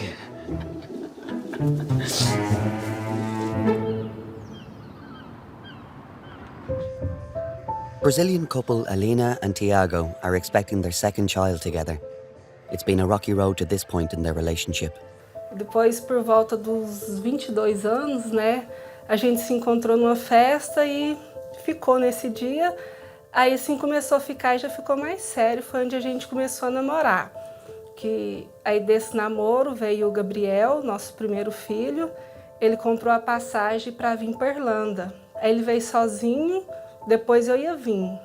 Só que durante um ano que ele estava aqui, aí não deu certo o relacionamento assim, né, com a distância. E a gente voltou de novo, o Gabriel já estava com 9. Nesses 4 anos, a gente, assim, tinha relacionamento mesmo só de... Amigo? Amigos, assim, a gente não se envolveu, não. E nesse tempo, ele não teve uma fase muito boa no Brasil. Me envolvi com droga, fui bem no fundo do poço mesmo, então eu cheguei até a me internar numa clínica de recuperação. E nesse período que eu me internei nessa clínica de recuperação foi onde a minha mãe e a minha irmã e a Aline, que me ajudaram bastante. Alina has an appointment at the Rotunda's maternal medicine clinic. So I'm just checking, Alina, that... She's had a very precarious and difficult pregnancy so far. At 24 weeks, she was rushed into hospital. Teve dia, eu acordei engasgada, eu fui no banheiro, tossi e saiu sangue. O Thiago me trouxe para o hospital, os exames, medicamento, tudo era de risco para o bebê. Foi colocando muito sangue para fora, aquele sangue vivo. Tá encaixado já? It's not down, but it's in the right position. She had a background of abnormal development in her lungs, something called bronchiectasis. When she became pregnant, there's increased blood flow to the lungs. So this was an event that happened suddenly and could have absolutely put her life at risk. O tempo todo eu só rezava, pedia a Deus. Não sei, eu tinha medo de perder minha esposa, eu tinha medo de perder minha filha, eu não sabia o que fazer. Como chefe de família, eu me senti frágil, eu me senti meio que inútil. Blood pressure is excellent.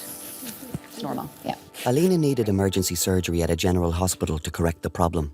Unfortunately, she suffered a stroke during the procedure and went temporarily blind. Because that's important to keep an eye on your blood pressure, particularly because of what happened with your vision. As pessoas, quando vê ela, perguntam, nossa, mas você só teve um AVC. Ainda a gente fala, não, ainda continua, mas assim, ainda não acabou. Mas com fé em Deus vai dar tudo certo. Já está dando certo e vai dar certo até o final. Né, amor?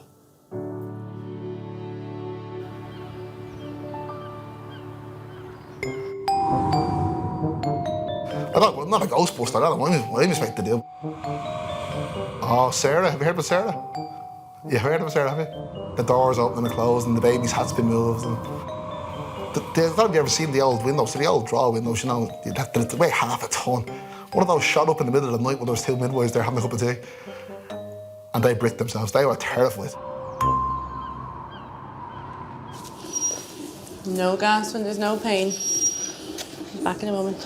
Jessica has had the epidural for 3 hours, but it hasn't been fully effective. The working job. I might examine her. Like, she's very, it's pressure. Like, no, she's very distressed with pressure. Like, she was 6 centimetres an hour ago, only an hour and 5 minutes ago. She's contracting. What was the H when she was 6? -1. Sure, get her. What's it? Get her, midwife. Oh. She's asking for you. You're okay, honey, you're okay. You're okay. Jessica, use the gas, okay? You have to stay in control of the situation, okay? Really slow breaths in and out. It was heartbreaking at moments, but you have to be calm and kind of persevere so she can be calm, because the last thing you want is for her to get stressed out, you know? Well done, I'm sorry. Fantastic, okay, well done. Nice slow breaths in and out. So your baby's lying with his back to your back, okay? If you can imagine right now, he's lying like this. He's looking up to the sky, okay? The wider part of his head is trying to descend into the pelvis. But unfortunately, in this position, it's just going to be really tough to get on top of the pain relief. Okay, keep using your gas. She was just so tired at this stage. She was exhausted. She was in so much pain. She was emotional. And, you know, she kept saying she wanted the baby to come out there and then. This is Pat, is it? Sorry for disturbing you. Can you come and review a lady in room 9? She has an epidural sited, but it's not working. The anaesthetist is senior. I never thought it wouldn't work the first time. Like, you know, you don't think things don't work when you're in the hospital, but it just didn't Stuff work. happens, Yeah, and it didn't work, and that was kind of scary. Well done. That's fantastic. In less than 5% of cases, the epidural isn't fully effective. It does happen. Epidurals don't always work, you know, and it can be very traumatic and stressful for the lady because the idea of an epidural is pain relief and pain-free. And when it doesn't go to plan then, you know, that can be very distressing. Well done, you're okay. Hey, sorry. You're doing great, love. You're doing great. She got a second epidural. It's called a combined spinal epidural. So it's a little bit different. It's a spinal epidural with an epidural, so it works quicker. Is that okay? I'll go for some break, some lunch, okay? The pressure is normal, honey, okay? I've taken the gas away. Pain is gone completely though. It's just pressure, I promise. Super. And if the pain comes back, you know where the button is on the epidural. Okay, you're the best. Well done. Thank you very much. You're very welcome.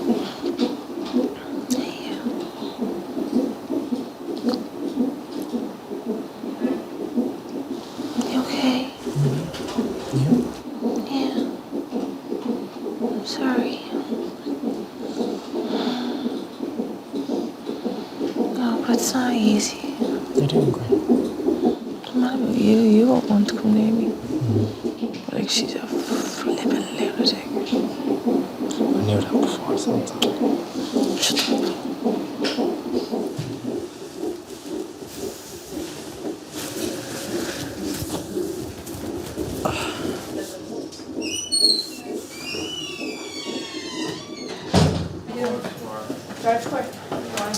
Doing what? Told you.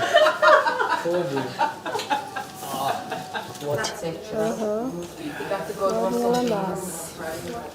It's time for Alina and Tiago to have their baby. Alina's medical history will impact on the form of delivery. As Alina has had coughed up blood from a bleeding blood vessel in her lung, anything that might increase the pressure to that area would be worrying. And so therefore a long labour perhaps would put more strain on that area. É, tem vezes que ela dói assim, só de um lado, assim. Não sei se é onde tem um quadro. Procurar não ficar nervosa nem estressar. Né? Quando eu tô estressada, dá aquela pressão na cabeça. Faz tum. É tipo um coração batendo na cabeça. The best advice is that she avoid having a prolonged labour, avoid pushing, and therefore we've recommended that the baby be born by cesarean section. Maria passa na frente, a senhora passa na frente. Dá tudo certo, São Miguel. No parto do Gabriel, hoje o Gabriel está com 12 anos, ele não pôde estar presente. Aí esse agora que ele vai poder estar presente. E assim, é um momento muito importante para a vida do casal. Vou se sentir mais segura com ele do lado. Okay, we have a little girl, okay? There you go, she's gorgeous, all right? Well done, okay? Nasceu pretinho. Nasceu pretinho. Dedão. Olha, não vi direito, não. Você é muito forte. Valeu, velho. Agora passou, né? Que alívio. You okay to put it there, okay? There you go, gorgeous. Papai, narizinho de papai. Reconhece? Sabia? Que dentinho bonito, papai. Cara de papai. Cortando as trompas. Mas só que por causa dos problemas, das complicações que eu tive, aí todas as minhas gravidez e parto vai ser de risco. Aí a gente optou, vai ficar só com... Com 2 meses. For your blanket for your shoulders, okay? Uma guerreira, já veio lutando junto com a gente. E é isso aí, a gente tem uma gratidão imensa a Deus. E começar tudo de novo, depois de 12 anos. Não é fácil não, mas a gente estamos aí, firme e forte.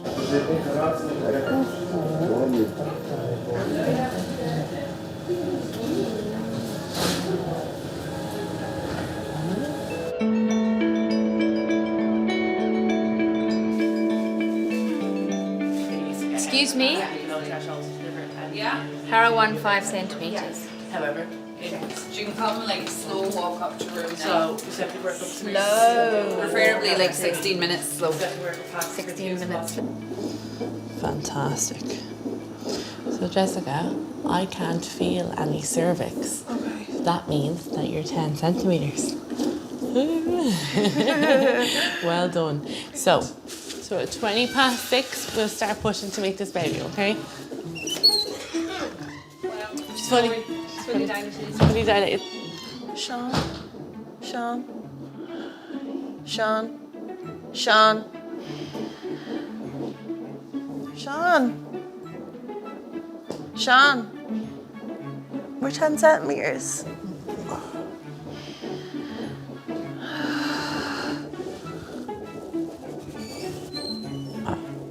Did you hear the good news, Sean? I did not know. I told you, 10 centimeters. I was asleep. So we started pushing, I think it was either 6:30 or 7:30. No, it was 6:30. No, 6:30 would have been. Big deep breath in, chin in your chest, and a really strong push down. Push all that pressure away. Push your baby down, that's it. Stronger than that. Stronger than that. Keep going, keep going, keep going, keep going. Stronger. I think it was only every 1 in 3 pushes. I think I was actually getting something out of it, like where the baby was actually getting pushed down and stuff. Really strong. Keep going, keep going, keep going. Tried all different positions to push, like on the left side and the right side. Fantastic. Well done. Catch your breath. And it just got to that point where it was kind of going, okay, right, we're coming up on about a 45-minute mark. Nothing's really happening still. That's when I said to him, I said, like, I'm actually starting to get a bit worried now, like if there's something wrong. I'm just going to check your temperature there. Just the baby's heart rate is getting a little bit high, and sometimes your temperature is 38, so it's quite high. Okay. So there's only so long we can leave you. If you're really hot, you can imagine that inside the baby's even hotter, and it's not a great environment for them to be in, and the heart rate is starting to get a little bit high. So I think we give the doctors a shout and they might give you a hand. Yeah. Is that okay? That's perfect.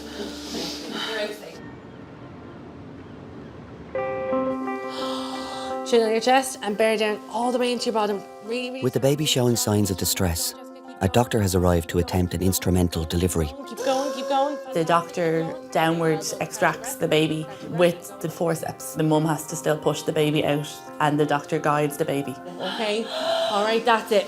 Go for it. Big, big push, big, big push. Keep going, keep going, keep going, keep going, keep going. Well done, fantastic. That's it. Catch your breath. The contraction's gone.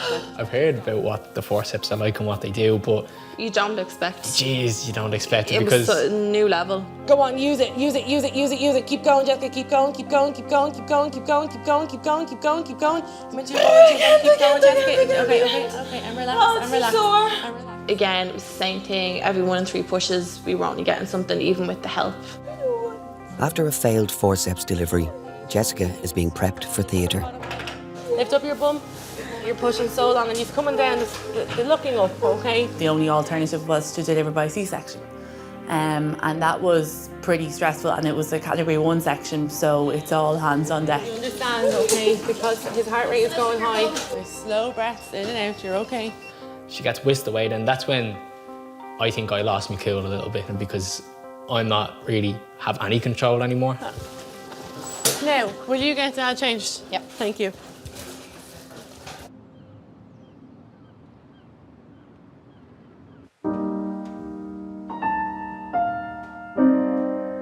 We use incubators in our neonatal intensive care units for several reasons. The incubator is obviously a very clear plastic box that allows us to see babies. So inside the incubator, in the first week or two, we'll often find that they're in 36-degree heat just to keep themselves warm. Their skin is so immature, they need to be in a lot of humidity. So these babies will be in 85–90% humidity. Their skin is so thin. You can see veins very clearly through the skin. It's just immature.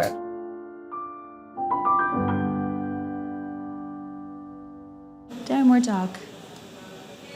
Is that what you're doing? Yeah, I did a hiccup. Oh. Is that because of air or something?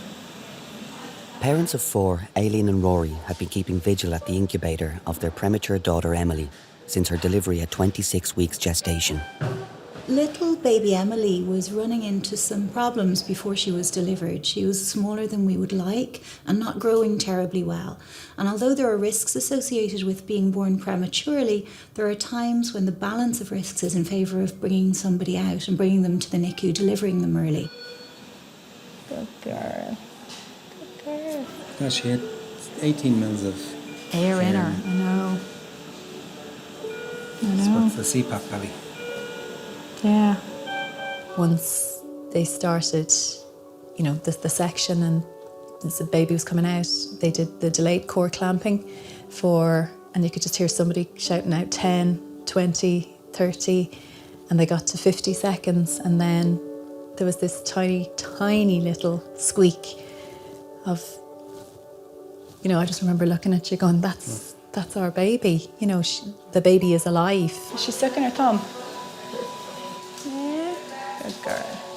We had been told if we get baby out of the theatre and into the NICU, it'll be minute by minute. So our first hurdle was firstly to get baby out. Yeah. To make sure baby's okay, and then get baby as far as the NICU, and they would take it from there, and they were going to call us when they had baby settled. So that was that was her birth. Emily was born more than 3 months before her due date and weighed just over 600 grams. Some of my tears have been, like at home, have been about, I should still be pregnant. I should be waddling around the place and saying, oh, I'm tired. In a way, you do feel as if she was just taken away from me, and because you can't hold her, which is your just instinct as a mammy, is just to hold her and to try and, make her feel better and soothe her and calm her, and I can't do what I should be doing. Oh, and now you start to wriggle again. You're wriggling. Yeah. Okay. That's okay. Don't forget to breathe. Oh, that's all right. Premature baby can have 2 kinds of problems with breathing. The first one is that quite simply they forget to.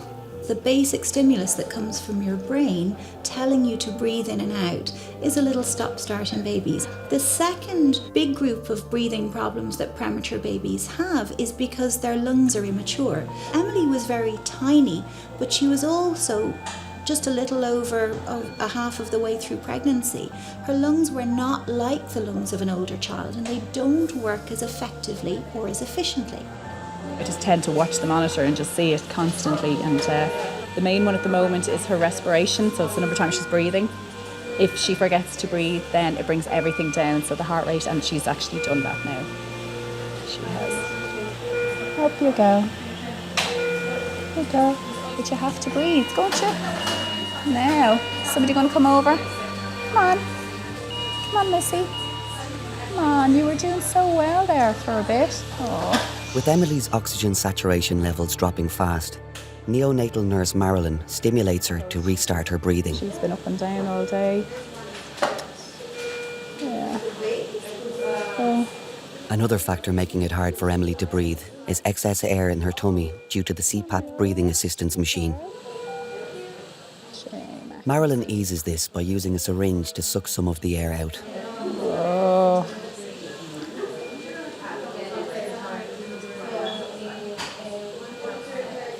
Good girl. Oh, look, you're gone pink again. Oh, that's better. That is much better. You know, they say that this is a roller coaster, and you know it's a roller coaster, and you know that there's going to be bad days and good days and really, really bad days, but you still, when they actually come, it just hits you like a ton of bricks, and you just think the worst, and you think they're going to find other things. They're going to, you know, is this potentially the end? You know, how can somebody so tiny, come out of it? And then you just see her, and she's rallying there, and she's a fighter, and she's determined, and she's doing fine. She's doing fine. Like, we would do anything for her, but we can't breathe for her.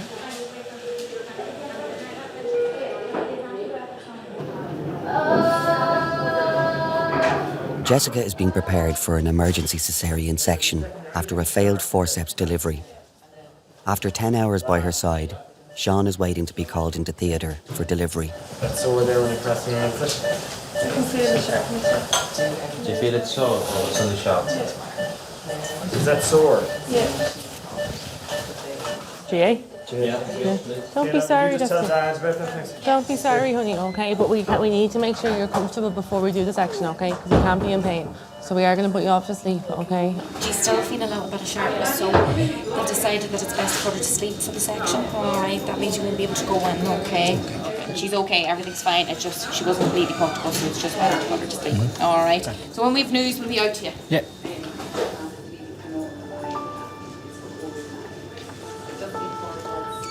Alright guys, knife to skin. 7:52. Waiting outside the theatre, that was very scary. It was one of the scariest things I think I ever had to think, because you don't know what to be feeling. Like, I'm just sitting out there and just waiting for anything, you know. I kind of just had to kind of sit down and say, right, well, they know what they're doing, of course, like, you know, but it's very worrying.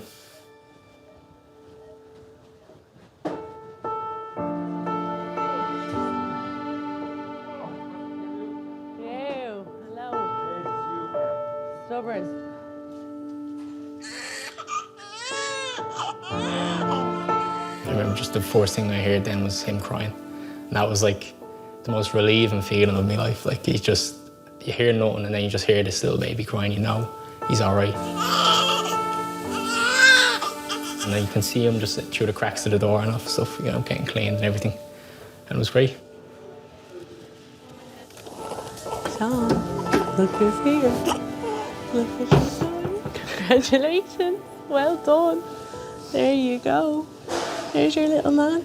He's perfect. Look at the lips. It's beautiful. Well done. Well done. Have a seat there behind you, just with him. Just well done. Have a seat. He's absolutely perfect. He's really big. Yeah, he's really big, but he's perfect. Here you go. Look at it. If you stop crying there, because you're holding up. Well done. He's perfect. Hey, buddy. How are you? Yeah, I'd be browned off as well. Took your time, didn't you? It was absolutely amazing, just that moment of fear, really, and then just for it to all be just washed away in a moment. You know, it was great. Okay. Come on, mister. What's your name? Rory. Rory. Rory, yeah. Oh, lovely. Come on, buddy. Get a seat.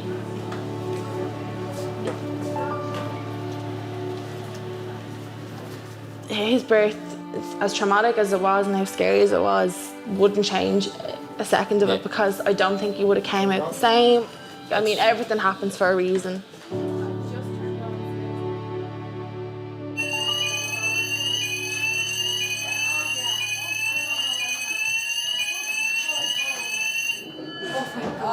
Oh my God. Arriving into the delivery suite is Christina, originally from Lithuania, and her fiancé Raphael from Brazil.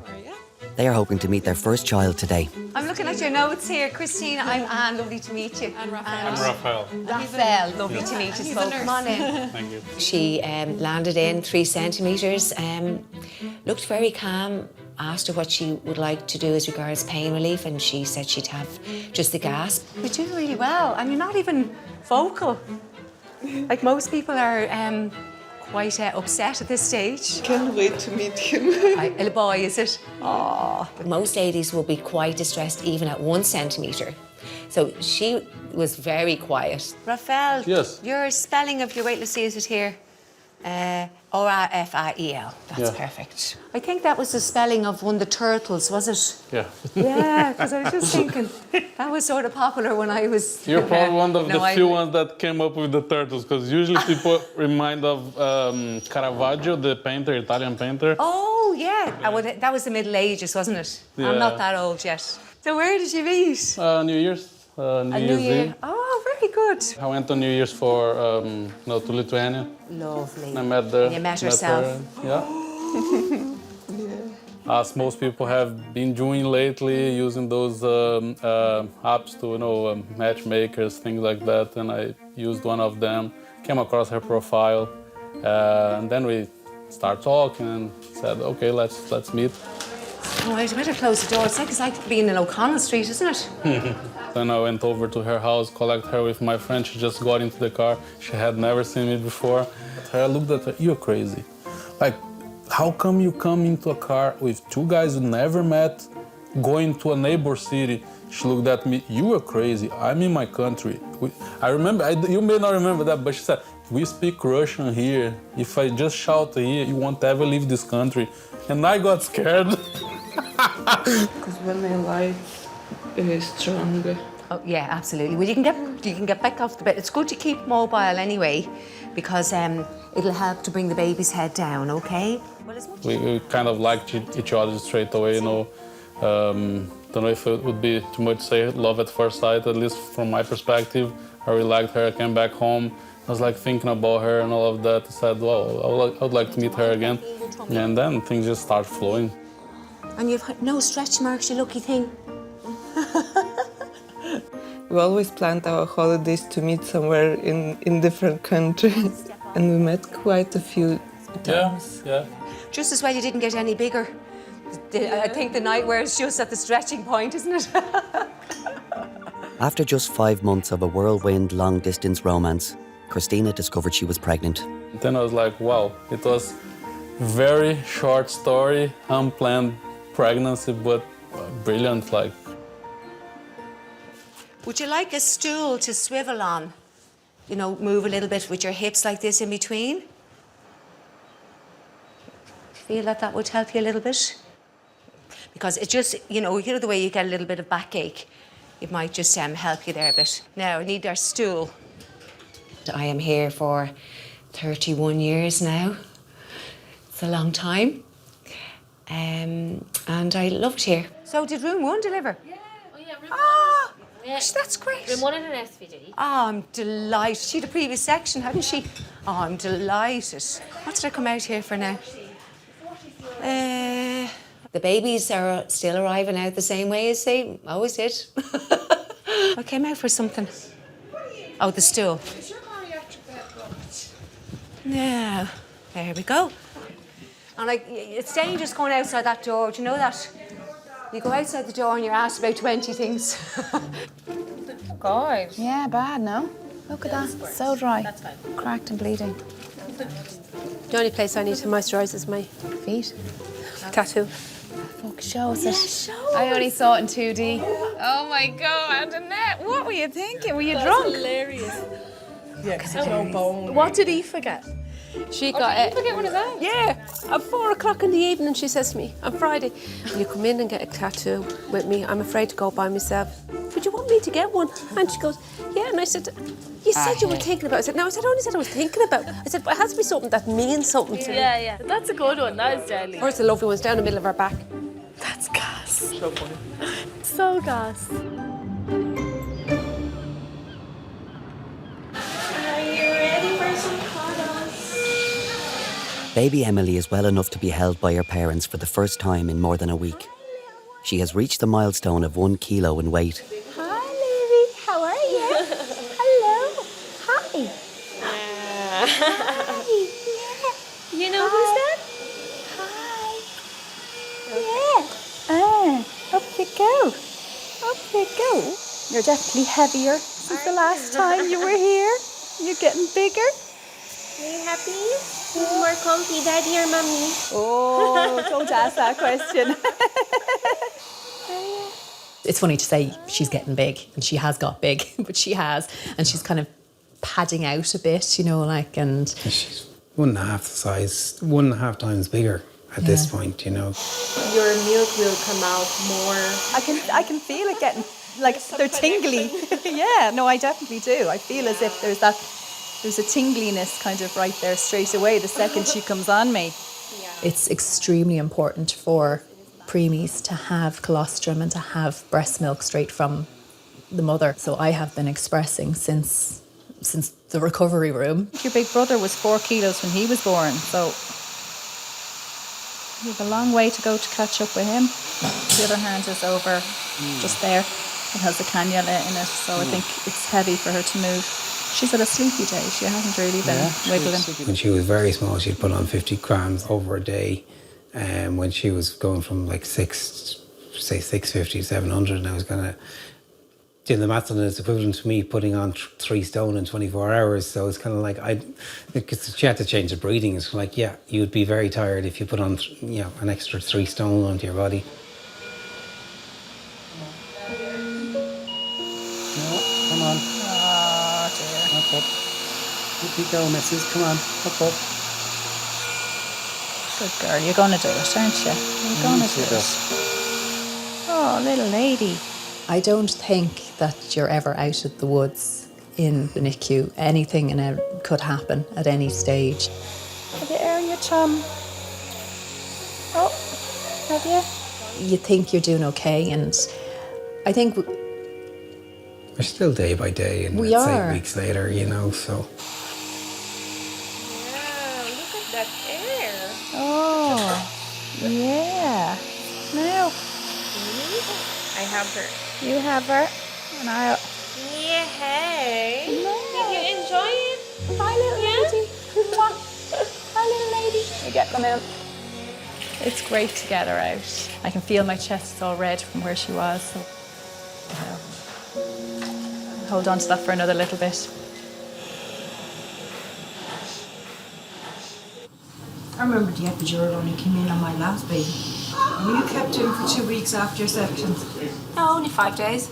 People died of like clots in their lungs and everything because they were immobilised, stuck in beds. Like you stayed in for nearly 7 days after vaginal delivery in those days as well, you know. So now they're barely in 12 hours in the home. If even some of them are gone after 6. They've had to come in a few hours. Still 3 centimetres dilated, Christina had been hoping for a quick labour.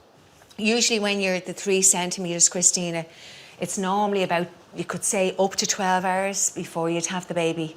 But only nature will, God will know, okay? You might be one of those ones that will go quick enough. But usually we say 1 centimetre an hour is the way. So, I mean, you've 7 more to go, well, you had when you came up. It doesn't just drop out. Or like on the TV, you know, on the TV it says, oh, the waters are gone. And then you say, oh, yes, give us a push, and you hear a big scream and out flies the baby. Doesn't happen like that on the first. Maybe on your 2nd or 3rd, if you're lucky, not on the first, okay?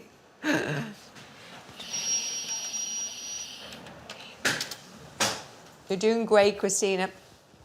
Everyone's a little bit closer. I don't feel like I'm doing great. From the first contraction, it was very, very painful. It just makes me dizzy. Doesn't help. Don't take them. I thought I can do naturally without any pain relief or anything. I don't know why I thought that.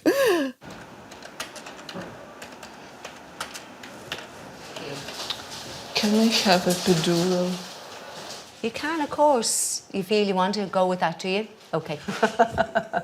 Okay, that's I was hoping I won't need it, but I can't stand. Yeah, you're very calm, I have to say. Oh yes, I had an epidural on my first baby, and that was 30 years ago. And I was delighted with it. It was great. Try to keep the head down as much as you can, honey. And relax down the shoulders, that's it. Just nice and relaxed. Good girl. Well, I have 8 children myself. I've had some in my 20s, some in my 30s, and some in my 40s. Good girl. You're doing fabulous. So I do know what it's like. Oh, having contraction. Got a contraction? Yeah. Okay. Yeah, we'll just wait for a moment. Yeah, go ahead with your gas there, yeah. Okay. She made us feel like home, although we were in the hospital, but you couldn't even feel that that feeling. Yeah, it's like having mom next to you. Yeah. Oh my God, I'm alive again.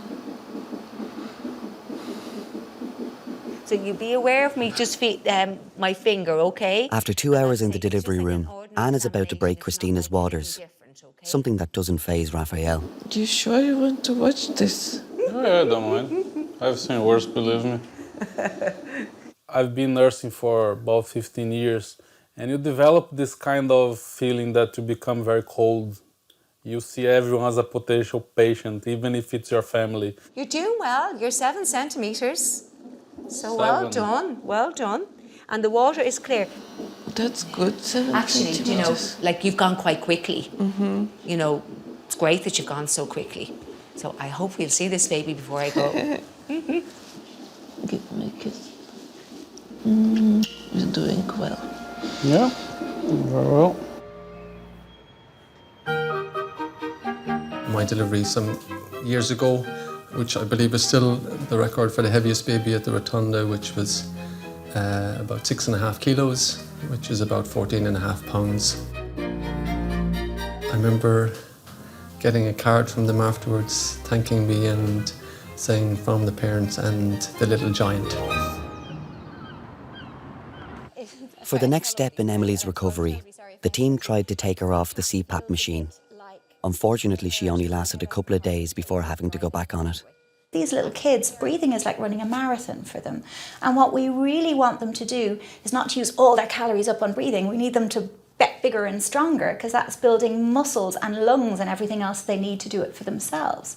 So because of that, we want to balance not pushing too hard, but giving a little bit of a sprint every so often. To be honest, I'm just a little disappointed for her to, you know, that she's back on the CPAP. I knew it last night. It's just coming in this morning. Then it's just kind of like it's.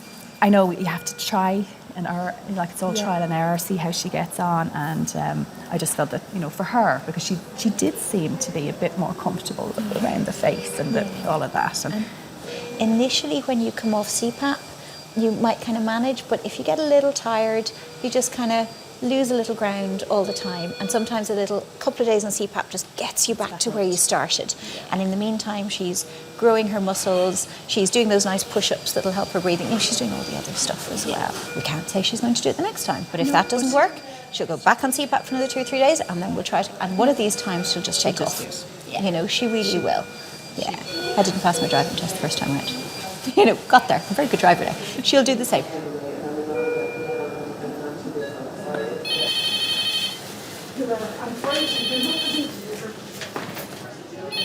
Hello, Labour Ward Ruth.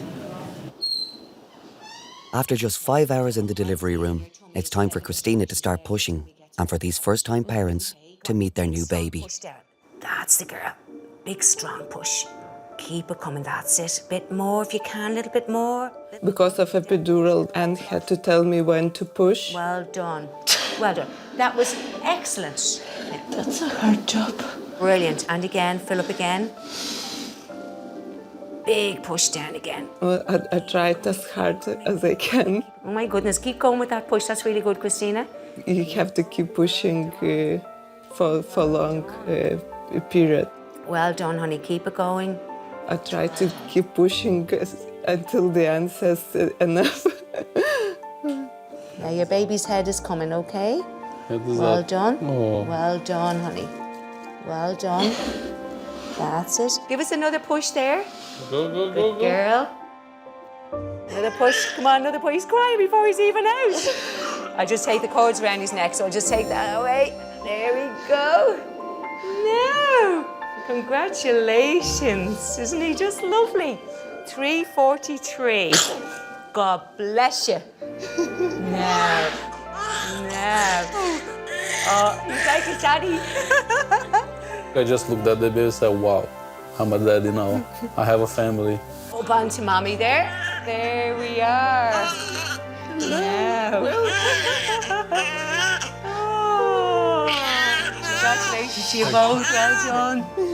Well done. Thank you very much. Oh, he's so lovely, isn't he? It's a miracle every time, and I think if it ever comes a time when you don't feel it's a miracle or you lose the awe in birth, I think it's time to maybe move on at that stage. Yeah, he looks like that. He's so lovely.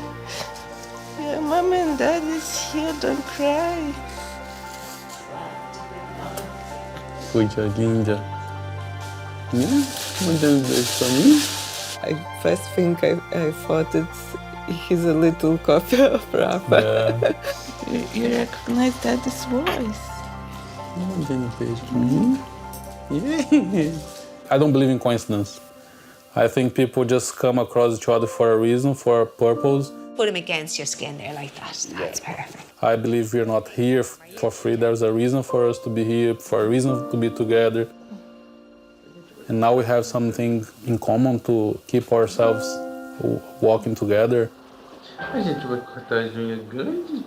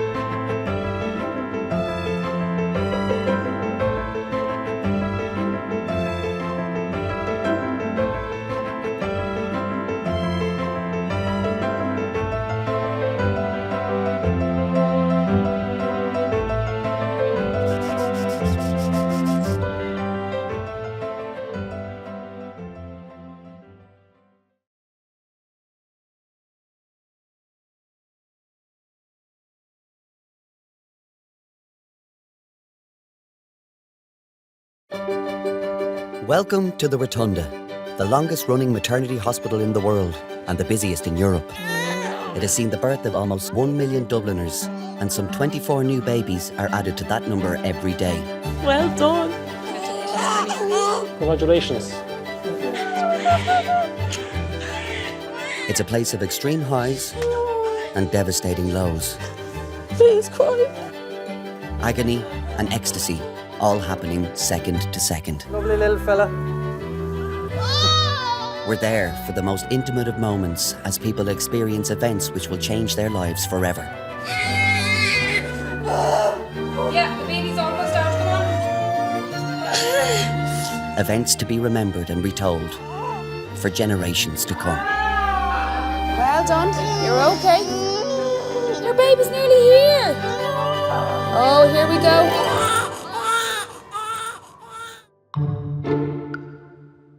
I have never won the Star Midwife trophy.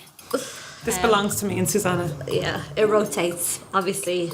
Between the two of them only. No other member of Midwife staff. of the century and then Star Midwife. No other member of staff have ever received the trophy. They just passed it amongst themselves. Inappropriately. Jealousy is a desperate thing in outpatients.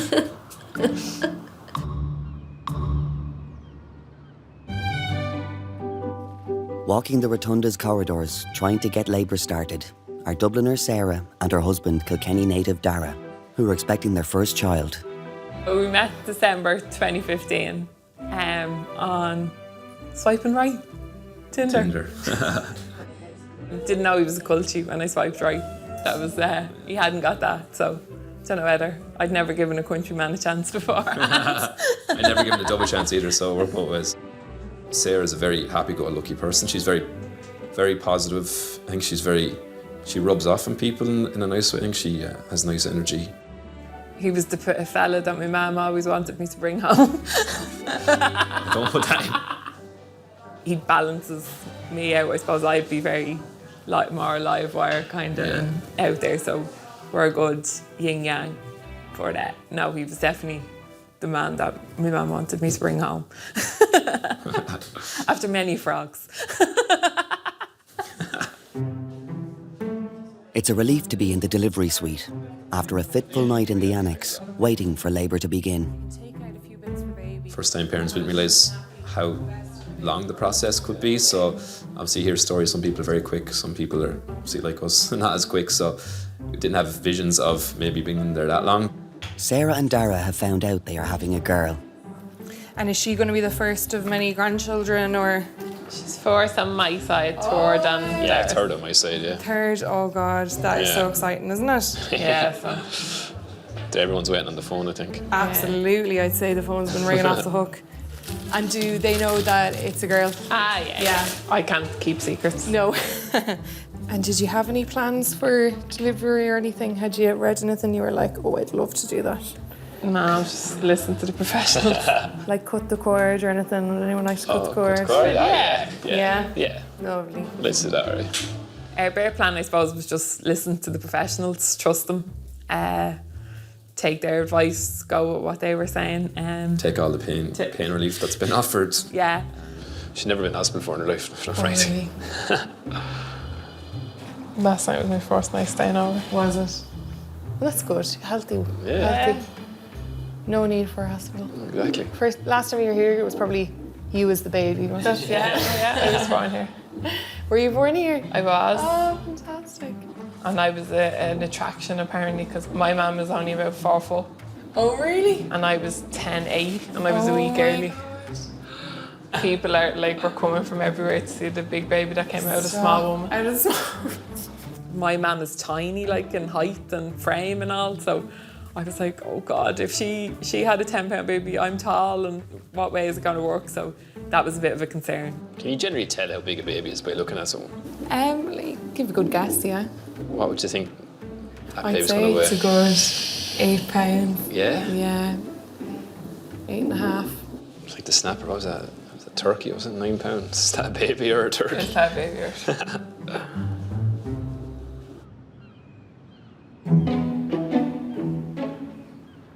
I hate feet. I'm dying to get my toenails done. I feel like it's the only way I can treat myself in here. Yeah. So get your nails done. I know. I'm dying to get my lashes done as well. Where did you get your lashes done? On Dorset Street. Yours don't look particularly fake though. Do you think? No. I'm 3 years getting them every month. I'm fully addicted. Every month? Every month. What? I've given her probably 10 grand.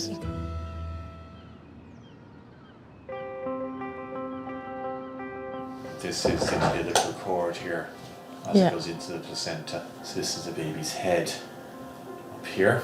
In fetal assessment, Ellie, a patient from Dublin's Coombe Hospital, has been referred to Professor Malone. Ellie is 31 weeks pregnant, but her baby has been diagnosed with Rhesus disease, a condition where antibodies in her blood are destroying her baby's blood cells. And this is what we call the middle cerebral artery. Ellie has 4 other children, the last of whom was also affected with Rhesus disease.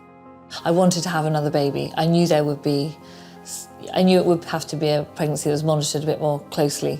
But I probably didn't realise quite how, as the pregnancy went on, it was worrying, wasn't it, towards the end.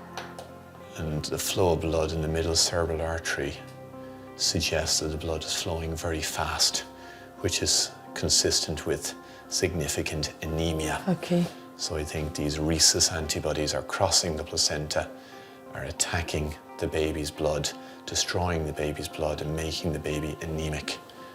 The antibodies can cross the placenta and attach themselves to the baby's red blood cells. And that causes those babies' red blood cells to burst, or hemolyze as we call it. And that can lead to profound fetal anemia in that baby, which can be fatal if not treated and not detected early. Just looking to see if there's any evidence that there's heart failure. Well, about 50 years ago, this condition was quite common because we didn't have any prevention for Rhesus disease. But with the advent of anti-D, the prevalence of the disease has decreased significantly. And so we would see a woman with Ellie's level of problem maybe only once or twice a year. Whilst Ellie has had anti-D treatment, this has been unsuccessful. So the next stage is a blood transfusion for her baby. In Ellie's case, her ultrasound findings were already showing evidence of severe anemia, so we arranged for the fetal blood transfusion to be done within 24 hours of her first meeting us. We'll give the baby sufficient blood to take the baby out of the danger zone, and that should ensure that your baby will be safe for the next 2 to 3 weeks. And it must be a fine balance, you know, when you're talking about the heart failure. Yeah. It's a fine balance for you to decide whether to do this or deliver. I'm very confident, looking at how the umbilical cord is set up and the anatomy here, that technically we should be able to get a needle into the baby's umbilical cord. Yeah. And technically, I think we should be able to accomplish a transfusion fairly easily. Obviously, at 30 to 31 weeks, the baby can survive outside the womb. So if we saw the baby get into trouble, we absolutely would go for the to help the baby out. No, that's brilliant. Thanks very much. Okay, let me give you a hand up. Thank you. We'll go from there. It's indescribable as a father to look down and, you know, see that this little bundle of joy has now entered your life, and it is the best feeling in the world. People tell you about all the downsides and the sleepless nights and all that, but, you know, it's worth it, absolutely worth it.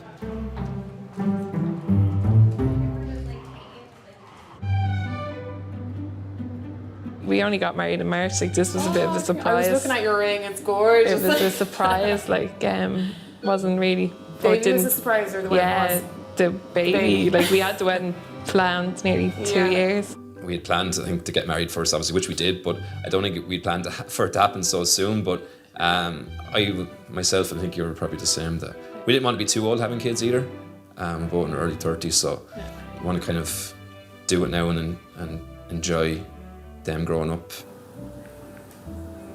Oh, good. Okay, so look, we're about 2 centimetres now. It's come around to the front, and baby's head is moving it. I think I can feel a little bit of hair. I think baby has a bit of hair there, yeah. I must have been crippled with heartburn. Yeah, so at least that's the reason why. Yeah. The whole way through, Sarah was getting really bad heartburn, and obviously one of the old wives' tale is that a lot of heartburn tends to have a baby with a lot of hair. Yeah. And the few scans we had, I thought myself, looking at the screen, I thought like she had hair from what I could see. I never had heartburn in my life. You were born with I had hair, a full head of hair. Oh, there you go then. Yeah, serious head of hair.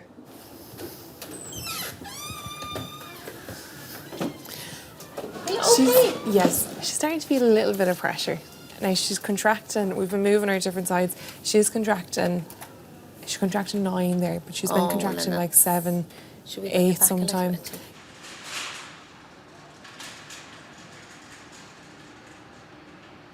I don't pay into places. Not really. Like, no, just walk in. No, not that I walk in. I just don't want to. I don't go to places that you pay in. Like, I don't go to nightclubs. It's just like music bars and stuff. Yeah, like if you bring me to where's that Zico's, is it? What's that like? Do you have to pay in? Mental, but like you're like paying a tenner and you're like that, and then you feel really old, so you feel like. Yeah. Is it good? Yeah, it's good if you're 25. Everything's good if you're 25. That's why I have to stay in Donny Nesbitt's where there's 50-year-olds there and you feel like young. Yeah. I know, I'm too old for nightclub. Too old. Yeah. We just have to go down to... On the prenatal ward, Ellie and her husband Owen are getting ready to go to theatre for their baby's in utero transfusion. They'll never forget where they first met. We met in London, didn't we? In Bristol. Oh, Bristol. Sorry. Yeah. He said the blood isn't really ready and that they might have a slot in theatre in half an hour. So I was only ringing you just to say that, not to make you. We met on the night out? Yeah, in an O'Neill's Irish bar. And there was a group of us that night, and there was a group of Irishmen, so... but I was the only one who got lucky. All these years later. Although this is the couple's 5th pregnancy, it's the first time Ellie has had to go through a fetal blood transfusion. With rhesus disease, the mother becomes more sensitised to positive blood with each successive pregnancy. So we tend to see the baby getting anemic earlier and earlier in each successive pregnancy. Yeah, I'm thinking, I think I'll stand over that side. Yeah, so machine up here, yep. The hospital environment is a familiar one for Ellie. She works as an ICU nurse in Crumlin Children's Hospital in Dublin. So I'm sure this is all fascinating. This is standard ICU day for you, isn't it? Yeah. So being a nurse, you see some really sad things and some things that you just think, I never want to be in that situation or that position, and especially with children, The hardest bit for you here, is that you have to just stay still. The things you've seen, not a lot of people would have seen unless you work in ICU. You can breathe. You can breathe, but just you have to stay still, because, as you've probably heard me saying there, the needle is going to be in a very delicate spot. I think it does make you just realise how fragile life is, definitely. Suzanne? Sarah, will you just tell Suzanne it's Jane here, we're about to start. Thanks. In 1 or 2% of cases, the baby will not tolerate a fetal transfusion, and there's a possibility that during the procedure, an emergency caesarean section might have to be performed if the baby's heart rate slows down. Just there, that's exactly there. Little cramped now, I'm sorry. You take the probe.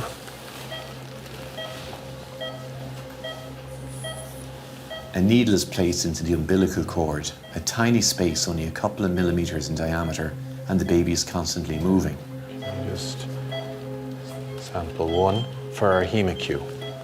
Sample 2 there, another. Sample 2 for the lab. Working against the clock, the hospital lab must analyse the baby's blood before the transfusion can take place.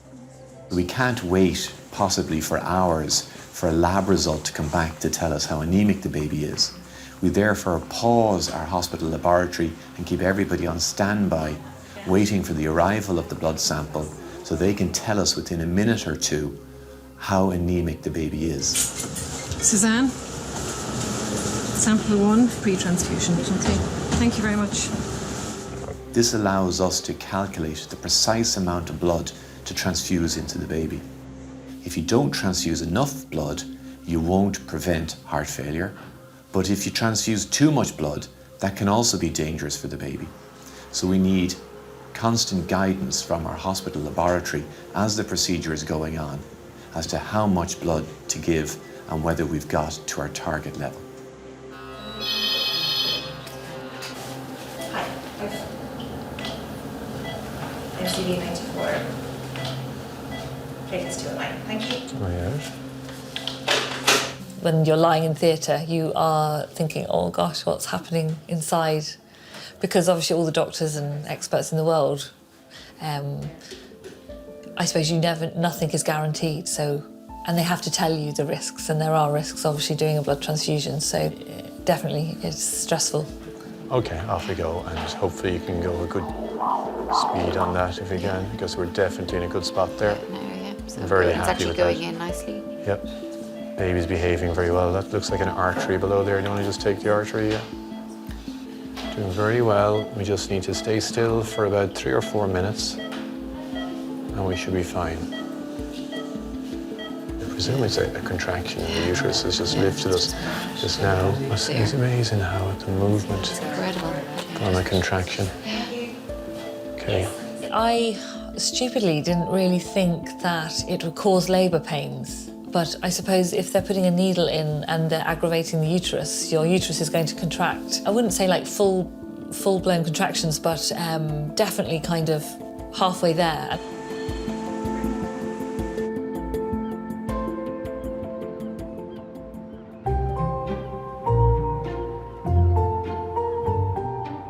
It's been almost 40 hours since Sarah's waters broke.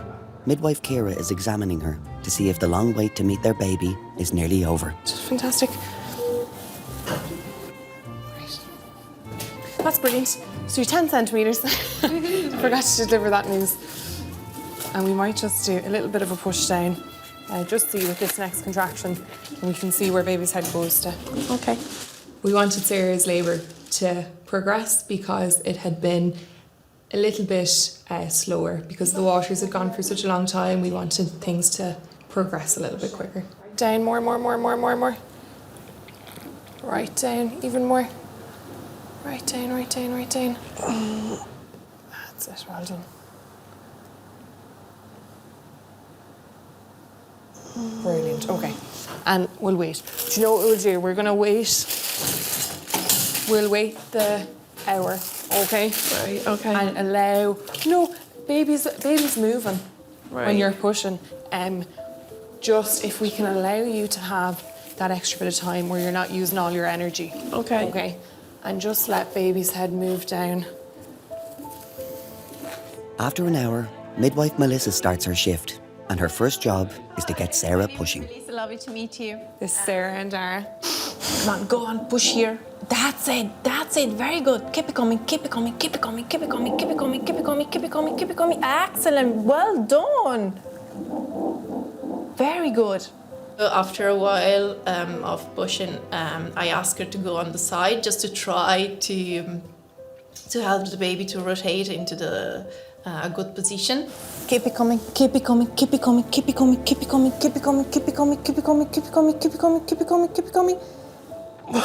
Okay.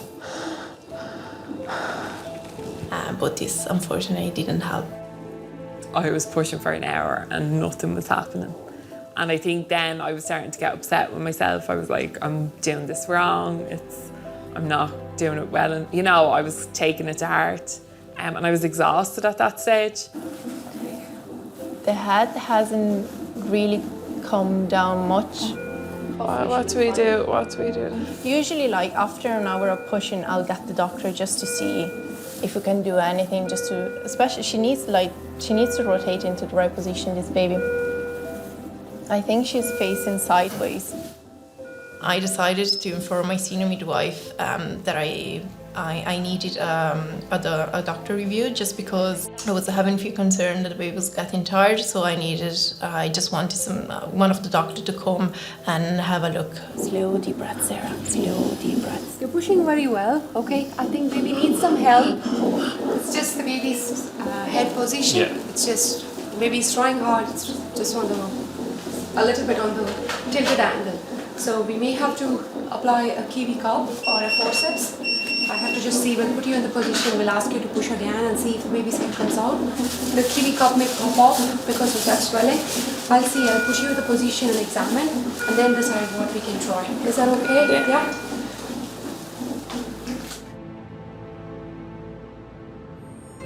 Right, you ready? Many a red sun will set, many a blue moon. That's a song, yeah.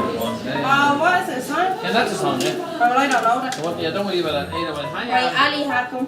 Hello, Ali Hakim. Ali Hakim. Get away! Hello, kiddo.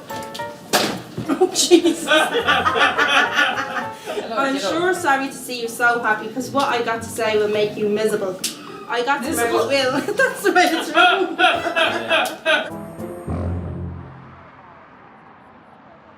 Good morning. Hiya, nice to meet you. Nice to meet you. Peter is my name. I'm one of the anaesthetic doctors. Yes. Ellie has been admitted to Dublin's Coombe Hospital. She had a second blood transfusion in the rotunda, and now it's time to deliver her baby early by C-section.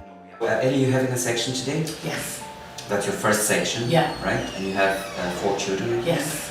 2 of them were delivered with the forceps and 2 non-vaginal deliveries. Did you have? The doctors feel it's safer to deliver the baby 6 weeks early, rather than have it become anemic again. I didn't want to do another blood transfusion, and I think they thought at 34 weeks it was becoming a bit more risky to do another transfusion. Thanks very much. See you upstairs then. Thanks Okay, all the best. Bye. Then they rang me on the Wednesday morning after they'd had their big talk, all the doctors together, and they rang me just to say, yeah, if you can come in tonight, we're going to deliver you on Thursday morning. So Ellie, they're just going to pop a catheter in. Now you won't feel any pain. You might feel touch, but no pain. It's kind of a Like a funny, dissociated sort of thing. You alright? There was definitely a few evenings I came down to you during when we chat at the kitchen table, and I definitely felt like I'd rolled a dice. Yeah, definitely. I'm trying to avoid those vessels, yeah. A few times we were sort of saying to each other, God, if we'd known all this was going to happen and the potential risks, would we have gone ahead at that stage, knowing what we know now? The head is down, so it's nice. Now suction when you're ready, thanks. Okay, and fundal pressure now. I think it's just you never know with life. That's the problem. That's why people have babies in the first place.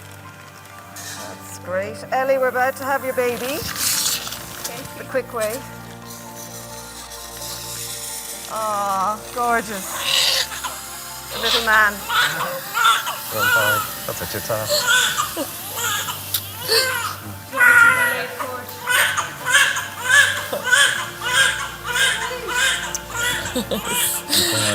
And in ICU, you've seen so many emergency situations.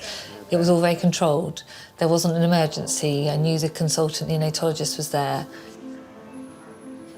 Because I've seen so many emergency situations, I could tell it wasn't a case of an emergency. Does that make sense? That's great. Thanks very much. Congratulations. He looks really like Oscar, actually one of our other sons. We haven't done a weight or anything yet. We'll do that when we get him down to the baby unit. Definitely in that situation, I find you're looking around nearly, looking at reactions and how people are in terms of their facial, or do they look stressed, do they look, whereas it didn't, it was all very calm, which was great. Yeah, that's good. Looks great. Did you get a photo? Yeah. Looks really like Oscar, actually. Oh, sorry. Oh my God. Everything is good here. Okay. We're just going to move on to the tubes. Yeah, okay? that's great. Thank you. Yeah. So the next conversation that always happens after some very complicated pregnancies, what happens the next time round. We know that it's very likely that the baby, a subsequent baby, would have a similar, if not more severe presentation of the condition. And that's difficult to face into.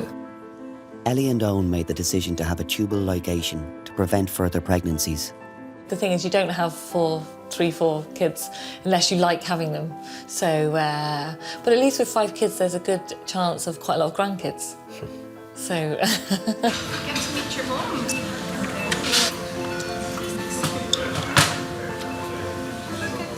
Just have to get another dog. No, only joking. No, 5 is a great number. Yeah, 5 is just perfect. I'll see you in a bit. Cheers, thank you.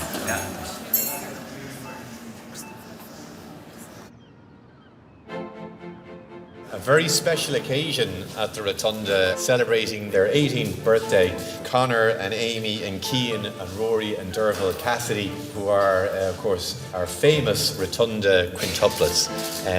We know that quintuplets are tremendously rare. Ireland has only one set of quintuplets, and they're here today with us.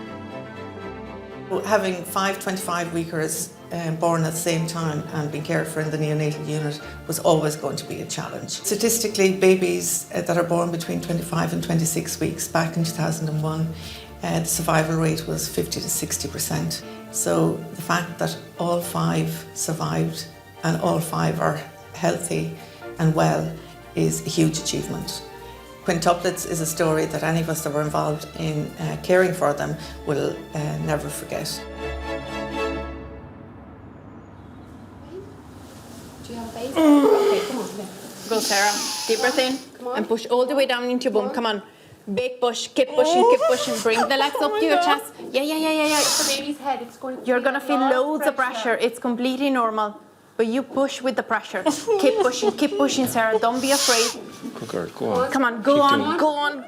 Back in the delivery suite, Dr. Samaya is using a Kiwi cup to help deliver Sarah and Dara's baby. Dara is finding it hard to watch. Keep it coming. It's quite difficult from the dad's point of view, especially when it's an instrumental delivery, because they don't really know what to expect. Everything looked very, very dramatic. Keep blowing. I was starting to panic a small bit at that stage. Obviously, I didn't like to see my wife in pain. She'd gone through a hell of an ordeal over the 27 hours, and I was thinking of my daughter then as well. Obviously her heartbeat started to drop, so it was all just getting a bit worrying at that stage. We'd gone this far in 9 months, and it would have been just heartbreaking for anything to happen. The head is out with the next contraction. We're gonna see her. Okay, it's coming. You ready? Legs right back to your chest, right back to your chest. Keep pushing, keep pushing, keep pushing, keep pushing, keep pushing, keep pushing. That's it. Blow, blow, blow, blow, blow, blow. Hello. Congratulations, guys. Congrats. Oh my God, she's a big girl. Have a look at her. Oh my God. No, go. Yeah. Just one second, the sharp Okay. Okay. Congratulations. Okay. Yeah, it was just amazing to see her that first time. Like, as Sarah said, when I heard that first cry, Yeah. I think she was it was a bit of like a couple of seconds wait, so it felt like an eternity, but once she gave that initial cry, it was just brilliant. I remember the doctor explaining what she was going to do, but not really taking it in. And the next thing was just like pop, and the baby was there. Dara, do you want to cut the cord? Did you want to cut it? Oh my God, she's so beautiful. Just in between the two? There? Yeah, there. My hands are slipping. Bring her over, say hello to the baby for a second. I have her. I'm sorry, I can't do it. I'm afraid I can't. She looks like Dara. It was funny, the midwife was like, oh my God, she's so like her daddy. And I was like, oh my God, 9 months and all this I've gone through, and now she looks like him. Oh, Jesus, I love you so much.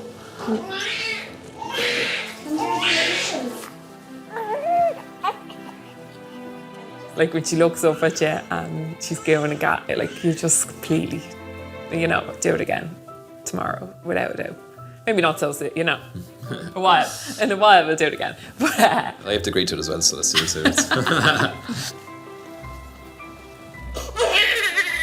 Oh God. 8:15. She is 4 kilo 05. She'll never forget her roots, because obviously I'm from the country, so I'll always have that in her. She can follow Kilkenny in the hurling and Dublin in the football. I think that's probably a good balancing act. So she's not far off. She's not far off, £9 then. Yeah. Yeah. I know. We should still have a big double accent. She might talk properly like me, you don't know. She'd be like, Dad, why do you talk different to everyone?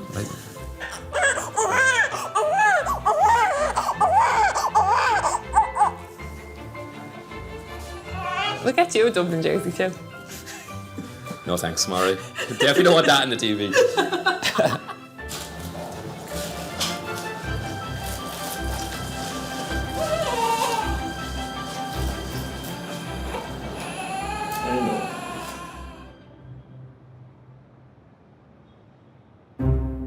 When it's a full moon, it will be like the hospital will be crazy. It's actually real. Like, it's real, and it's not only in Ireland. I can assure you, like, it's the same in Italy as well. Like, if it's full moon, you just need to pray like that the shift will be okay.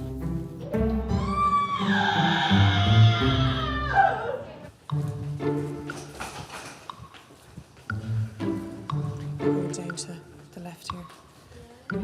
Arriving into the delivery suite, expecting their first child, are Laura, an air stewardess, and Raz, a waiter, both originally hail from Romania. Do you know any cool moves? Any cool moves? See that poster there? Yeah, I saw. These are all very good. But that's the coolest one. That is the coolest one, yeah. I wanted to give birth natural, without any injections or medication or... So the contractions will be stronger and more painful, or like our mothers, be natural, everything. Old fashioned, I'd say. They probably will progress a little bit, but they're already doing a very good job of opening out the cervix. I didn't want to hurt the baby. I read books about the epidural and taking medication during pregnancy or in labor, and this might hurt the baby. Come on in. Hello, how are you? Hello, how are you? She had a few concerns about getting an epidural. Thankfully, getting epidurals is lovely and safe, and it's really safe for your baby. She didn't want to get it, and that is perfect. So Katie is going to take over from me, okay? Okay. But I'll be coming back in later to see your little boy. Yeah. Good plan. We met in 2014, in work. We used to work in a restaurant industry. She was a receptionist, I was a waiter. Any flowers? I was all day here with you. It's Valentine's Day, no. Oh yeah, I forgot. For me, it was easy. It was love at first sight. This is the most romantic present, a baby. Oh. Now I'm happy he's a boy. Really? Oh Yes. yeah. You know what women have to endure. Exactly, before she wanted a girl. And she saw what's happening and she said, no, I'm glad it's a boy now. I don't want her to suffer. I wanted a kid. I wanted a baby. In the beginning, she wasn't very sure she wanted one, but I keep pushing her. Come on, it's time. It's like, look, it's time. I think your jobs are harder than mine. Working in an airplane with drunk people and... Oh my God, yeah. I hats off to you, you know. You're... I work as a cabin crew. To have a baby meant to stop flying, so I love to fly. That's why I wasn't prepared to have a baby. And especially when you have delays and it's not your fault. They don't understand that. People get very frustrated, don't they? And they take it out on you. Yeah. I love aircrafts. I just love Sometimes fly. she'll sit in the garden just watching the planes take off Yeah. in the back of I the go car. to the airport and watching the aircrafts. Yeah.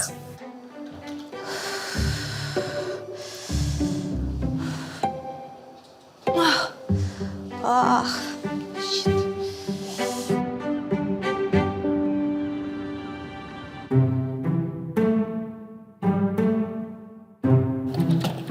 So I'm getting, whatchamacallit, slide ropes. Oh, lovely. Slide rope there. That's the bottom of my bed. And then that. Although I don't think I could get up every morning and be looking at myself in the mirror. Oh no, I'm not going to. I'm only going to get one mirror in the middle, kind of maybe up high. Hey. And then in the boys' room. Do you not have them on the ceiling, Louise? Oh yeah, everywhere. Oh my God, can you imagine? That would be nice, actually.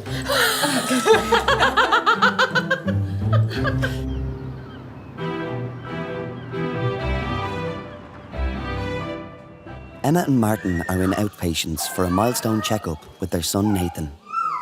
7 months ago, baby Nathan was delivered in the Rotunda at just 25 weeks gestation after mum Emma was rushed from Ballinasloe Hospital. Weighing less than 900 grams, he was gravely ill. His sudden arrival was a shock for Emma and her partner Martin, who had been together for only 7 months. Lights blazing, gunning it up the road. The on-call doctor comes in, checks me, and goes, I'll be honest with you, baby's feet are actually out of the cervix. He's kicking out of the cervix. He was that low down. And I was like, what does that mean? She says, very high chance baby's coming tonight. He's looking great. I feel a bit better now, but it's a bit, you know, when I heard about the ventilator this morning, it was like, oh, kind of the end of the world, but I'll admit I had a bit of a breakdown. That happens though. But you're expecting setbacks, but you just have to think logically about it. And then I was saying to myself, see, I suffer from mental health anxiety, and I said, am I cut out to be in this position? I'm doubting myself. Because I should be there to support her and him, but I'm kind of finding it tough. Like, it's just the whole thing is daunting. Like, I'm thinking too far ahead of myself, to be honest with you. So, I mean, I'm delighted with his progress, but it's still, I can't even think. When I'm home, it always comes back into my head, even when I'm enjoying myself, I say, oh, he's in here. It's not easy.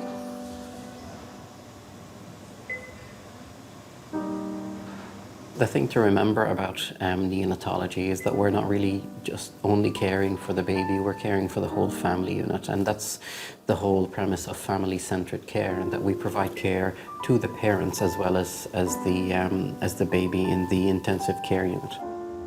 Nathan spent 6 weeks in the Rotunda's ICU and a further 7 weeks in Galway Regional Hospital. Straight into the mouth. Today he's back in the Rotunda for the first time. The team want to check his heart function. Nathan would be 7 months or 4 months corrected, considering when he should have been born. She's born on the 22nd of September, so. Yeah, and weight-wise, where he started off at £1.15, he is now a stone. Officially today we weighed. Officially today he was weighed, and he's a stone weight. So he's huge. 7 times his birth weight. Yeah. Look at you. He's like, I think I know you. Yeah, do you remember me? Huh? You're a buster. You're a buster. I'm just checking the heart at loads of different angles.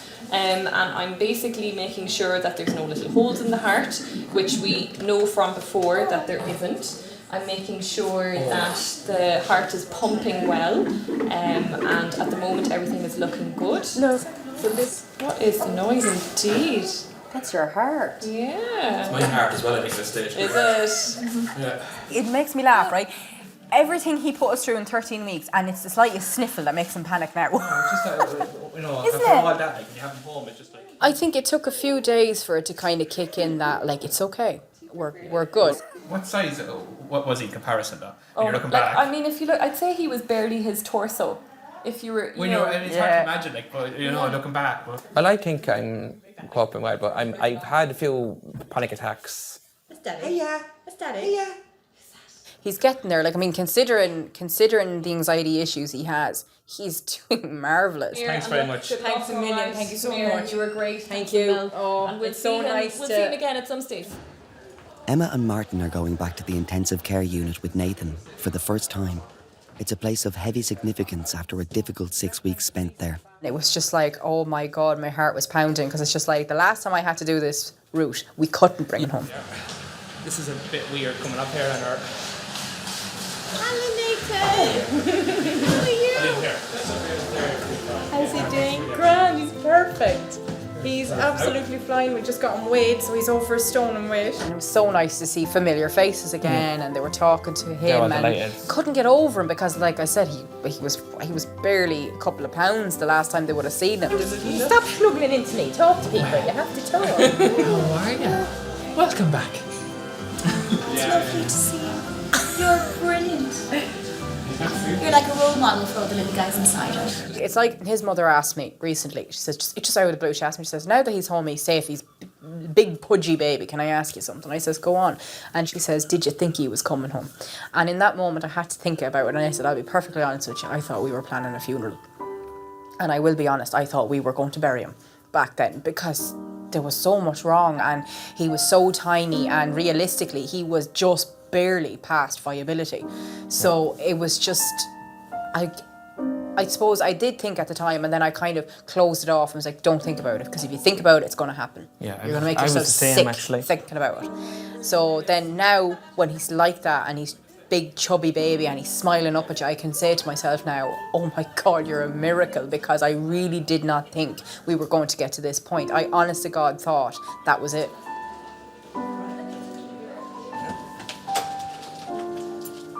Are you okay?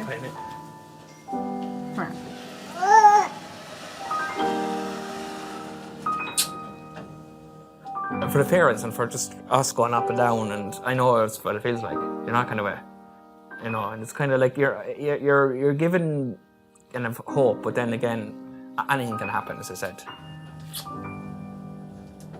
He's all in one piece, you know. Sorry. You look in there and you see those small babies, and you kind of go, They have a long road ahead of them.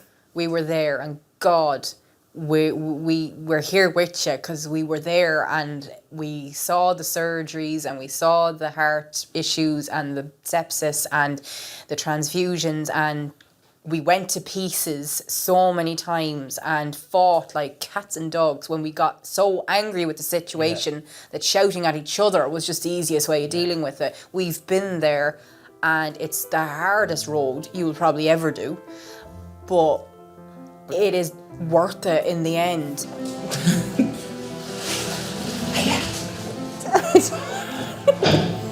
I think it's a mix of the teeth and hunger. Ah, Jesus, he's absolutely gnawing on you.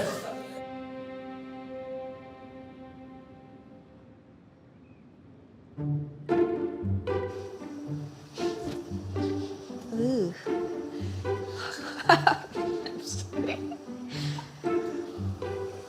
Dă-mi un pic antiperspirantul și parfum. Hai, Serios. frate. Da. I put makeup. I was with makeup on and my hair was... That's why we were late in the hospital, 2 hours. So like she had her hair done, makeup on, everything. Unde ți-ai antiperspirantul? Pe acolo. În asta mare? Aici? Caută-l. I didn't want to look like an exhausted mother. Ce este? Șampon. Este șampon? Yeah.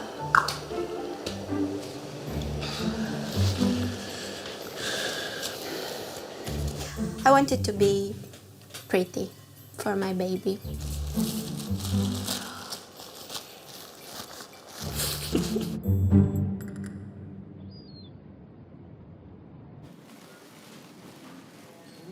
Anything nice now? You've taken all the nice ones? That one's nice. It's But all it- right. but It's it's no, not. it's not. It's there. Laura has been labouring for 5 hours. She's coping well with her pains by moving and keeping upright. Katie told me that it would be easier because of the gravitation. And it did gravity work for her. Yeah. There was a panel there with a few positions that she can sit. She chose this one. It was like the most comfiest for her. I might take off the underwear, okay? Because it sounds like you're kind of getting ready to start pushing very soon. Yeah. So if maybe we just take off those underwear, because you can't have baby in your knickers. We need to take off. We need to take off the underwear. Really? Baby needs to come out. How high is the head down? It's kind of -1. Right, okay. So there's an anterior rim there. Right. She is a prime up, isn't she? Yeah. But she's coping well. She's no epidural or No, anything? she's coping with it so well. Right, okay. I tried to talk to her into taking something to the epidural. She didn't want to listen to me.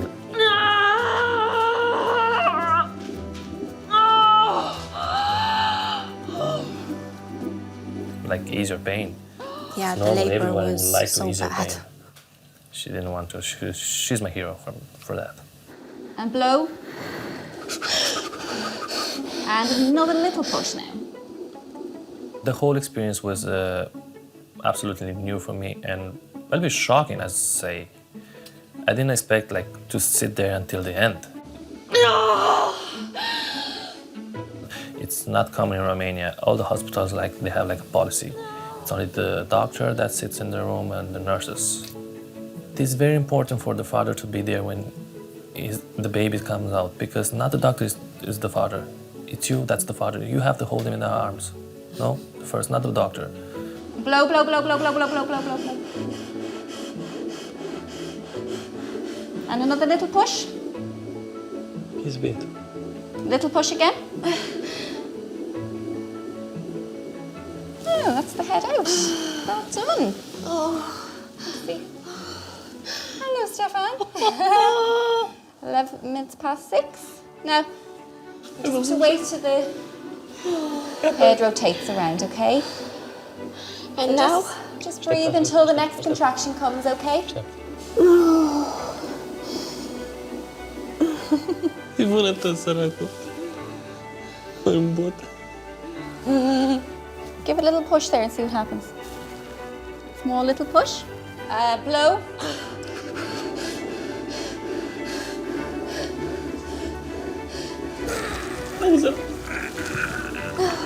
Push. Hello there. At 13 minutes past 6.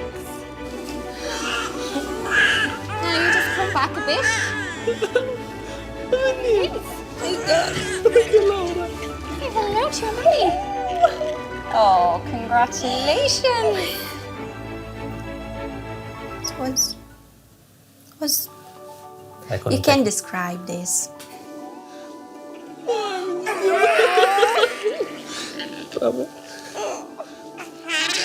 This is the most magical thing ever. When you hear him and when you actually see him and feel him on top of you. What's wrong? Illiquid.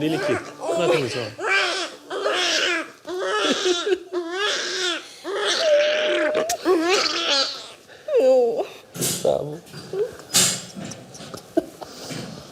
What do you think of him? I didn't imagine him like this, but he's so beautiful. I don't know what to say. Speechless.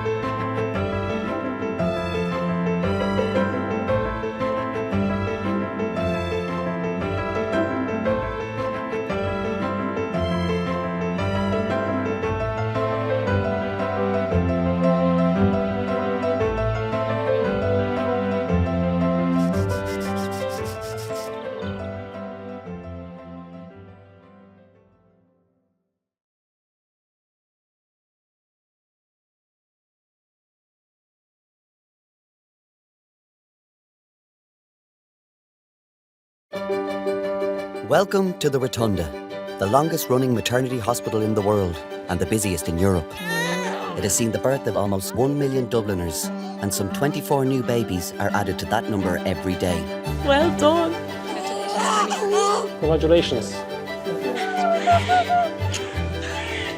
It's a place of extreme highs and devastating lows. Please cry. Agony and ecstasy, all happening second to second. Lovely little fella.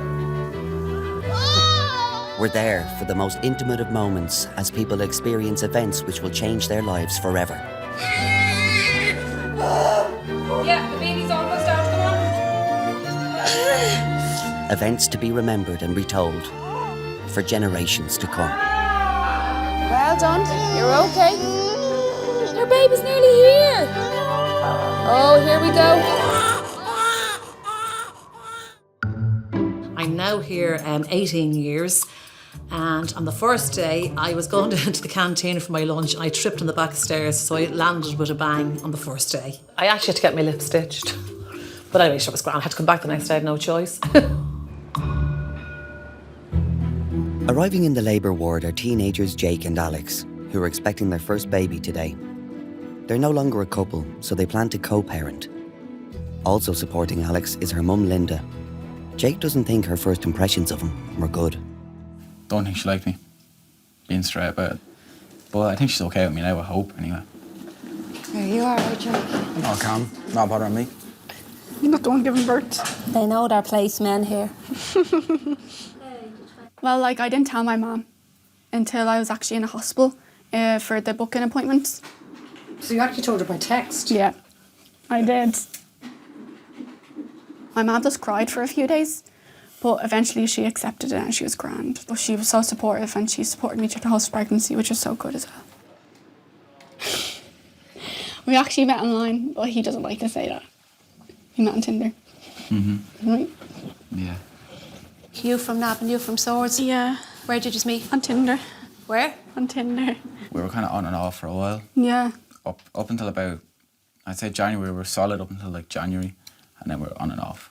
12 to 5. Are you going to go back to college or what are you doing? Not this year, no. Or doing an apprenticeship this year. Football as well? No, steel. When Jake found out Alex was pregnant, he made the difficult decision to turn down a football scholarship in the US. Football was everything from a young age for me. I signed for Shelbourne, then I signed for Cherry Orchard. I went back to Shelbourne to play League of Ireland. It was rough to accept, but then, as my mother puts it, you know, what's for you won't pass you by. In Spain, at least, everybody's crazy about football. Is there any famous football players from Spain? Yeah. Who? Them all. Who? All of them. All of them. Pedro. Pedro, yeah. There's Pedro, there's Casillas, Valdez, there's loads. Piqué, Sergio Ramos. Piqué, yeah. Arbeloa. There's... Azpilicueta.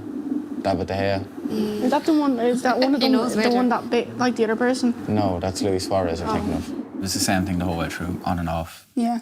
Because we were just both childish, not gonna lie. We Yeah. both just couldn't talk to each other without arguing. Yeah. So all I the time. just walk away from the conversation and she'd do Yeah. the same. I haven't a clue what I'm looking at. Baby's heart rate's there. Top one. Put your glasses on. Sure. The glass. That's. Like my parents aren't together, so I naturally just wanted to have a family, like the dad and mum together, and obviously have a family. But like it wasn't working out with me and Jake, and I obviously like didn't think like I was so upset at first, thinking, oh, my baby's not gonna have a proper family. But obviously, as more of my pregs went in, I was like, my baby would be fine. Like me and Jake were gonna co-parent anyway. Be here. What? She's just gonna be here. Yeah, she can't wait. That's where they get weighed. Then she gets put here. I just didn't think it would be good for the baby to grow up in that kind of environment where me and Alex argue every week and she sees that and thinks that's normal. Then when she gets to like 16 or 17, she picks up with a bloke that argues with her constantly and is probably rude to her and doesn't treat her nice, and she thinks that's normal. Like, when that's not normal. It's not how you're meant to be.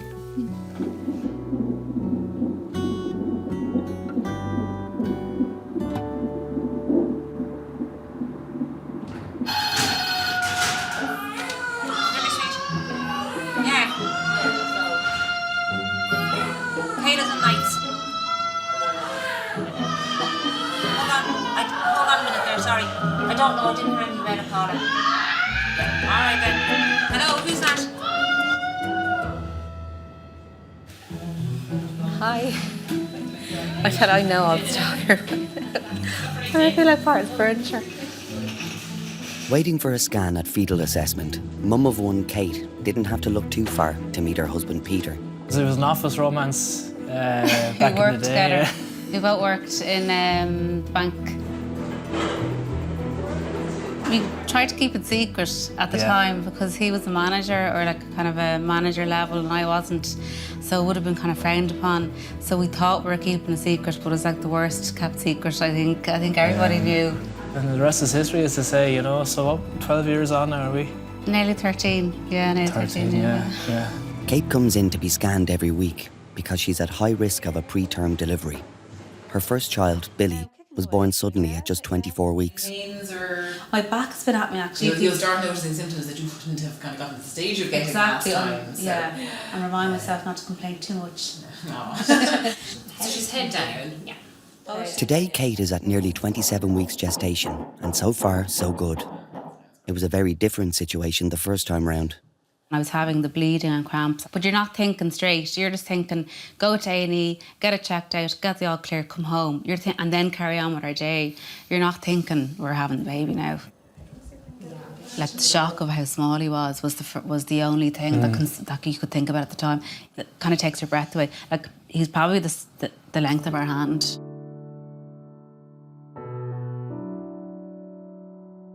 They kind of had to run various tests, and they had to obviously put the He's line... ventilated straight away. The line in to ventilate him, etc. He was kind of just taken away then to be examined further, and then we went into the recovery room just in next door, and then he was whisked up to the ICU then thereafter. 127 days that he had in hospital was very up and down. Thankfully he came through it. Thankfully we got to take our little baby boy home. He came home in oxygen for 6 months. Billy was a year and 3 months when I got pregnant, yeah. So it's still very fresh, and kind of around the year mark is when you're kind of coming out of the trauma. Kate was extremely nervous, even when I met her before she got pregnant, even making that decision as to whether to embark on a second pregnancy, because with one very, very early delivery as she had with Billy, there was a very significant risk that she would deliver preterm again.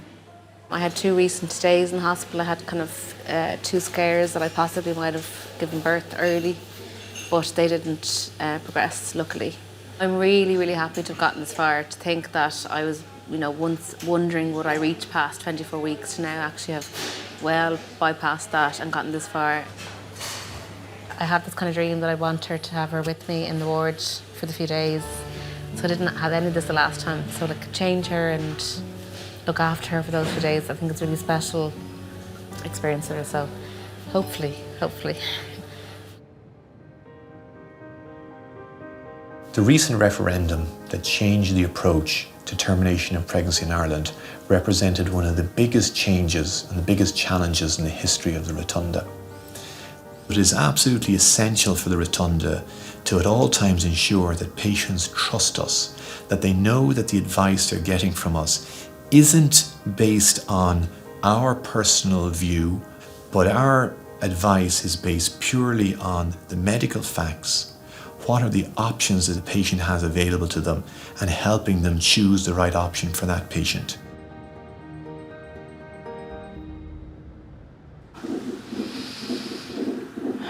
So keep breathing.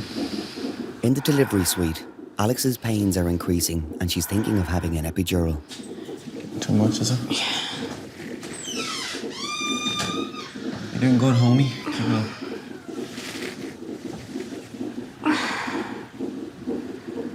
Yeah, she's getting an epidural now. That's what she's looking to get. Yeah, they're coming every like 2 minutes. Yeah, they're really strong, like. There was a woman last night in where we were when we were only induced to take another room, and she was huffing away on the gas, like, do you know what I mean?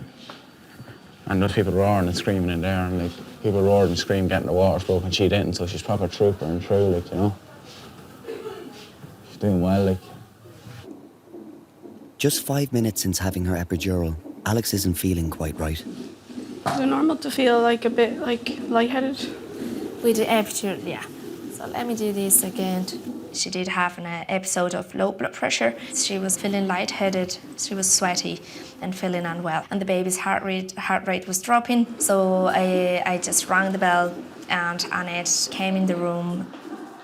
I'll give the nieces that was wrong. Yeah. It's here. Is he? Just in. Can I put the oxygen max on? Anaesthetics around. Dropping the blood pressure. She's symptomatic. The baby's heartbeat's dropped. How much is 5? On the other, yeah. That's it.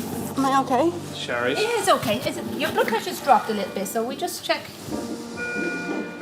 All of a sudden, like, my blood pressure went down and the baby wasn't doing well, and then all these doctors were like flooding around me. What is the blood pressure? 93/50, and she's symptomatic with it. And it was 126. Yeah, right. Jack's my name, another one of the answers. Am I okay? You're okay, your blood pressure's dropped a little Are you bit. still feeling a bit dizzy? No. No, that's passed over, okay. It's quite common with the epidural for your blood pressure to fall a bit, Yeah. but yours maybe has gone a bit beyond. So this is just to help the blood pressure. Okay. It's quite normal, don't worry. And how is the baby? It's still, yeah. Take this side there.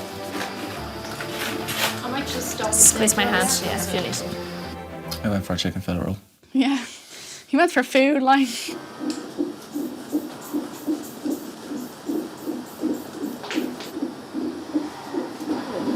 Trying to recover, so we're okay here.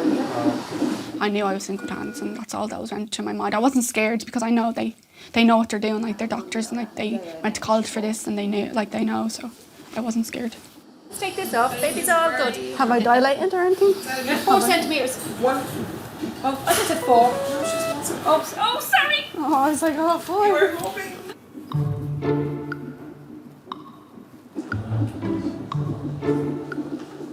Right. You missed it. It's fine. Missed what? My blood pressure dropped. And She she just doesn't make big deals of things. And No. she wouldn't tell you, like, if she was in pain or anything like that, she'd try her best not to let you know. But now the blood pressures come up and the baby's heartbeat as well.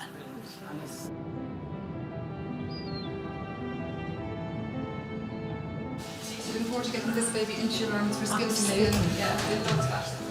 Kate has made it to just over 37 weeks of pregnancy. She and Peter are arriving in theatre for her planned cesarean. We're going to have a baby. So Kate had what we call a J-shaped incision on her womb when she was delivered with Billy. So for that reason, we felt that it wasn't safe to labour. Look forward to meeting this little bambino now very shortly. All right, I'll see you in there in a few minutes, okay? I don't think I could have gone through another premature birth again. Not 24 weeks, not a 24 week. But then, like, you have to ask yourself the question: if it happened, you know the choice. Yeah, but true. to cope Yeah, with it. yeah, you just get into it then. Yeah. Okay, just starting. This was a planned cesarean section. Everything was nice and calm. I think such a different experience for Kate and Peter to the delivery of Billy. To the clip, thanks.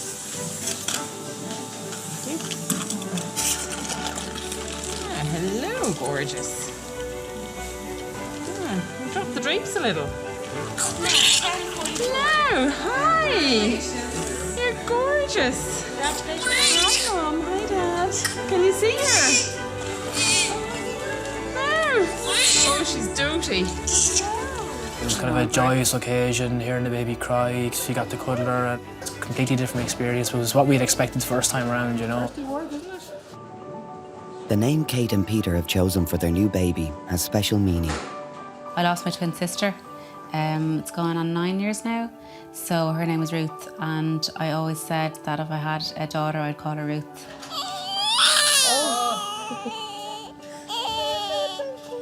It's just amazing to hold her, you know? Amazing to see. Yeah, it is. There's no wires coming out of her, and that she can actually, I was like lifting her up going, where's all her equipment? Like, 3 days later, Billy is visiting his sister for the first time in a place where, as a critically ill newborn, he spent his first months. Hello. Hello. Little man. Hiya. Hello. I haven't seen you in a while. I haven't seen you in a while. Thank you. Yeah. Give me a kiss. for us, it was the end of the kind of traumatic time and the beginning of the best time. It felt like the two times we're meeting. And I know it sounds really corny, but it's the only way to describe it. We're going back to Billy's first home, where he stayed for 16 weeks. So, neonatal ICU. Julie, how are you? Look, Fab. No, little man, yeah. Look after you so well. You go the wrong way. No. Different baby, isn't he, Julie? Oh my God, huge. The red hair. I know. Didn't lose that. She looked after him in the first week. Yeah, on Paddy's Day. Do you remember on Paddy's Day? Yeah. Bye-bye. You go home with your 2-year-old who's kicking and roaring and screaming in the back seat like any 2-year-old should be, and a newborn baby all packaged ready to go like a normal baby. And it's just like, when we drove home from the hospital, I thought, we're actually leaving the bad days behind us. I can feel it. You know. Yeah, no. Yeah.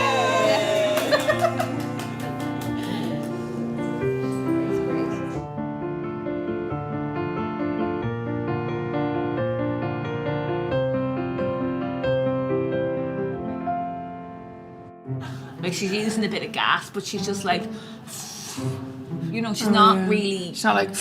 No, she's like, and then, you know. More than 30 hours since she was induced, Alex's labour is progressing very slowly. She's been told it might go to C-section. I thought when you get induced, like you have it that day. I didn't think it took about a fucking week. I told you. They could have induced you and just sent you home, realistically. Hardly. What if I had her then? You weren't. Depends though. on the person. You didn't know at all. I know, but it depends on the person, though. But you didn't know. I know.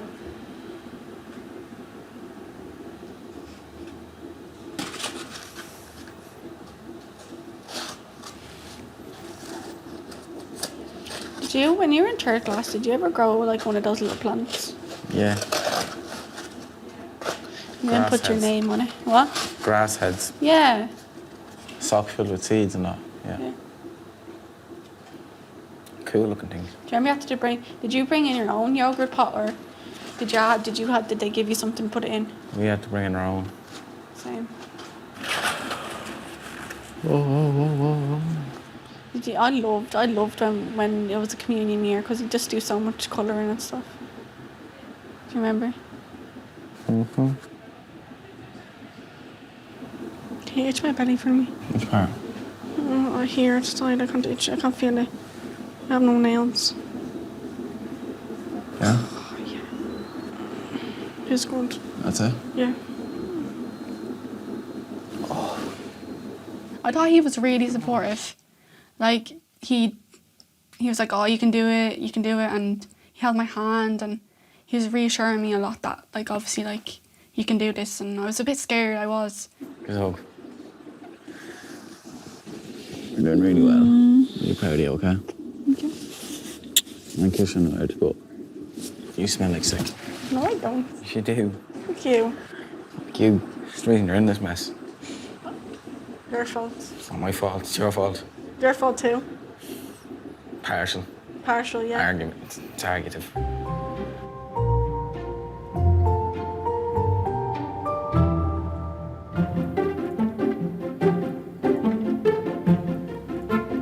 I've worked in so many places. I think I'm chefing now about 22 years, 23 years. And working from the top Michelin star, I have to say working in the Rotunda has been more satisfying for the women in bed, and they could be really tired, really sick.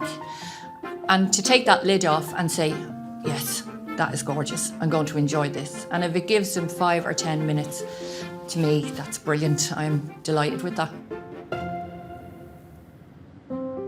Waiting for her 20-week scan, Natasha is 21 years old. Expecting twins, she's soon to be a mum of 4. When I found out it was twins, I actually wasn't even that shocked. It was just because it runs in my family really strong, but I'm actually really excited. I can't wait. I asked her to get with me when we were 14. I texted her saying, do you want to be my girlfriend? There's no really date. Like. No, there's no date.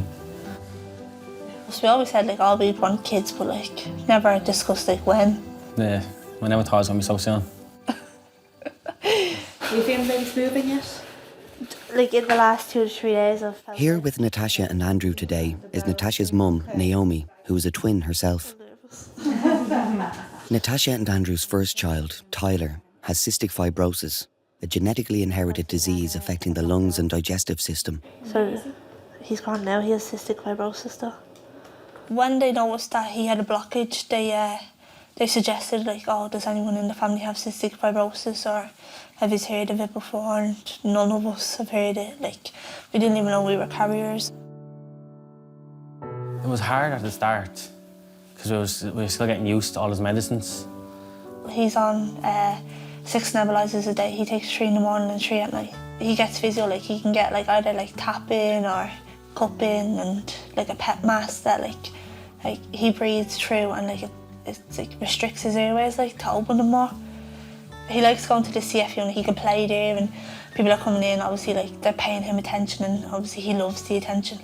But when it comes to being admitted into hospital, like A&E or anything, he hates it because like he hates needles, like he's terrified of them. And especially like seeing him like when he's screaming, crying in pain, like you literally can't do anything.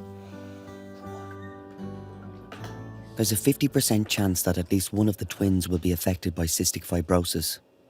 Natasha and Andrew didn't want to do a test for it during pregnancy, so it won't be until the twins are born that they will know if they are affected. Well, exactly. That's exactly it. Obviously, I hope they don't have the CF, like obviously, like because I don't want them to go through like what Tyler's been through, like as in like hospital stays and like constantly getting poked with needles. If they do have the CF, like it's gonna be the same, like just adding in 2 extra babies. Like I know it sounds bad, but like I didn't think like CF would ever stop us from having more kids though. Did you? No. I just thought like if they have CF, like obviously like it's an illness and like it's not nice, but like they still have life and they still can like achieve stuff. Great. Structurally, I don't have any concerns with the babies. Yeah. The scans are never 100%. Twin 2 is a little bit smaller, but still within the graph, so nothing to worry about. Okay. Lovely. There you go. Congratulations. Lots of pictures to have a look at. Here, Do you want Daddy. my tissue? Oh, look. Thank you. Congratulations. Thanks.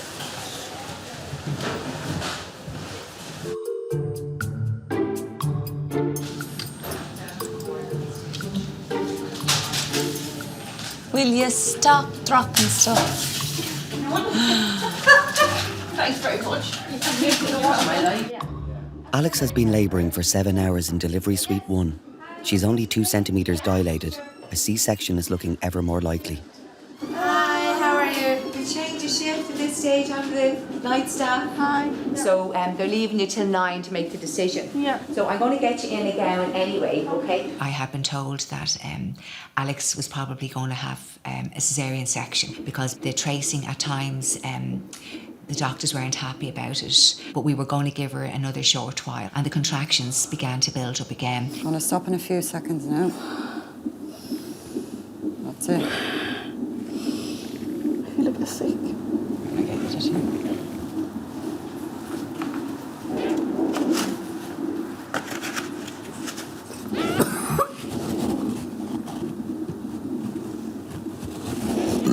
Well, yeah, it's just she's in more pain now, Jake, and the epidural isn't really working that well. So she doesn't want to be any more pain. You haven't a clue. You're just part of the furniture. You're just watching, that's all. The women do everything. Okay, so what we didn't want to happen is, remember when you got the epidural and the baby's heart rate dropped because your blood pressure dropped. So we want to go very softly, softly with the top up. Want Jake to hold your hand? That's it, do your breathing. Good girl. Newfound respect, honest to God, because, like, as a bloke, when you think about women having kids, you're like, oh, why are they making a big deal, like, you know, have the kid, like. But when you see that now, when you're actually in the room and you see her having that kid and you see what she's going through, it's completely different. You never think you can feel like that about someone till you see them having the kid, till you see what they're going through for you and for your child. It's amazing to see, like. Yeah. Yeah, he hasn't said anything like that. I heard you feeling a bit of pressure. Yeah. That's good. So I might just check on you. She's coming, you're ready to have your 10. So I was so shocked. I was like, from 2 to 10. Am I actually? Yeah. So we were all so excited. It was looking less likely that she was going to need a caesarean section. Now, you got one there now. So just take the gas away. That's it. And just give me a push down it. Drop out the knees a little bit. No, it literally felt like 10 minutes. I actually don't know how much I pushed for. Good girl. Blow, blow. Just drop out your knees now and blow. Good girl. Just drop out your knees. Good girl. Good girl. Another small little push. Now keep the legs nice and relaxed. They're nice and relaxed. Good girl. You're brilliant. Just 3 pushes, I'm not going to lie to you. Go Yeah, and like push she was baby's coming, head she out. was literally coming so quick. Like I felt the urge just to push and push. Good girl. Well done. Keep the legs nice and relaxed. Good girl. You're doing it now, you're doing it. That's it, keep going, keep pushing. That's it, you're brilliant. Now she's there. She's coming now. She's coming. Another little bit, another little push. Another push. Good girl. Well done. Now we just take the cord from her neck. There you go. She's absolutely gorgeous. Gorgeous. Well done to you. Well done. Jake, Daddy. Oh no. Here we go. Now, see the white bit? You just cut after that. Good man. Yeah, just here, yeah. Go ahead, don't do our piggy. That's it, now go on. Once I cut the cord, like, there was just that connection was there. Like, it's weird to explain, but when it came out, it doesn't feel like, and then you cut the cord, and like, that's what dads do. I'm now dad. Ah, she's so lovely. She's gorgeous. Now. There you go. Now. Now. Hello, Missy. Congratulations, everybody. Thank you. I don't know how to explain it. Like we just connected again, I guess. Mm-hmm. Well done. Not bad, was it?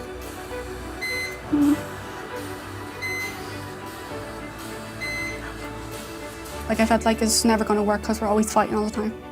Like once, like when Amelia came here, I felt like that all went away and it's all stupid, and like I do feel like we can actually be together now. Like we do understand each other a lot, don't we?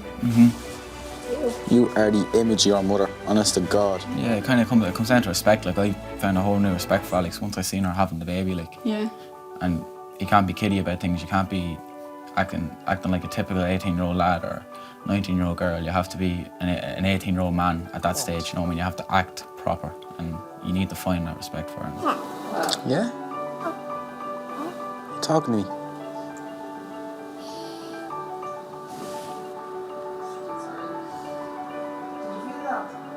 It's so mad to think that we grew, like women like grow these human beings with, like, they have brains and like a nervous system and fingers, and it's so weird that she fitted in my stomach like that. That's what I thought, and I was like so mad. And she has this nose and these eyes, and so mad. And she looks like me.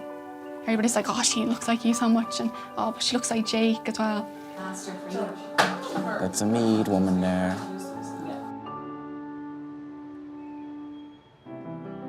Getting pregnant is seen as a natural process. However, current accepted statistics across Europe are that approximately 1 in 6 couples will have some difficulty becoming pregnant at some point in their reproductive life. Treatment may be the only option forward for them. The vast majority of IVF cycles are not going to be successful immediately, and it's our responsibility to keep a couple hopeful, but realistically hopeful.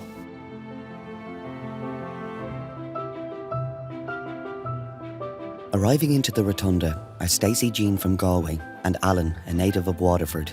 When they first met, they had eyes on a different prize. We met back in 2010 at the Ladies' Day of the Tremor races. So we don't count the day at the races as our first date, because it was only kind of towards the end of the night that we realised that there was a bit of a spark there. Yeah. We had our first kiss that night. Yeah, you were trying to set me up with your best friend. I was trying to set you up, but it doesn't really set a romantic tone when you're trying to hook you up with somebody else. He was very confident. Some would say overly confident.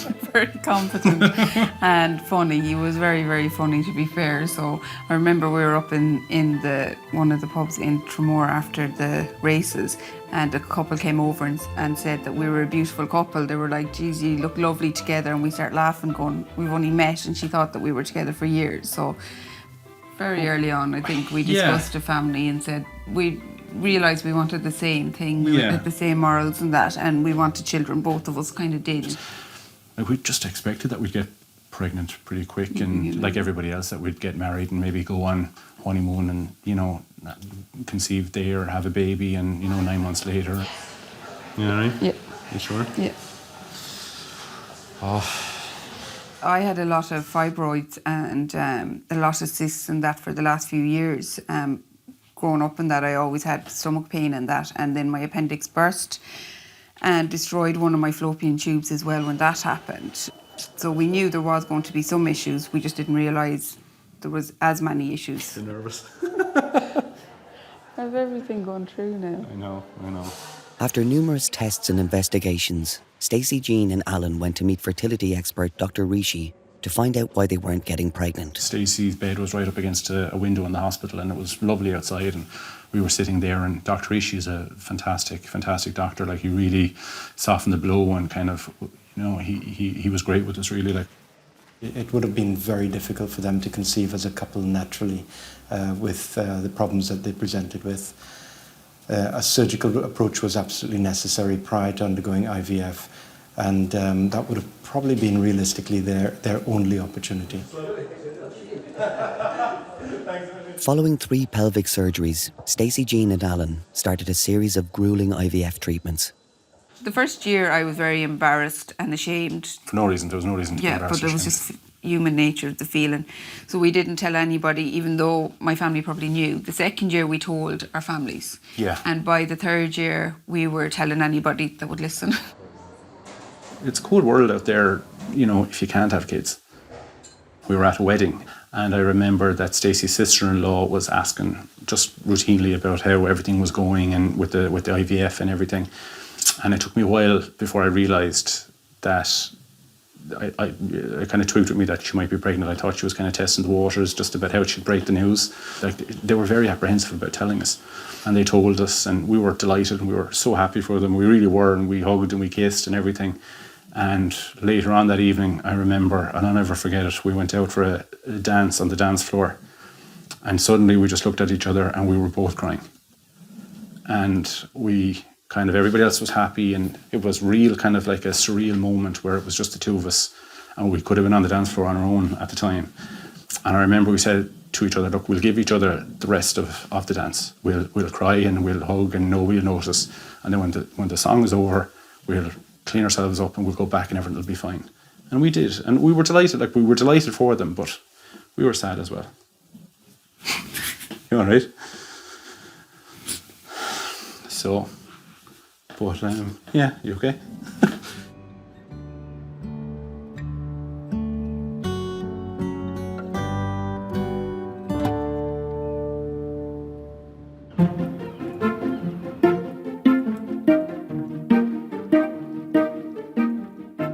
On the prenatal ward, Natasha has been induced because of her twins' reduced movements.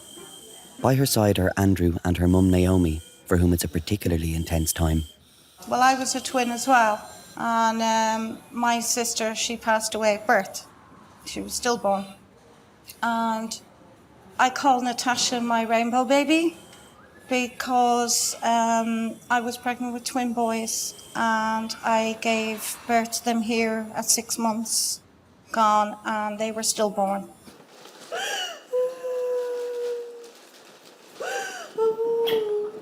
I was like in full on labour, like I was about to have the babies in the ward, and the nurse had to rush me down in a wheelchair.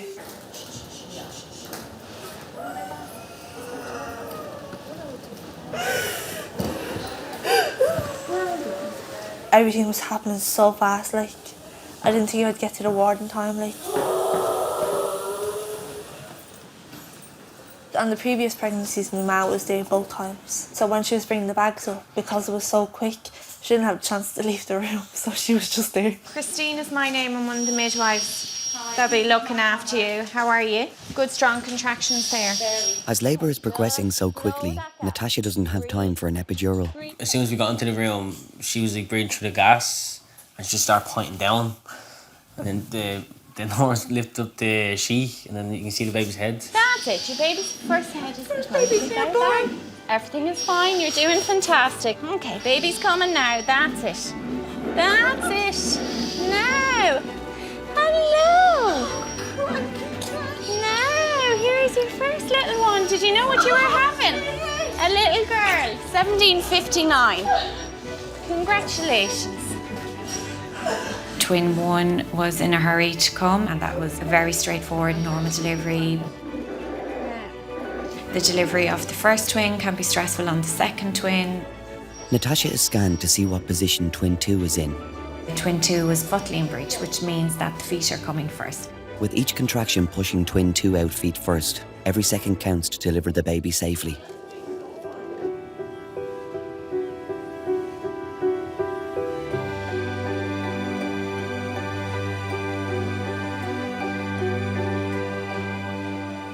Is there anything you want, or? No. You sure? I can't have anything. For Stacey, Jean and Alan, the road to fertility has been long and difficult. Over the last 3 years, they have had 2 failed IVF cycles. The third was possibly to be their last. The first time our pregnancy test came back negative, and that was a hard day. Yeah, we thought after getting through every other stage, we thought this was our time. Our luck was changing now that we'd the hard bit done. Our second cycle, we didn't get the follicles far enough over the line, so we had to scrap that cycle. And then the third cycle, my body was getting used to the medication, so they upped the dosage and make it higher and higher. And I was getting to a very high dosage where if my body wasn't reacting to this, it probably wouldn't react for future cycles. So we were worried about that part. So we kind of wrote this cycle off, saying, right, we'll go through the motions. It's not working. We're barely getting above the line. Yeah, we got 3 eggs, and after the 5-day wait, we had 1 embryo.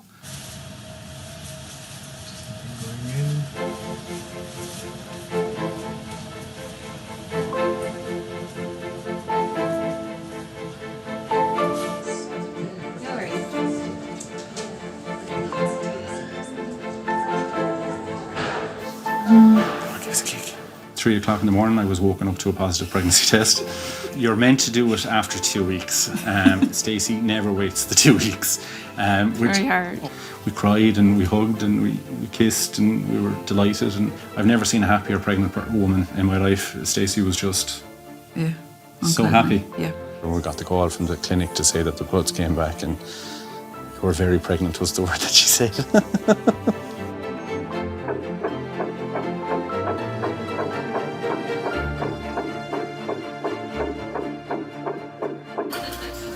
Gonna miss it. I'm missing it already. But I still don't think I'm letting myself believe it until I have the baby there and everything is okay. At last, after almost 5 years trying to conceive, it's time for Stacey, Jean and Alan to go to theatre for their baby's delivery. Right, let's go meet this baby. Ready? I'm crying already. Natasha's first twin was born within minutes of her arrival to delivery room 9. Her second baby is in breech position. Now, Natasha, we're going to put your legs up in stirrups. There was two very senior doctors there. The feet were extremely high, so the registrar had to internally examine Natasha to hold the feet in position. Big push. That's it. Right down to your bottom. Hold it and push down. That's it. Her foot slipped out of her hand, and like I could literally feel her swim away, and then feel your one's hand just grab her leg. Then I'm like, oh my god, imagine feeling that in your stomach, like. Big push. That's it. That's it. And one more. And then The contraction's gone. Contraction. Natasha, listen to me. I'm going to take the gas. No, you're not. No, you're not. And she was like, no, we need to take that back. I was like, you're not taking it anywhere. We'd really like you to have another normal delivery, okay? So if you work with us, we'll have the baby really soon. And when the contraction comes, Natasha, give a big push down. Push down more. Come on, right no, down. No, not push it. Natasha, please remove that from your mouth. You have to. Remove your hand from there, please. Get your hand away from me, please. Natasha. You did a bit of shouting, I did a bit of shouting. The poor midwives got the brunt of it, didn't they? Please give me the gas for one moment. No. Tasha, what, Mum? Come on, you have to work with Natasha. Now, give the gas. No. No? No. Do you want this baby out? Natasha, you have to work with, Have you please. got the traction? Push. Yeah, okay, Go for it, go for it. No, come on. Your body's telling you what to do. So like I was like trying to listen to my body instead of trying to listen to everybody else. That's it. I know, come on. That's it. That's it. Push, she's coming. That's it. Very good. That's it. Now, 18, 17. Now, your baby's foot is out, okay? You're doing great. It's not an everyday occurrence, and when you see a baby being delivered by breech, you know, there may be a delay with the head coming. It is a challenging situation. That's it. Now, Natasha. That's it. Now, Natasha. 18. Now, she's just a little bit stunned because that one was a little bit hard on her, okay? So we're just going to bring her over to the baby doctor. Yes, it is a girl. She's fine. She just, it was just a bit more pressure. Like Andrew was looking over, he was holding Amelia. And I just went over to Andrew. I said, Andrew, she'll be fine. She'll be grand. My own heart was sinking as well, like, you know. And I'd gone over, I said, is she going to be okay? And he said, like, yeah, she's fine. There she goes. Yeah, right? Come on. Are you on your sister? Hello, Missy. You got to open your eyes? I see one. My mom started crying. Like she never cried at the other breech, she just started sobbing. But I think it's because like obviously like she had twins before me and she lost them. The twins will now be tested for cystic fibrosis. Natasha and Andrew will know the results in a few weeks. The minute you have the baby, like the pay goes, like you can't remember. Like even now, like you still get the twins mixed up. No. And they don't even look like each other. Yeah, you do. No, I don't get mixed up. There you have it. They look nothing alike. Like one has like loads of hair. One has like not like a granddad hair. Now, look down at them. That's what makes it all worthwhile now, doesn't it? All that pain.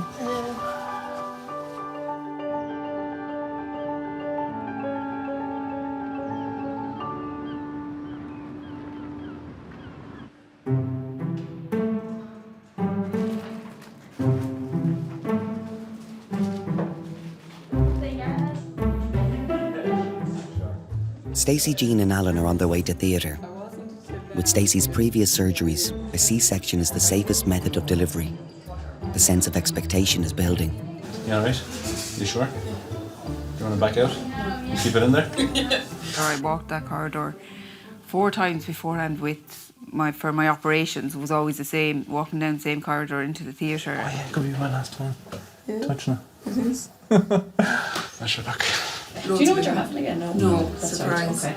Do you want me to show you? Do you know what we're having? No, I don't. No, you're the first to know nearly. You're the first. Every operation was hope. Every operation I got done, it was like, right, this is going to fix everything. We'll get pregnant now. Do you know? So you always left there with hope. So it was, but you always walked down hearing other people delivering babies. Yeah. Here's all I guess I'll see you in there. Love you. See you in a minute. No, can you just All I want to do is just see the child's face and know that it's healthy and it's fine. I really don't. If it's a boy, I will be shocked. I really just don't. Whenever I think ahead of christenings and birthdays and Christmases and stuff, it's always a girl. And I just don't know why that is. I'm just fully convinced. So I will be very shocked if it's a boy. I'd love a boy as much as a girl. So once the child is healthy and happy, I don't care what sex it is, you know. You know, maybe it'd be gender neutral, who knows? That's okay too. I scrubbed up well, and Stacey was very happy that they were the Galway colours, that they were maroon scrubs. And getting into the same room and seeing some of the staff and going, right, well, I've had her and her before. And I was like, this is good, this is a good omen. Then me realising, oh my God, we're about to meet this child that we've tried for so many years to make. You might feel a bit of a stretch. Yeah. Okay. You're okay. You're all 3 minutes. Just keep doing it. Out 3 minutes. Okay. Hello. Congratulations. Let's see, what have we got, guys? What have we got? It's we're right. You see her? Hi, my dog. Oh, she's not happy with me. I'm just going to let her relax down on your tummy for a minute. Thank you. Congratulations, both of you.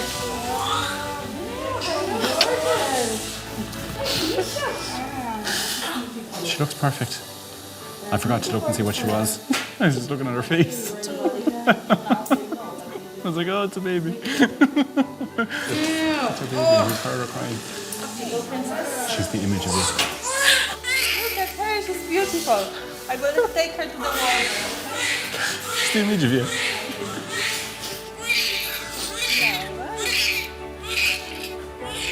Pretty nice and warm. I don't remember a time without her. As soon as she was there, I was like, yeah, that's my baby girl. It was worth it all, wasn't it?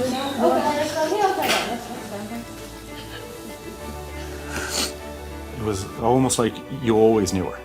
Like that she was always someone that was always there, not someone that you met 3 minutes ago. She's beautiful. And suddenly you're just a father in a corridor with a baby, and you know, you're looking down and they're looking up at you and hi. Hi.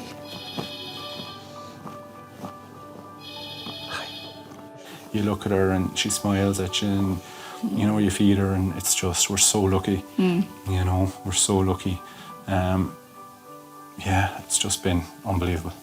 Like, we took a photo of the two of us just after the embryo had been implanted into Stacey, and the fact, you know, like the thought that this baby has come from that is just unbelievable. The fact that Stacey grew this little girl inside of her, and you know, that pregnancy was just full of love, and it was full of, we loved every minute of the pregnancy. We loved it, you know, and we're going to love you even more. Yeah.